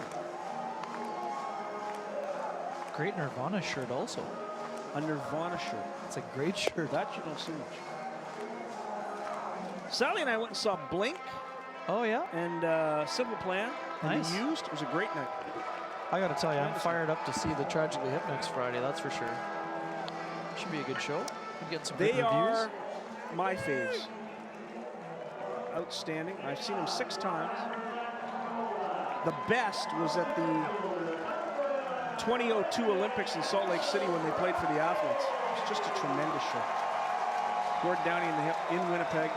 Just a huge concert. For the Goldeyes, here in this 9th inning, it's Reggie Abercrombie, David Rome, and Jake Rogers. And they'll face Mark Haynes.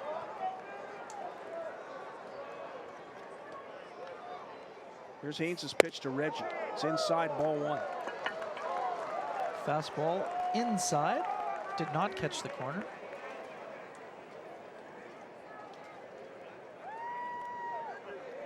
Reggie tonight has a couple of hits and 5 trips. 2 runs scored, 3 driven in. Here's Haynes' pitch, and that's inside, ball 2. 2 balls and no strikes to Abercrombie. Abercrombie has 92 career home runs, the most in the American Association. All he cares about is getting a chance to get into the playoffs and trying to win another championship. Curveball is in there from Haynes. What a gutsy pitch. 2-0 looping curveball at 68 miles per hour. Wow. That's gutsy. That's how you become a closer, throwing pitches like that in hitters' counts.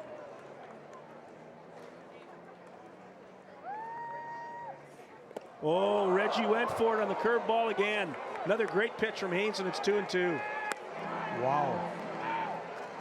Love the intestinal fortitude right there from Mark Haynes.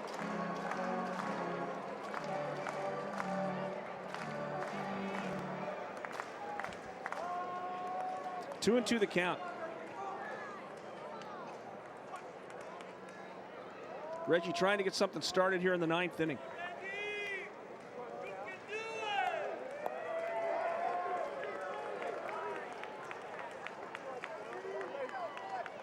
Haynes gets the sign from Erie.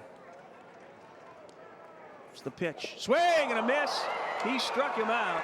Make a play to first base to finish off the strikeout. But Abercrombie goes down on strikes to lead off the 9th, and that'll bring up David Rome. What a pitch. It is now 11:06. You know what that means? Yeah, 4 hours of baseball. Good thing we love baseball so much, Scott. 30 runs, 30 hits, 6 errors, and counting. 4 hit batsmen. 4 hit batsmen. And a few walks mixed in, sprinkled in. A lot of base runners. A lot of base runners. Here's the first pitch to Rome. A lot of pitching changes. Each team has used 5. And I don't think Eric Eatington is warming up for nothing. Could be a pinch hitter at some point. I just saw Rick Forney tell him to get loose and get ready. 1 ball and no strikes to David Rome. He fouls it off. 1-1. That was his pitch, and he is not happy that he missed that. He is lamenting the missing of that pitch over the heart of the plate. Rome's had a great season for the Goldeyes. He said his time in Winnipeg has exceeded his expectations as he prepares to go to the All-Star game. Fouled off again. 1 ball and 2 strikes. Fastball in the inside corner. Good pitch by Haynes again. Great addition from that Atlanta Braves organization. Been a strong fielder. Done a great job at the plate. Pretty low maintenance kind of clubhouse guy, it seems like. Just happy to be at the ballpark every day. 1-2 the count. And it's fouled off. Just off the fist. Just jammed him. What a pitch. I like the way Mark Haynes operates.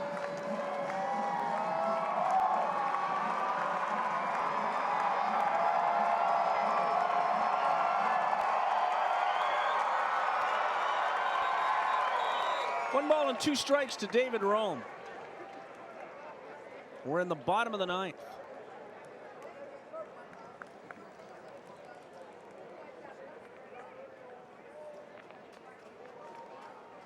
One out, nobody on.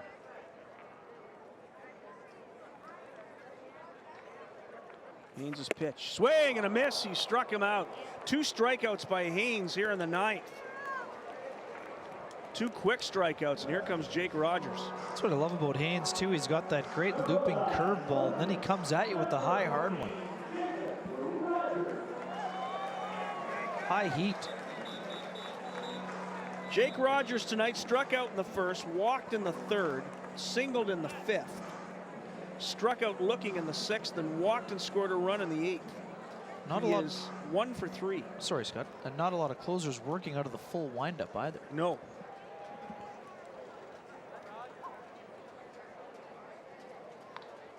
Haynes kicks, delivers. Misses, ball 1. Cassio Grider, who's had a brilliant night, is in the on-deck circle. And he has pitched brilliantly.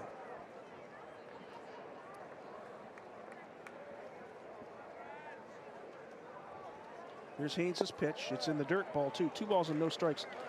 Jacob Rogers has 8 home runs this season. He's driven in 35.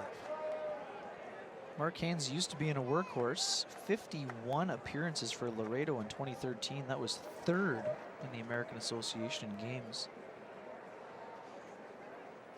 by a pitcher.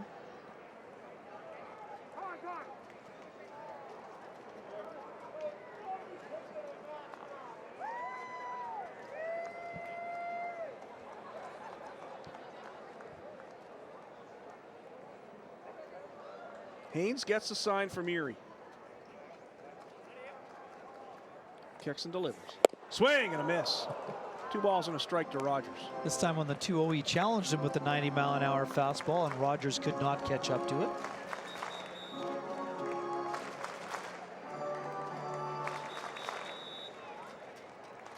Two out, nobody on. We're in the bottom of 9 in a 15-15 ball game. There's the pitch. It's high. 3-1 to Rogers. This has been a battle. Goldeyes scored 5 in the first, 2 in the fourth, 5 in the sixth, 1 in the seventh, 2 in the eighth.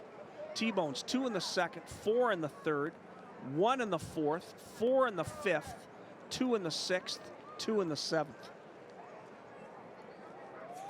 Pitches in the dirt. Rogers draws another walk. That's his 3rd tonight.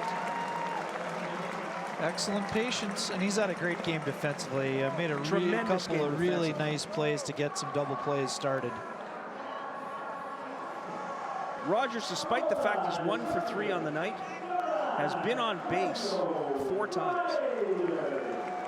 So here comes Cassio. What a great night he's had. 3 runs batted in.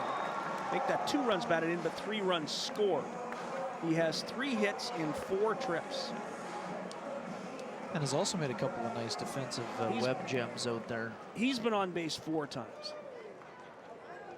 And had a couple of great plays defensively.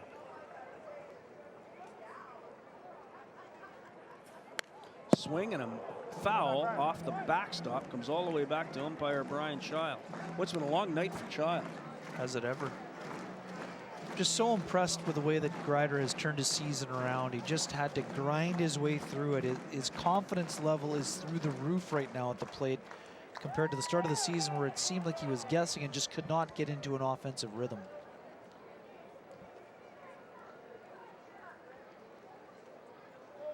Rogers at first, 2 away.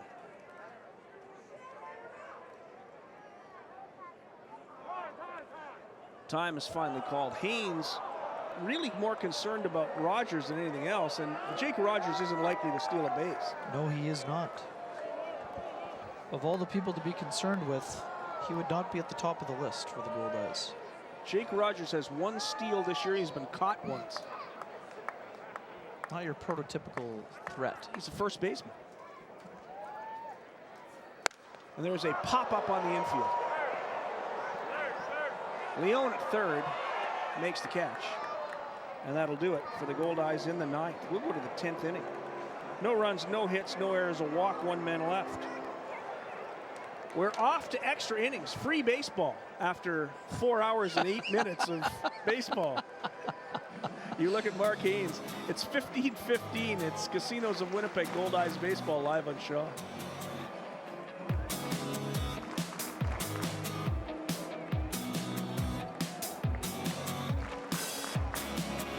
You're watching Casinos of Winnipeg Goldeyes baseball on Shaw TV.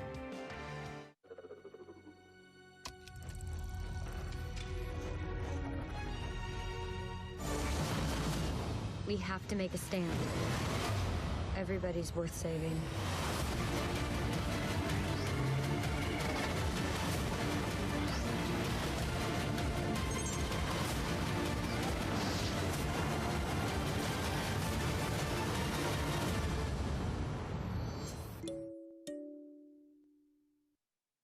Casinos of Winnipeg Goldeyes Baseball, live on Shaw TV. This week, the Wichita Wingnuts are in town. We'll be live from Shaw Park Sunday at 1 p.m. Casinos of Winnipeg Goldeyes Baseball, let's play Winnipeg. Casinos of Winnipeg Goldeyes Baseball, live on Shaw TV. This week, the Wichita Wingnuts are in town. We'll be live from Shaw Park Sunday at 1 p.m. Casinos of Winnipeg Goldeyes Baseball, let's play Winnipeg. Welcome back. A lot of fans headed for the exits and are heading for the exits. At 11:15, they have decided that the Goldeyes couldn't win at 9. They're going home. So we have a few more empty seats in the ballpark on a night when it was pretty much packed for most of the night. But this has taken a long time to play. I could stay here all night and watch this, but for some folks, may not be necessary. we got a left-hander warming up in the Kansas City bullpen. Pretty sure that Mark Haynes told his manager he would like to continue. Yes, I'm sure he did. That is what it looked like on the way to the dugout. He pitched pretty well. So for Kansas City here in the 10th inning, it'll be Dalton Wheat, who has been tremendous in more ways than one. And it's a ground ball to Darvill at short. This time he fires to first and gets Wheat. Boy, Wes Darvill is a vacuum cleaner. He made a throwing error earlier in the game, but after he made a good play to get to the ground ball. Yeah, he sure did. He's a very good defensive player. And as you mentioned, he's starting to find his groove offensively as well. I think he has some family in from out of town. Looked like he had a few people in for the game after batting practice. Real good scoop to get there. Sets his feet and fires it across the diamond to Rogers. So quickly, 1 pitch, 1 out for Cameron McVeigh here in the 10th. That brings up Brian Erie, the catcher.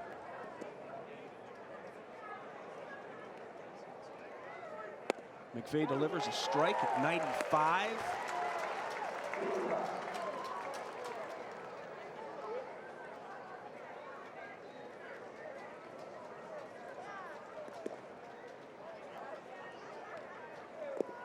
Pitch in the dirt, 1-1.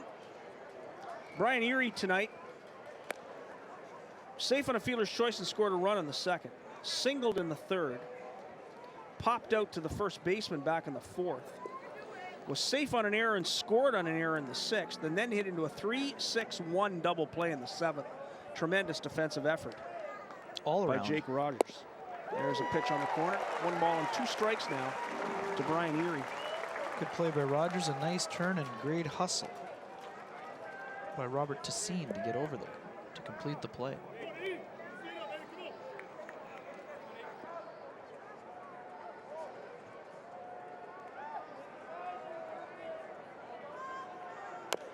There's a chopper in front of the plate, foul.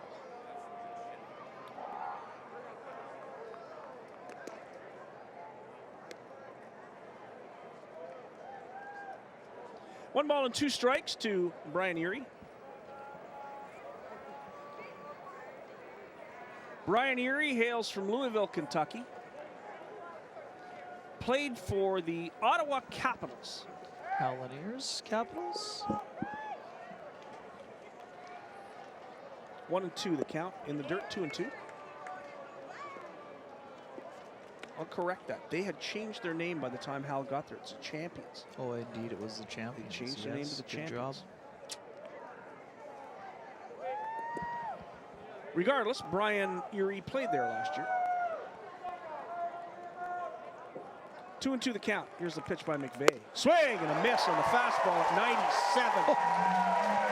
97, 4 hours and 13 minutes into a ball game in the 10th inning, and Cameron McVeigh just reared back and drifted one. Straight gasoline right there. Wow. Wow is right. It is Evan DeLuca warming in the T-Bones bullpen. He's the other big worker in that T-Bones pen. So here's Sergio Leone, the third baseman. McVeigh's pitch is high, ball one. Leone struck out back in the second, hit into a fielder's choice, was safe on a fielder's choice actually in the third. Struck out in the fourth. Sacrifice bunt and an error. Scored a run in the sixth and then struck out again in the seventh. Pitch in the dirt, 2 balls and no strikes to Leone.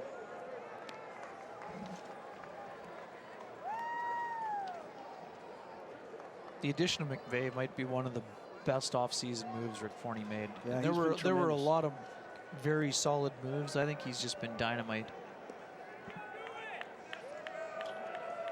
Eric Eddington, also a nice signing. Swing and a miss. 96-mile-an-hour fastball. Leone's had a good day with the glove, but with the bat, there have been some struggles. You can see why he entered the game with a 158 average. Again, not that it's easy to face a guy throwing 97 by any stretch of the imagination. Fouled off, 2-2. Have a little bit of trouble with the bunts. 2 balls and 2 strikes to the third baseman, Leone.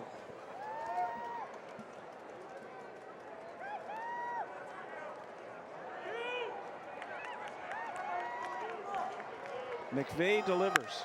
Fouled off again. Count remains 2-2.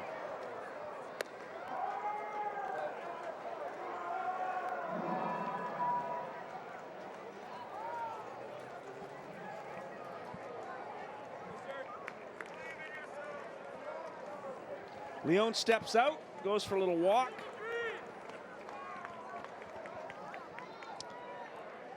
All it takes is one swing to be a hero here at a 15-15 tie. Here's McVeigh's pitch. Oh, just missed. 3-2. Tanner Murphy threw a strike back to the pitcher. Tanner Murphy thought that was strike 3. Faye thought he had him as well with that splitter. Started at the knees. Thought it may have still been pretty close to the knees, but dipped too far, in the opinion of Brian Child. McVeigh asked for a new baseball. Great take by Leone. That's a tough time to take a splitter that starts at your knees, that's for sure.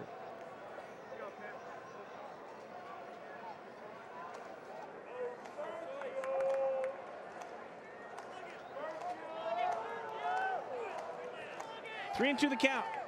2 out. Here's a pitch. And there's a fly ball. Not very deep in right field. Willie Cabrera camps under it. He makes the catch and we'll go to the bottom of the 10th. Solid inning for Cameron McVeigh. 3 up and 3 down. And as you look at Cameron McVeigh from Glendora, California, heading back to the Goldeyes dugout, it's still 15-15 as we go to the bottom of the 10th. Casinos of Winnipeg. Goldeyes baseball live on Shaw.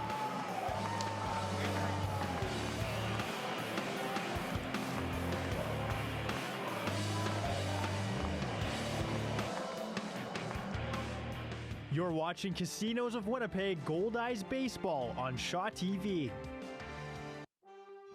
It's a sport dating back more than 900 years. It's fast-paced, exciting, and it's all real. Knights have gathered from around the world to clash lances at the Cooks Creek Medieval Festival. Join us here on Shaw TV for full coverage of the jousting competition. As the Knights of the Grotto meet on the field, our reporters venture out in the crowds, bringing you festival highlights. Don't miss it. Check your guide for playback times. Extra innings means extra interviews. Look who it is. It's former Winnipeg Goldeye Brendan Lafferty. Brendan, what brings you out to the game tonight? Came out to the area for Arlie Pete's concert this weekend. Oh, there you go. Yeah, there you go. Drop by. How many seasons did you spend with the Goldeyes? 3. 3 seasons. A lot of memories, I'm sure. What's life like after Goldeyes? It does go on. It does go on. Yeah. It's good to be back. Yeah. Living in Calgary. I work and coach, and yeah, it's good. There you go. I'm sure during your 3 seasons with the Goldeyes, you had a few games like this. What advice would you give to your former teammates here? Someone just got to step up so you can get the victory and go home. Yeah. You play tomorrow, so. One of the things we loved about you while you were a Goldeye, Brendan, was that you really fell in love with the city of Winnipeg. What is it about that city, this city, that you really fell in love with? Well, I mean, look, there's still pretty much everyone's still here. Yeah. You know, the fans are great. Everyone supports you. So I mean, you want to win for them. So. Appreciate your time, Brendan. Enjoy the rest of the game. Thank you. Brendan Lafferty, everybody. Back to Scott and Ken. Thank you, Mike. Thank you, Brendan. Has he Thanks found for a new sticking around, curling kids. team in Calgary? I need to know. Has I he wonder found if a he's new good. curling Didn't ask team? him about curling. Or is he playing hockey? Maybe. Who knows? We have a new pitcher for the Kansas City T-Bones. It's the left-hander, DeLuca. I wonder if he's related to the Winnipeg DeLucas. Evan DeLuca coming on for the 29th time. He's 2-2 with a 3.78 earned run average, 33 1/3 innings, 28 hits, 18 runs, 14 of which are earned, 21 walks, 33 strikeouts. Of the 151 batters to face him, they're hitting .228. So he's had a solid season so far out of this bullpen. And he's been the busiest T-Bones reliever. So Evan DeLuca comes in to be the 6th pitcher, the 6th of the night, here in the 10th inning. For the Goldeyes in this 10th inning, Ridge, Ho'opi'i Haslam, Tanner Murphy, and then back to the top of the order in West Darville.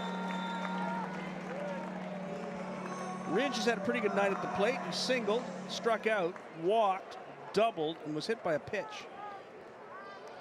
He has 3 runs batted in tonight. First pitch to Haslam is high. Ball 1.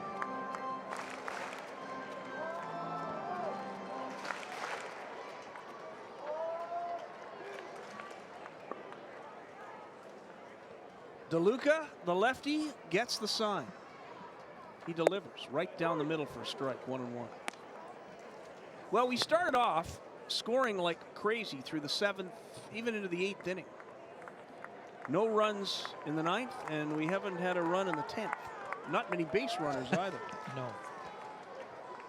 So now they've decided to play the game we thought we'd get at the start. Swing and a miss, strike 2, 1-2 to Ho'opi'i Haslam. Goldeyes 71 and 50 all time against the T-Bones, including a 36 and 23 mark at Shaw Park heading into tonight's affair. Do you remember way back in this ball game when Kansas City led 13-7 and pretty much had it in the bag? It's 15-15 now. Yes, I also remember when the Goldeyes were up 5-0 in the bottom. Swing and a miss. Struck him out in the off-speed pitch. First out of the 10th is Ho'opi'i Haslam. How about Casey Royals' longtime second baseman Frank White as the first base coach? Oh no, not that Frank White. I'm sorry. No, sorry. I forgot the long hair. This is the long-haired Frank White. Yes. My apologies. Long-haired, bearded Frank White.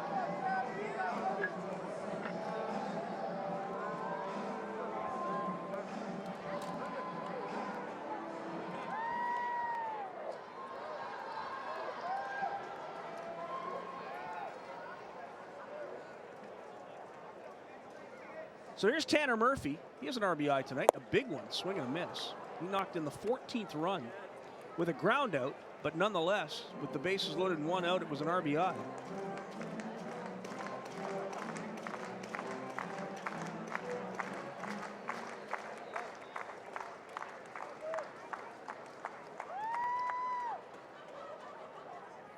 There's a beautiful pitch from DeLuca. Just a gorgeous curveball.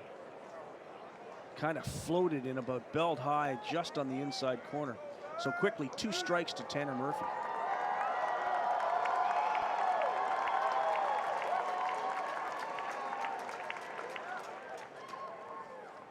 Pitches inside. 1 ball and 2 strikes. Sorry, White is there, but he's not on the road trip, it doesn't look like. Because we knew it wasn't him and Fred, the first base coach. It's not him at first base. I know that for a fact. But I knew he was on their staff. Pardon me. 1 ball and 2 strikes to Tanner Murphy. There's a pop-up on the infield. Frias, the shortstop, wanders over. He makes the catch. And that's the 2nd out of this 9th inning. 10th inning, correct? So here's West Darville.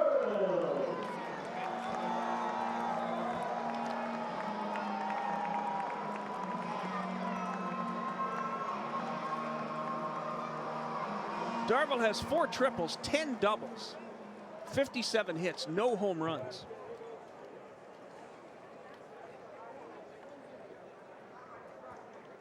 The lefty-lefty matchup with DeLuca. First pitch is right in there, a fastball at 91 for strike 1.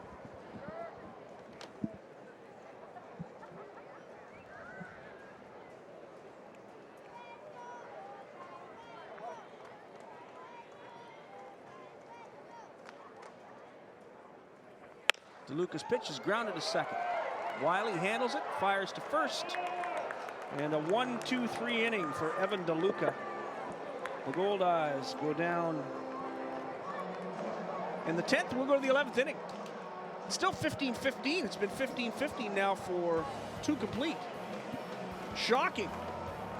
Casinos of Winnipeg, Goldeyes Baseball, Scott Taylor and Ken Weeb. Glad you've hung around for as long as you have. We're getting close to 4.5 hours. We're on Shaw TV. We're live and we're coming back with the 11th.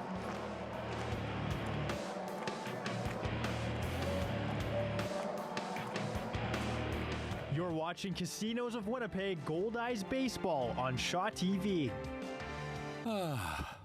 Whoa, game time. Gotta get this place ready. Nice. We're excited to enjoy the season with you as a fan and proud sponsor. Goldeyes Baseball on Shaw TV is brought to you by Casinos of Winnipeg's 2 locations, Club Regent and McPhillips Station Casinos. CasinosofWinnipeg.com.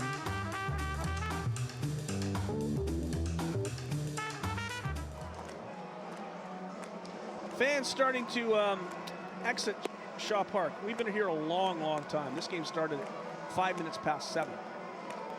Glad you could stick with us. I almost got confused here. I've been playing Pokemon Go for the last 2.5 years. Come on.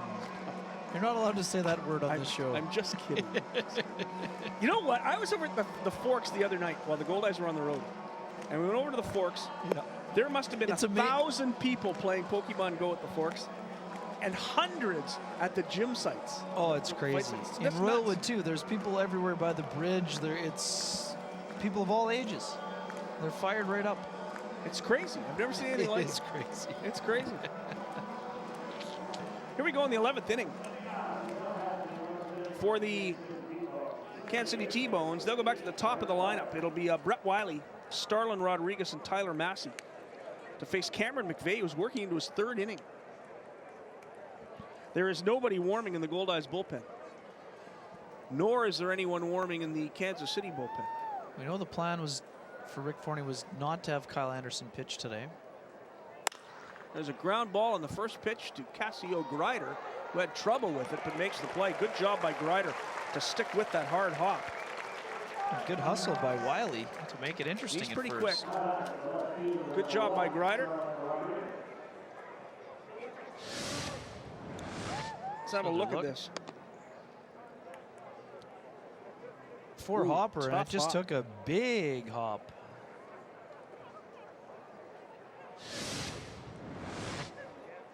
So 1 away. Here's Starlin Rodriguez. First pitch by McVeigh is inside, ball 1. Rodriguez has taken some large cuts today as well. He has. Like Cabrera, he does not get cheated. It is an aggressive swing, and I like it. Not many guys anymore go with the no gloves. It's Vladdy. Rodriguez does. It's Vladdy-esque. Yes, no gloves.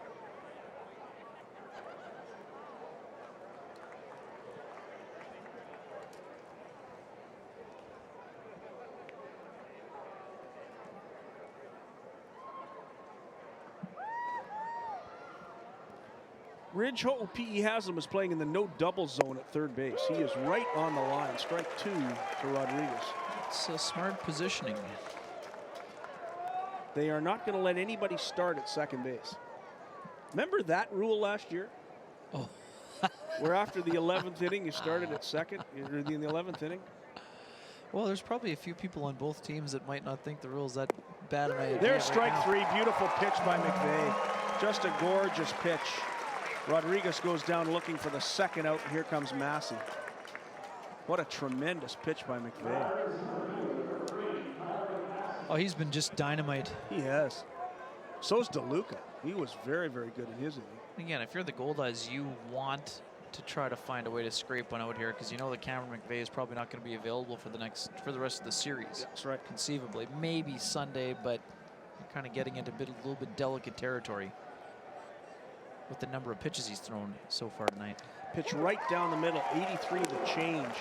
Beautiful pitch by McVeigh.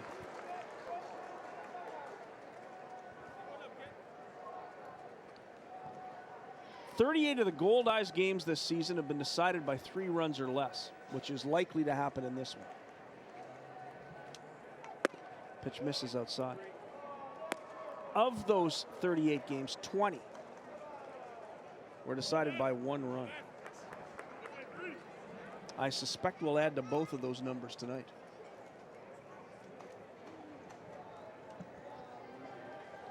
Two out in the 11th, and there's a long fly ball deep, but Willie Cabrera in front of the warning track makes the catch.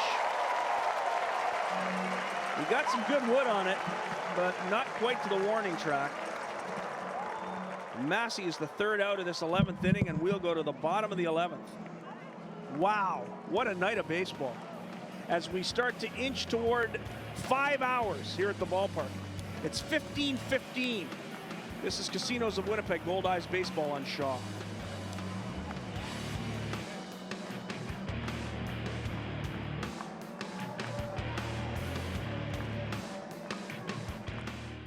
You're watching Casinos of Winnipeg Goldeyes baseball on Shaw TV.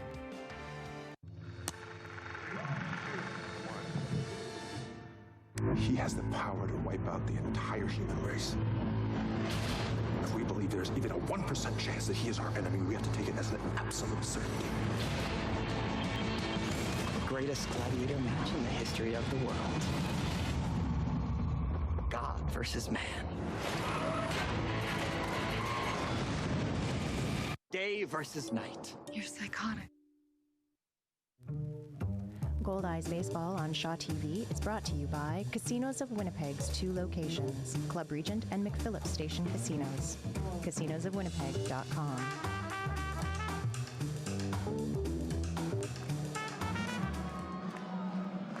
Welcome back to the ballpark. Evan DeLuca will work into his 2nd inning.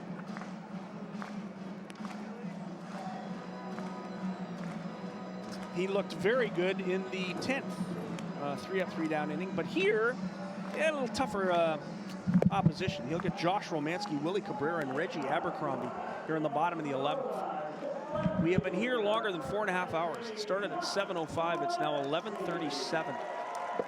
So we're at 4:32. There are kids who wanted to see these fireworks and are not staying awake.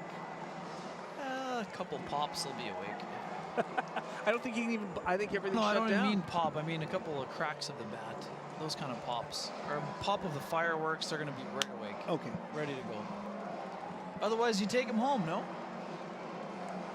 Well, yeah, but if the youngest one is there with 4 or 5 others that want to see the fireworks. Hey, you've already invested this much time. You may as well stay to the end. They may as well stay to the end. You're right. Here's Romanski. First pitch from DeLuca is right down, though a little high. Ball 1. Just a bit high. It's right down the middle, but above the letters. What a night for Romanski. Walk and a run scored. A line out.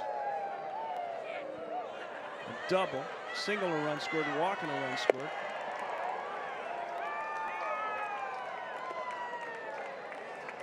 And a walk that drove in the 15th run. 3 runs batted in, 3 runs scored. Great night for Josh Romanski. And it's 2-0 to Romanski right now. Oh, he hit him. Romanski is hit on the shoulder. Another hit batsman, 5th of the night. And the Goldeyes get the leadoff man on base here in the 11th inning.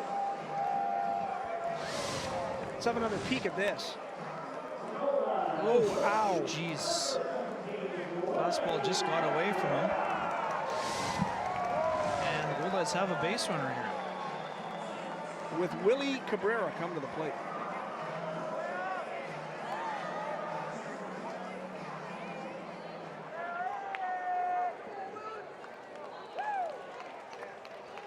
Cabrera has been on base 3 times. He has 1 hit in 6 at-bats. Safe on a fielder's choice, scored a run. Grounded out, safe on an error, scored a run, doubled in a run, lined out. And that line out could have ended it. He hit it hard, but right at Rodriguez. And Cabrera bunted. It's back to the pitcher. He'll go get Cabrera. The bunt works. Romanski's at second base. That's something you don't see every day. Willie Cabrera bunting. Unselfish play, another unselfish play by the Winnipeg Goldeyes. We talked about it what seems like 3.5 hours ago. David Rome talking about how the Goldeyes are playing the game the right way. Willie Cabrera is one of the best power hitters around. He gives himself up in order to move the runner into scoring position for Reggie Abercrombie and David Rome. So 2 of the Goldeyes' best hitters with a runner in scoring position. Romanski's at second, and here's Reggie Abercrombie. And they're going to walk Reggie. An intentional walk to Reggie Abercrombie to get to David Rome. Boy, that's gutsy too, and he nearly threw the first one away. A lot of respect for Reggie Abercrombie. David Rome has had a tougher day at the plate, but he's also an all-star. So he's an all-star, he's hitting .330. Exactly.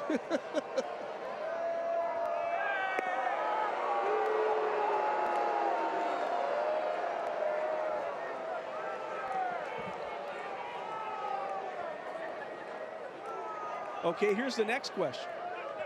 You've done this. No. You play for 2. That's the only thing you can do, I think. I know where you're going. You don't go all the way to the lefty to play for 2. No. Too dangerous, and you bring the hit batter into play, wild pitch, bases loaded walk. Would be incredibly gutsy. That's for sure. Well, David Rome is due. He certainly is. He's one of the only Goldeyes without a hit tonight. He has a sacrifice fly and an RBI, and he scored a run after he was safe on an error. But he struck out twice and grounded out twice. No hits in 5 trips. So Rome is due with Romanski at second and Abercrombie at first. There's DeLuca's pitch. It's on the corner for a strike.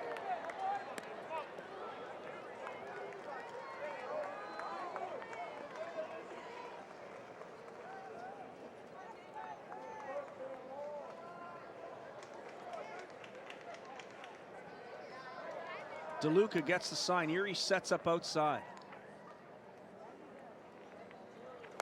Chop foul, strike 2. So DeLuca way ahead of David Rome, 0-2. I expect David Rome to shorten up his swing, go into more of the singles mode now with 2 strikes. Outfield playing at a depth where they think they could still throw at Romanski on a base hit.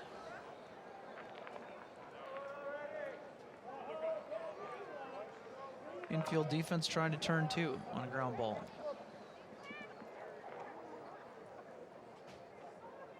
The outfield is very shallow at every position. It's DeLuca's pitch. It's way inside.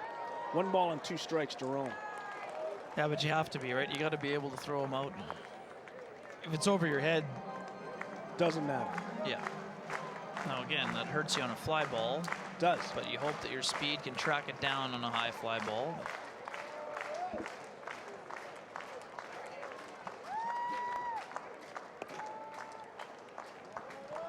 One ball and 2 strikes to Rome. There's the pitch. It's high, ball 2. 2-2 now. With Rogers in the on-deck circle. Goldeyes have good speed on the bases. Romanski runs well, as does Abercrombie. And you know that on a hard ground ball, Abercrombie will do his best to break up any potential double play ball up the middle. He's also going to get a good jump. But as we mentioned earlier, you can't get doubled off on a line drive either in this situation. DeLuca gets the sign from Erie, checks the runner. It's the pitch, way inside. It gets away from Erie, goes to the backstop, and now the Goldeyes have 2 runners in scoring position with a 3-2 count on Rome. And the 58-foot slider gets DeLuca in trouble.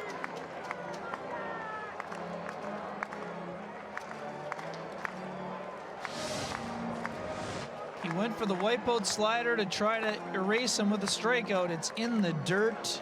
Brian Erie cannot handle it. The wild pitch allows both runners to advance. Now the infield will have to play in along with the outfield. 3-2, the count to Rome. And he fouls it off. That was out of the strike zone. Rome went after it. Too close to take. But again, too close to take.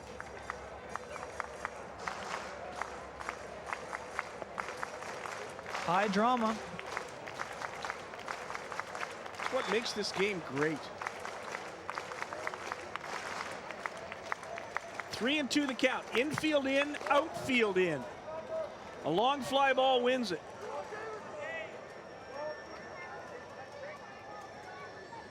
Here's the pitch. A line shot, foul.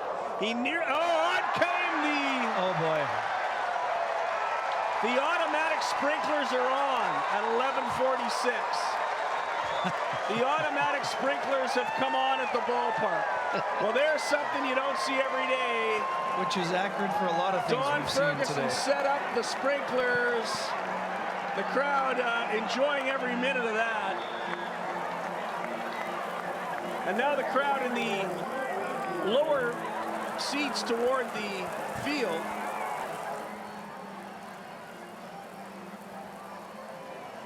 have got to wait. They've got to shut these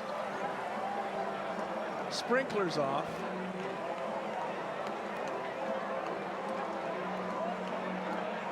Well, there's guys out in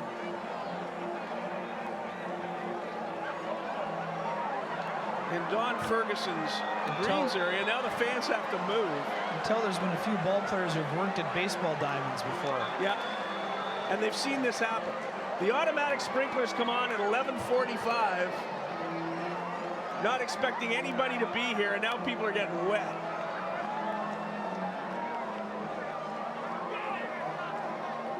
This is just crazy. What a night at the ballpark. Is this ever nuts? And the sprinklers are off. Finally, somebody was able to shut them off down in the groundskeeper's area. Well, we've had just about everything tonight. No kidding. It's been pretty crazy.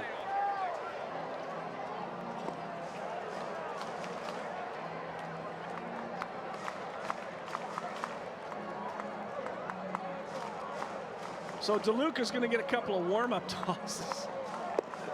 The sprinklers come on. They're on for 3 minutes. Finally shut them off. It's still 3-2 to Rome.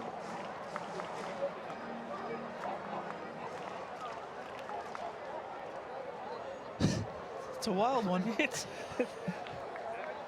At least it's a wild one. Just a crazy night as the sprinklers come on in the 11th inning. They finally get them off. Who benefits most from this delay? That's a very good question. He's already bounced one this inning. No room for error, basically, for None DeLuca. at all. First DeLuca base with is runners. open, He's got first base open. Little room for error, I guess we should say. Way outside, ball 4. And now no room. Now he has no room for a mistake. A walk to Rome loads the bases for Jacob Rogers. It's a lefty-lefty matchup. Rogers tonight has drawn 3 walks and a single. He's been on base 4 times. And he's been a defensive wizard over at first base. He has been as good a first baseman defensively as we've had with the Goldeyes. And that was the scouting report coming into the campaign. It was very good. So the bases are loaded with 1 out. Here in the bottom of the 11th inning. The infield is in, the outfield is in. A fly ball will score a run. Here's DeLuca's pitch. Swing and a miss. A mammoth cut. Whoa. Literally almost came right out of the shoes. He wanted to make it 19-15 with 1 swing. Boy, did Rogers ever take a cut at that pitch.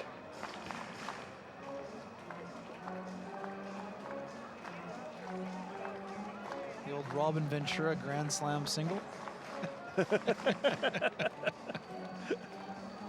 Yep. 1 strike to Rogers. Remember, Rome got down 0-2 and worked a walk. What a battle. Pitch is high, 1-1. Gutsy pitch, went to the curveball, it was a bit high. Rogers took it, even up that count. A lot of players having a little trouble with the footing. I guess a little bit extra water in the batter's sprinklers box. Come on.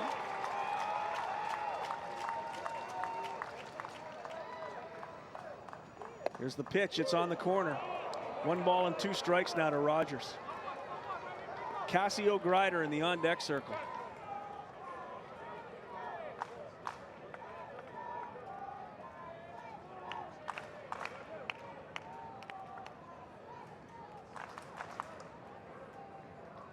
Romanski at third, Abercrombie at second. And there's a little flare into the outfield. It draws in. The play at the plate, Romanski scores. The Goldeyes win it. The Goldeyes win it in 11 innings on a little flare single from Jake Rogers. 16-15. What a night at the ballpark.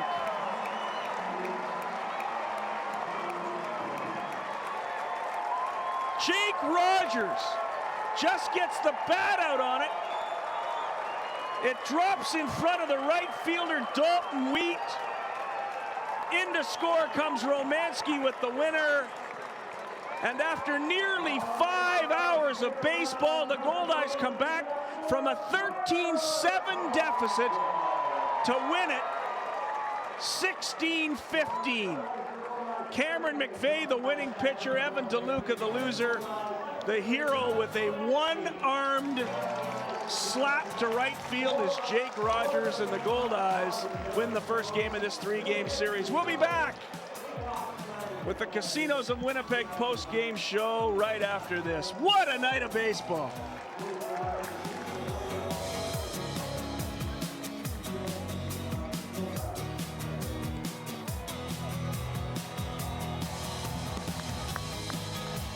You're watching Casinos of Winnipeg Goldeyes Baseball on Shaw TV.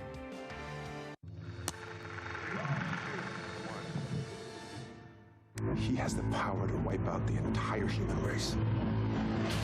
If we believe there's even a 1% chance that he is our enemy, we have to take it as an absolute certainty.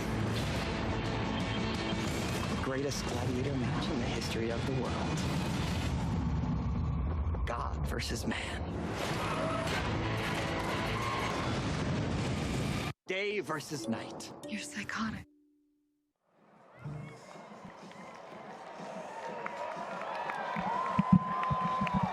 Welcome back to the ballpark, where the Winnipeg Goldeyes have defeated the Kansas City T-Bones in an absolute thriller. 16-15. The Goldeyes had built a 5-0 first inning lead. Watch that go away. It was 7-7, then suddenly it's 13-7 for Kansas City. The Goldeyes battle back. They win at 16-15 and 11 in a game that took almost 5 hours to play. The sprinklers went on. There was 31 runs. There was 31 hits. There were 5 hit batsmen. 6 errors. It was a wild one to the ballpark, but the Goldeyes come out on top. That's a big win for a team battling to stay in the lead in the wild card. No question. We talked about it going into the game. Goldeyes have won 6 of the past 7 series after being below 500 to get themselves even in the wild card race. Laredo wins earlier. It looks great for the Goldeyes early. They rally late. They fall behind again. Keep chipping away. Find a way to get it done. a lot of the bullpen was not very good. Then Cameron McVeigh comes in and absolutely saves the day. He was tremendous. Absolutely.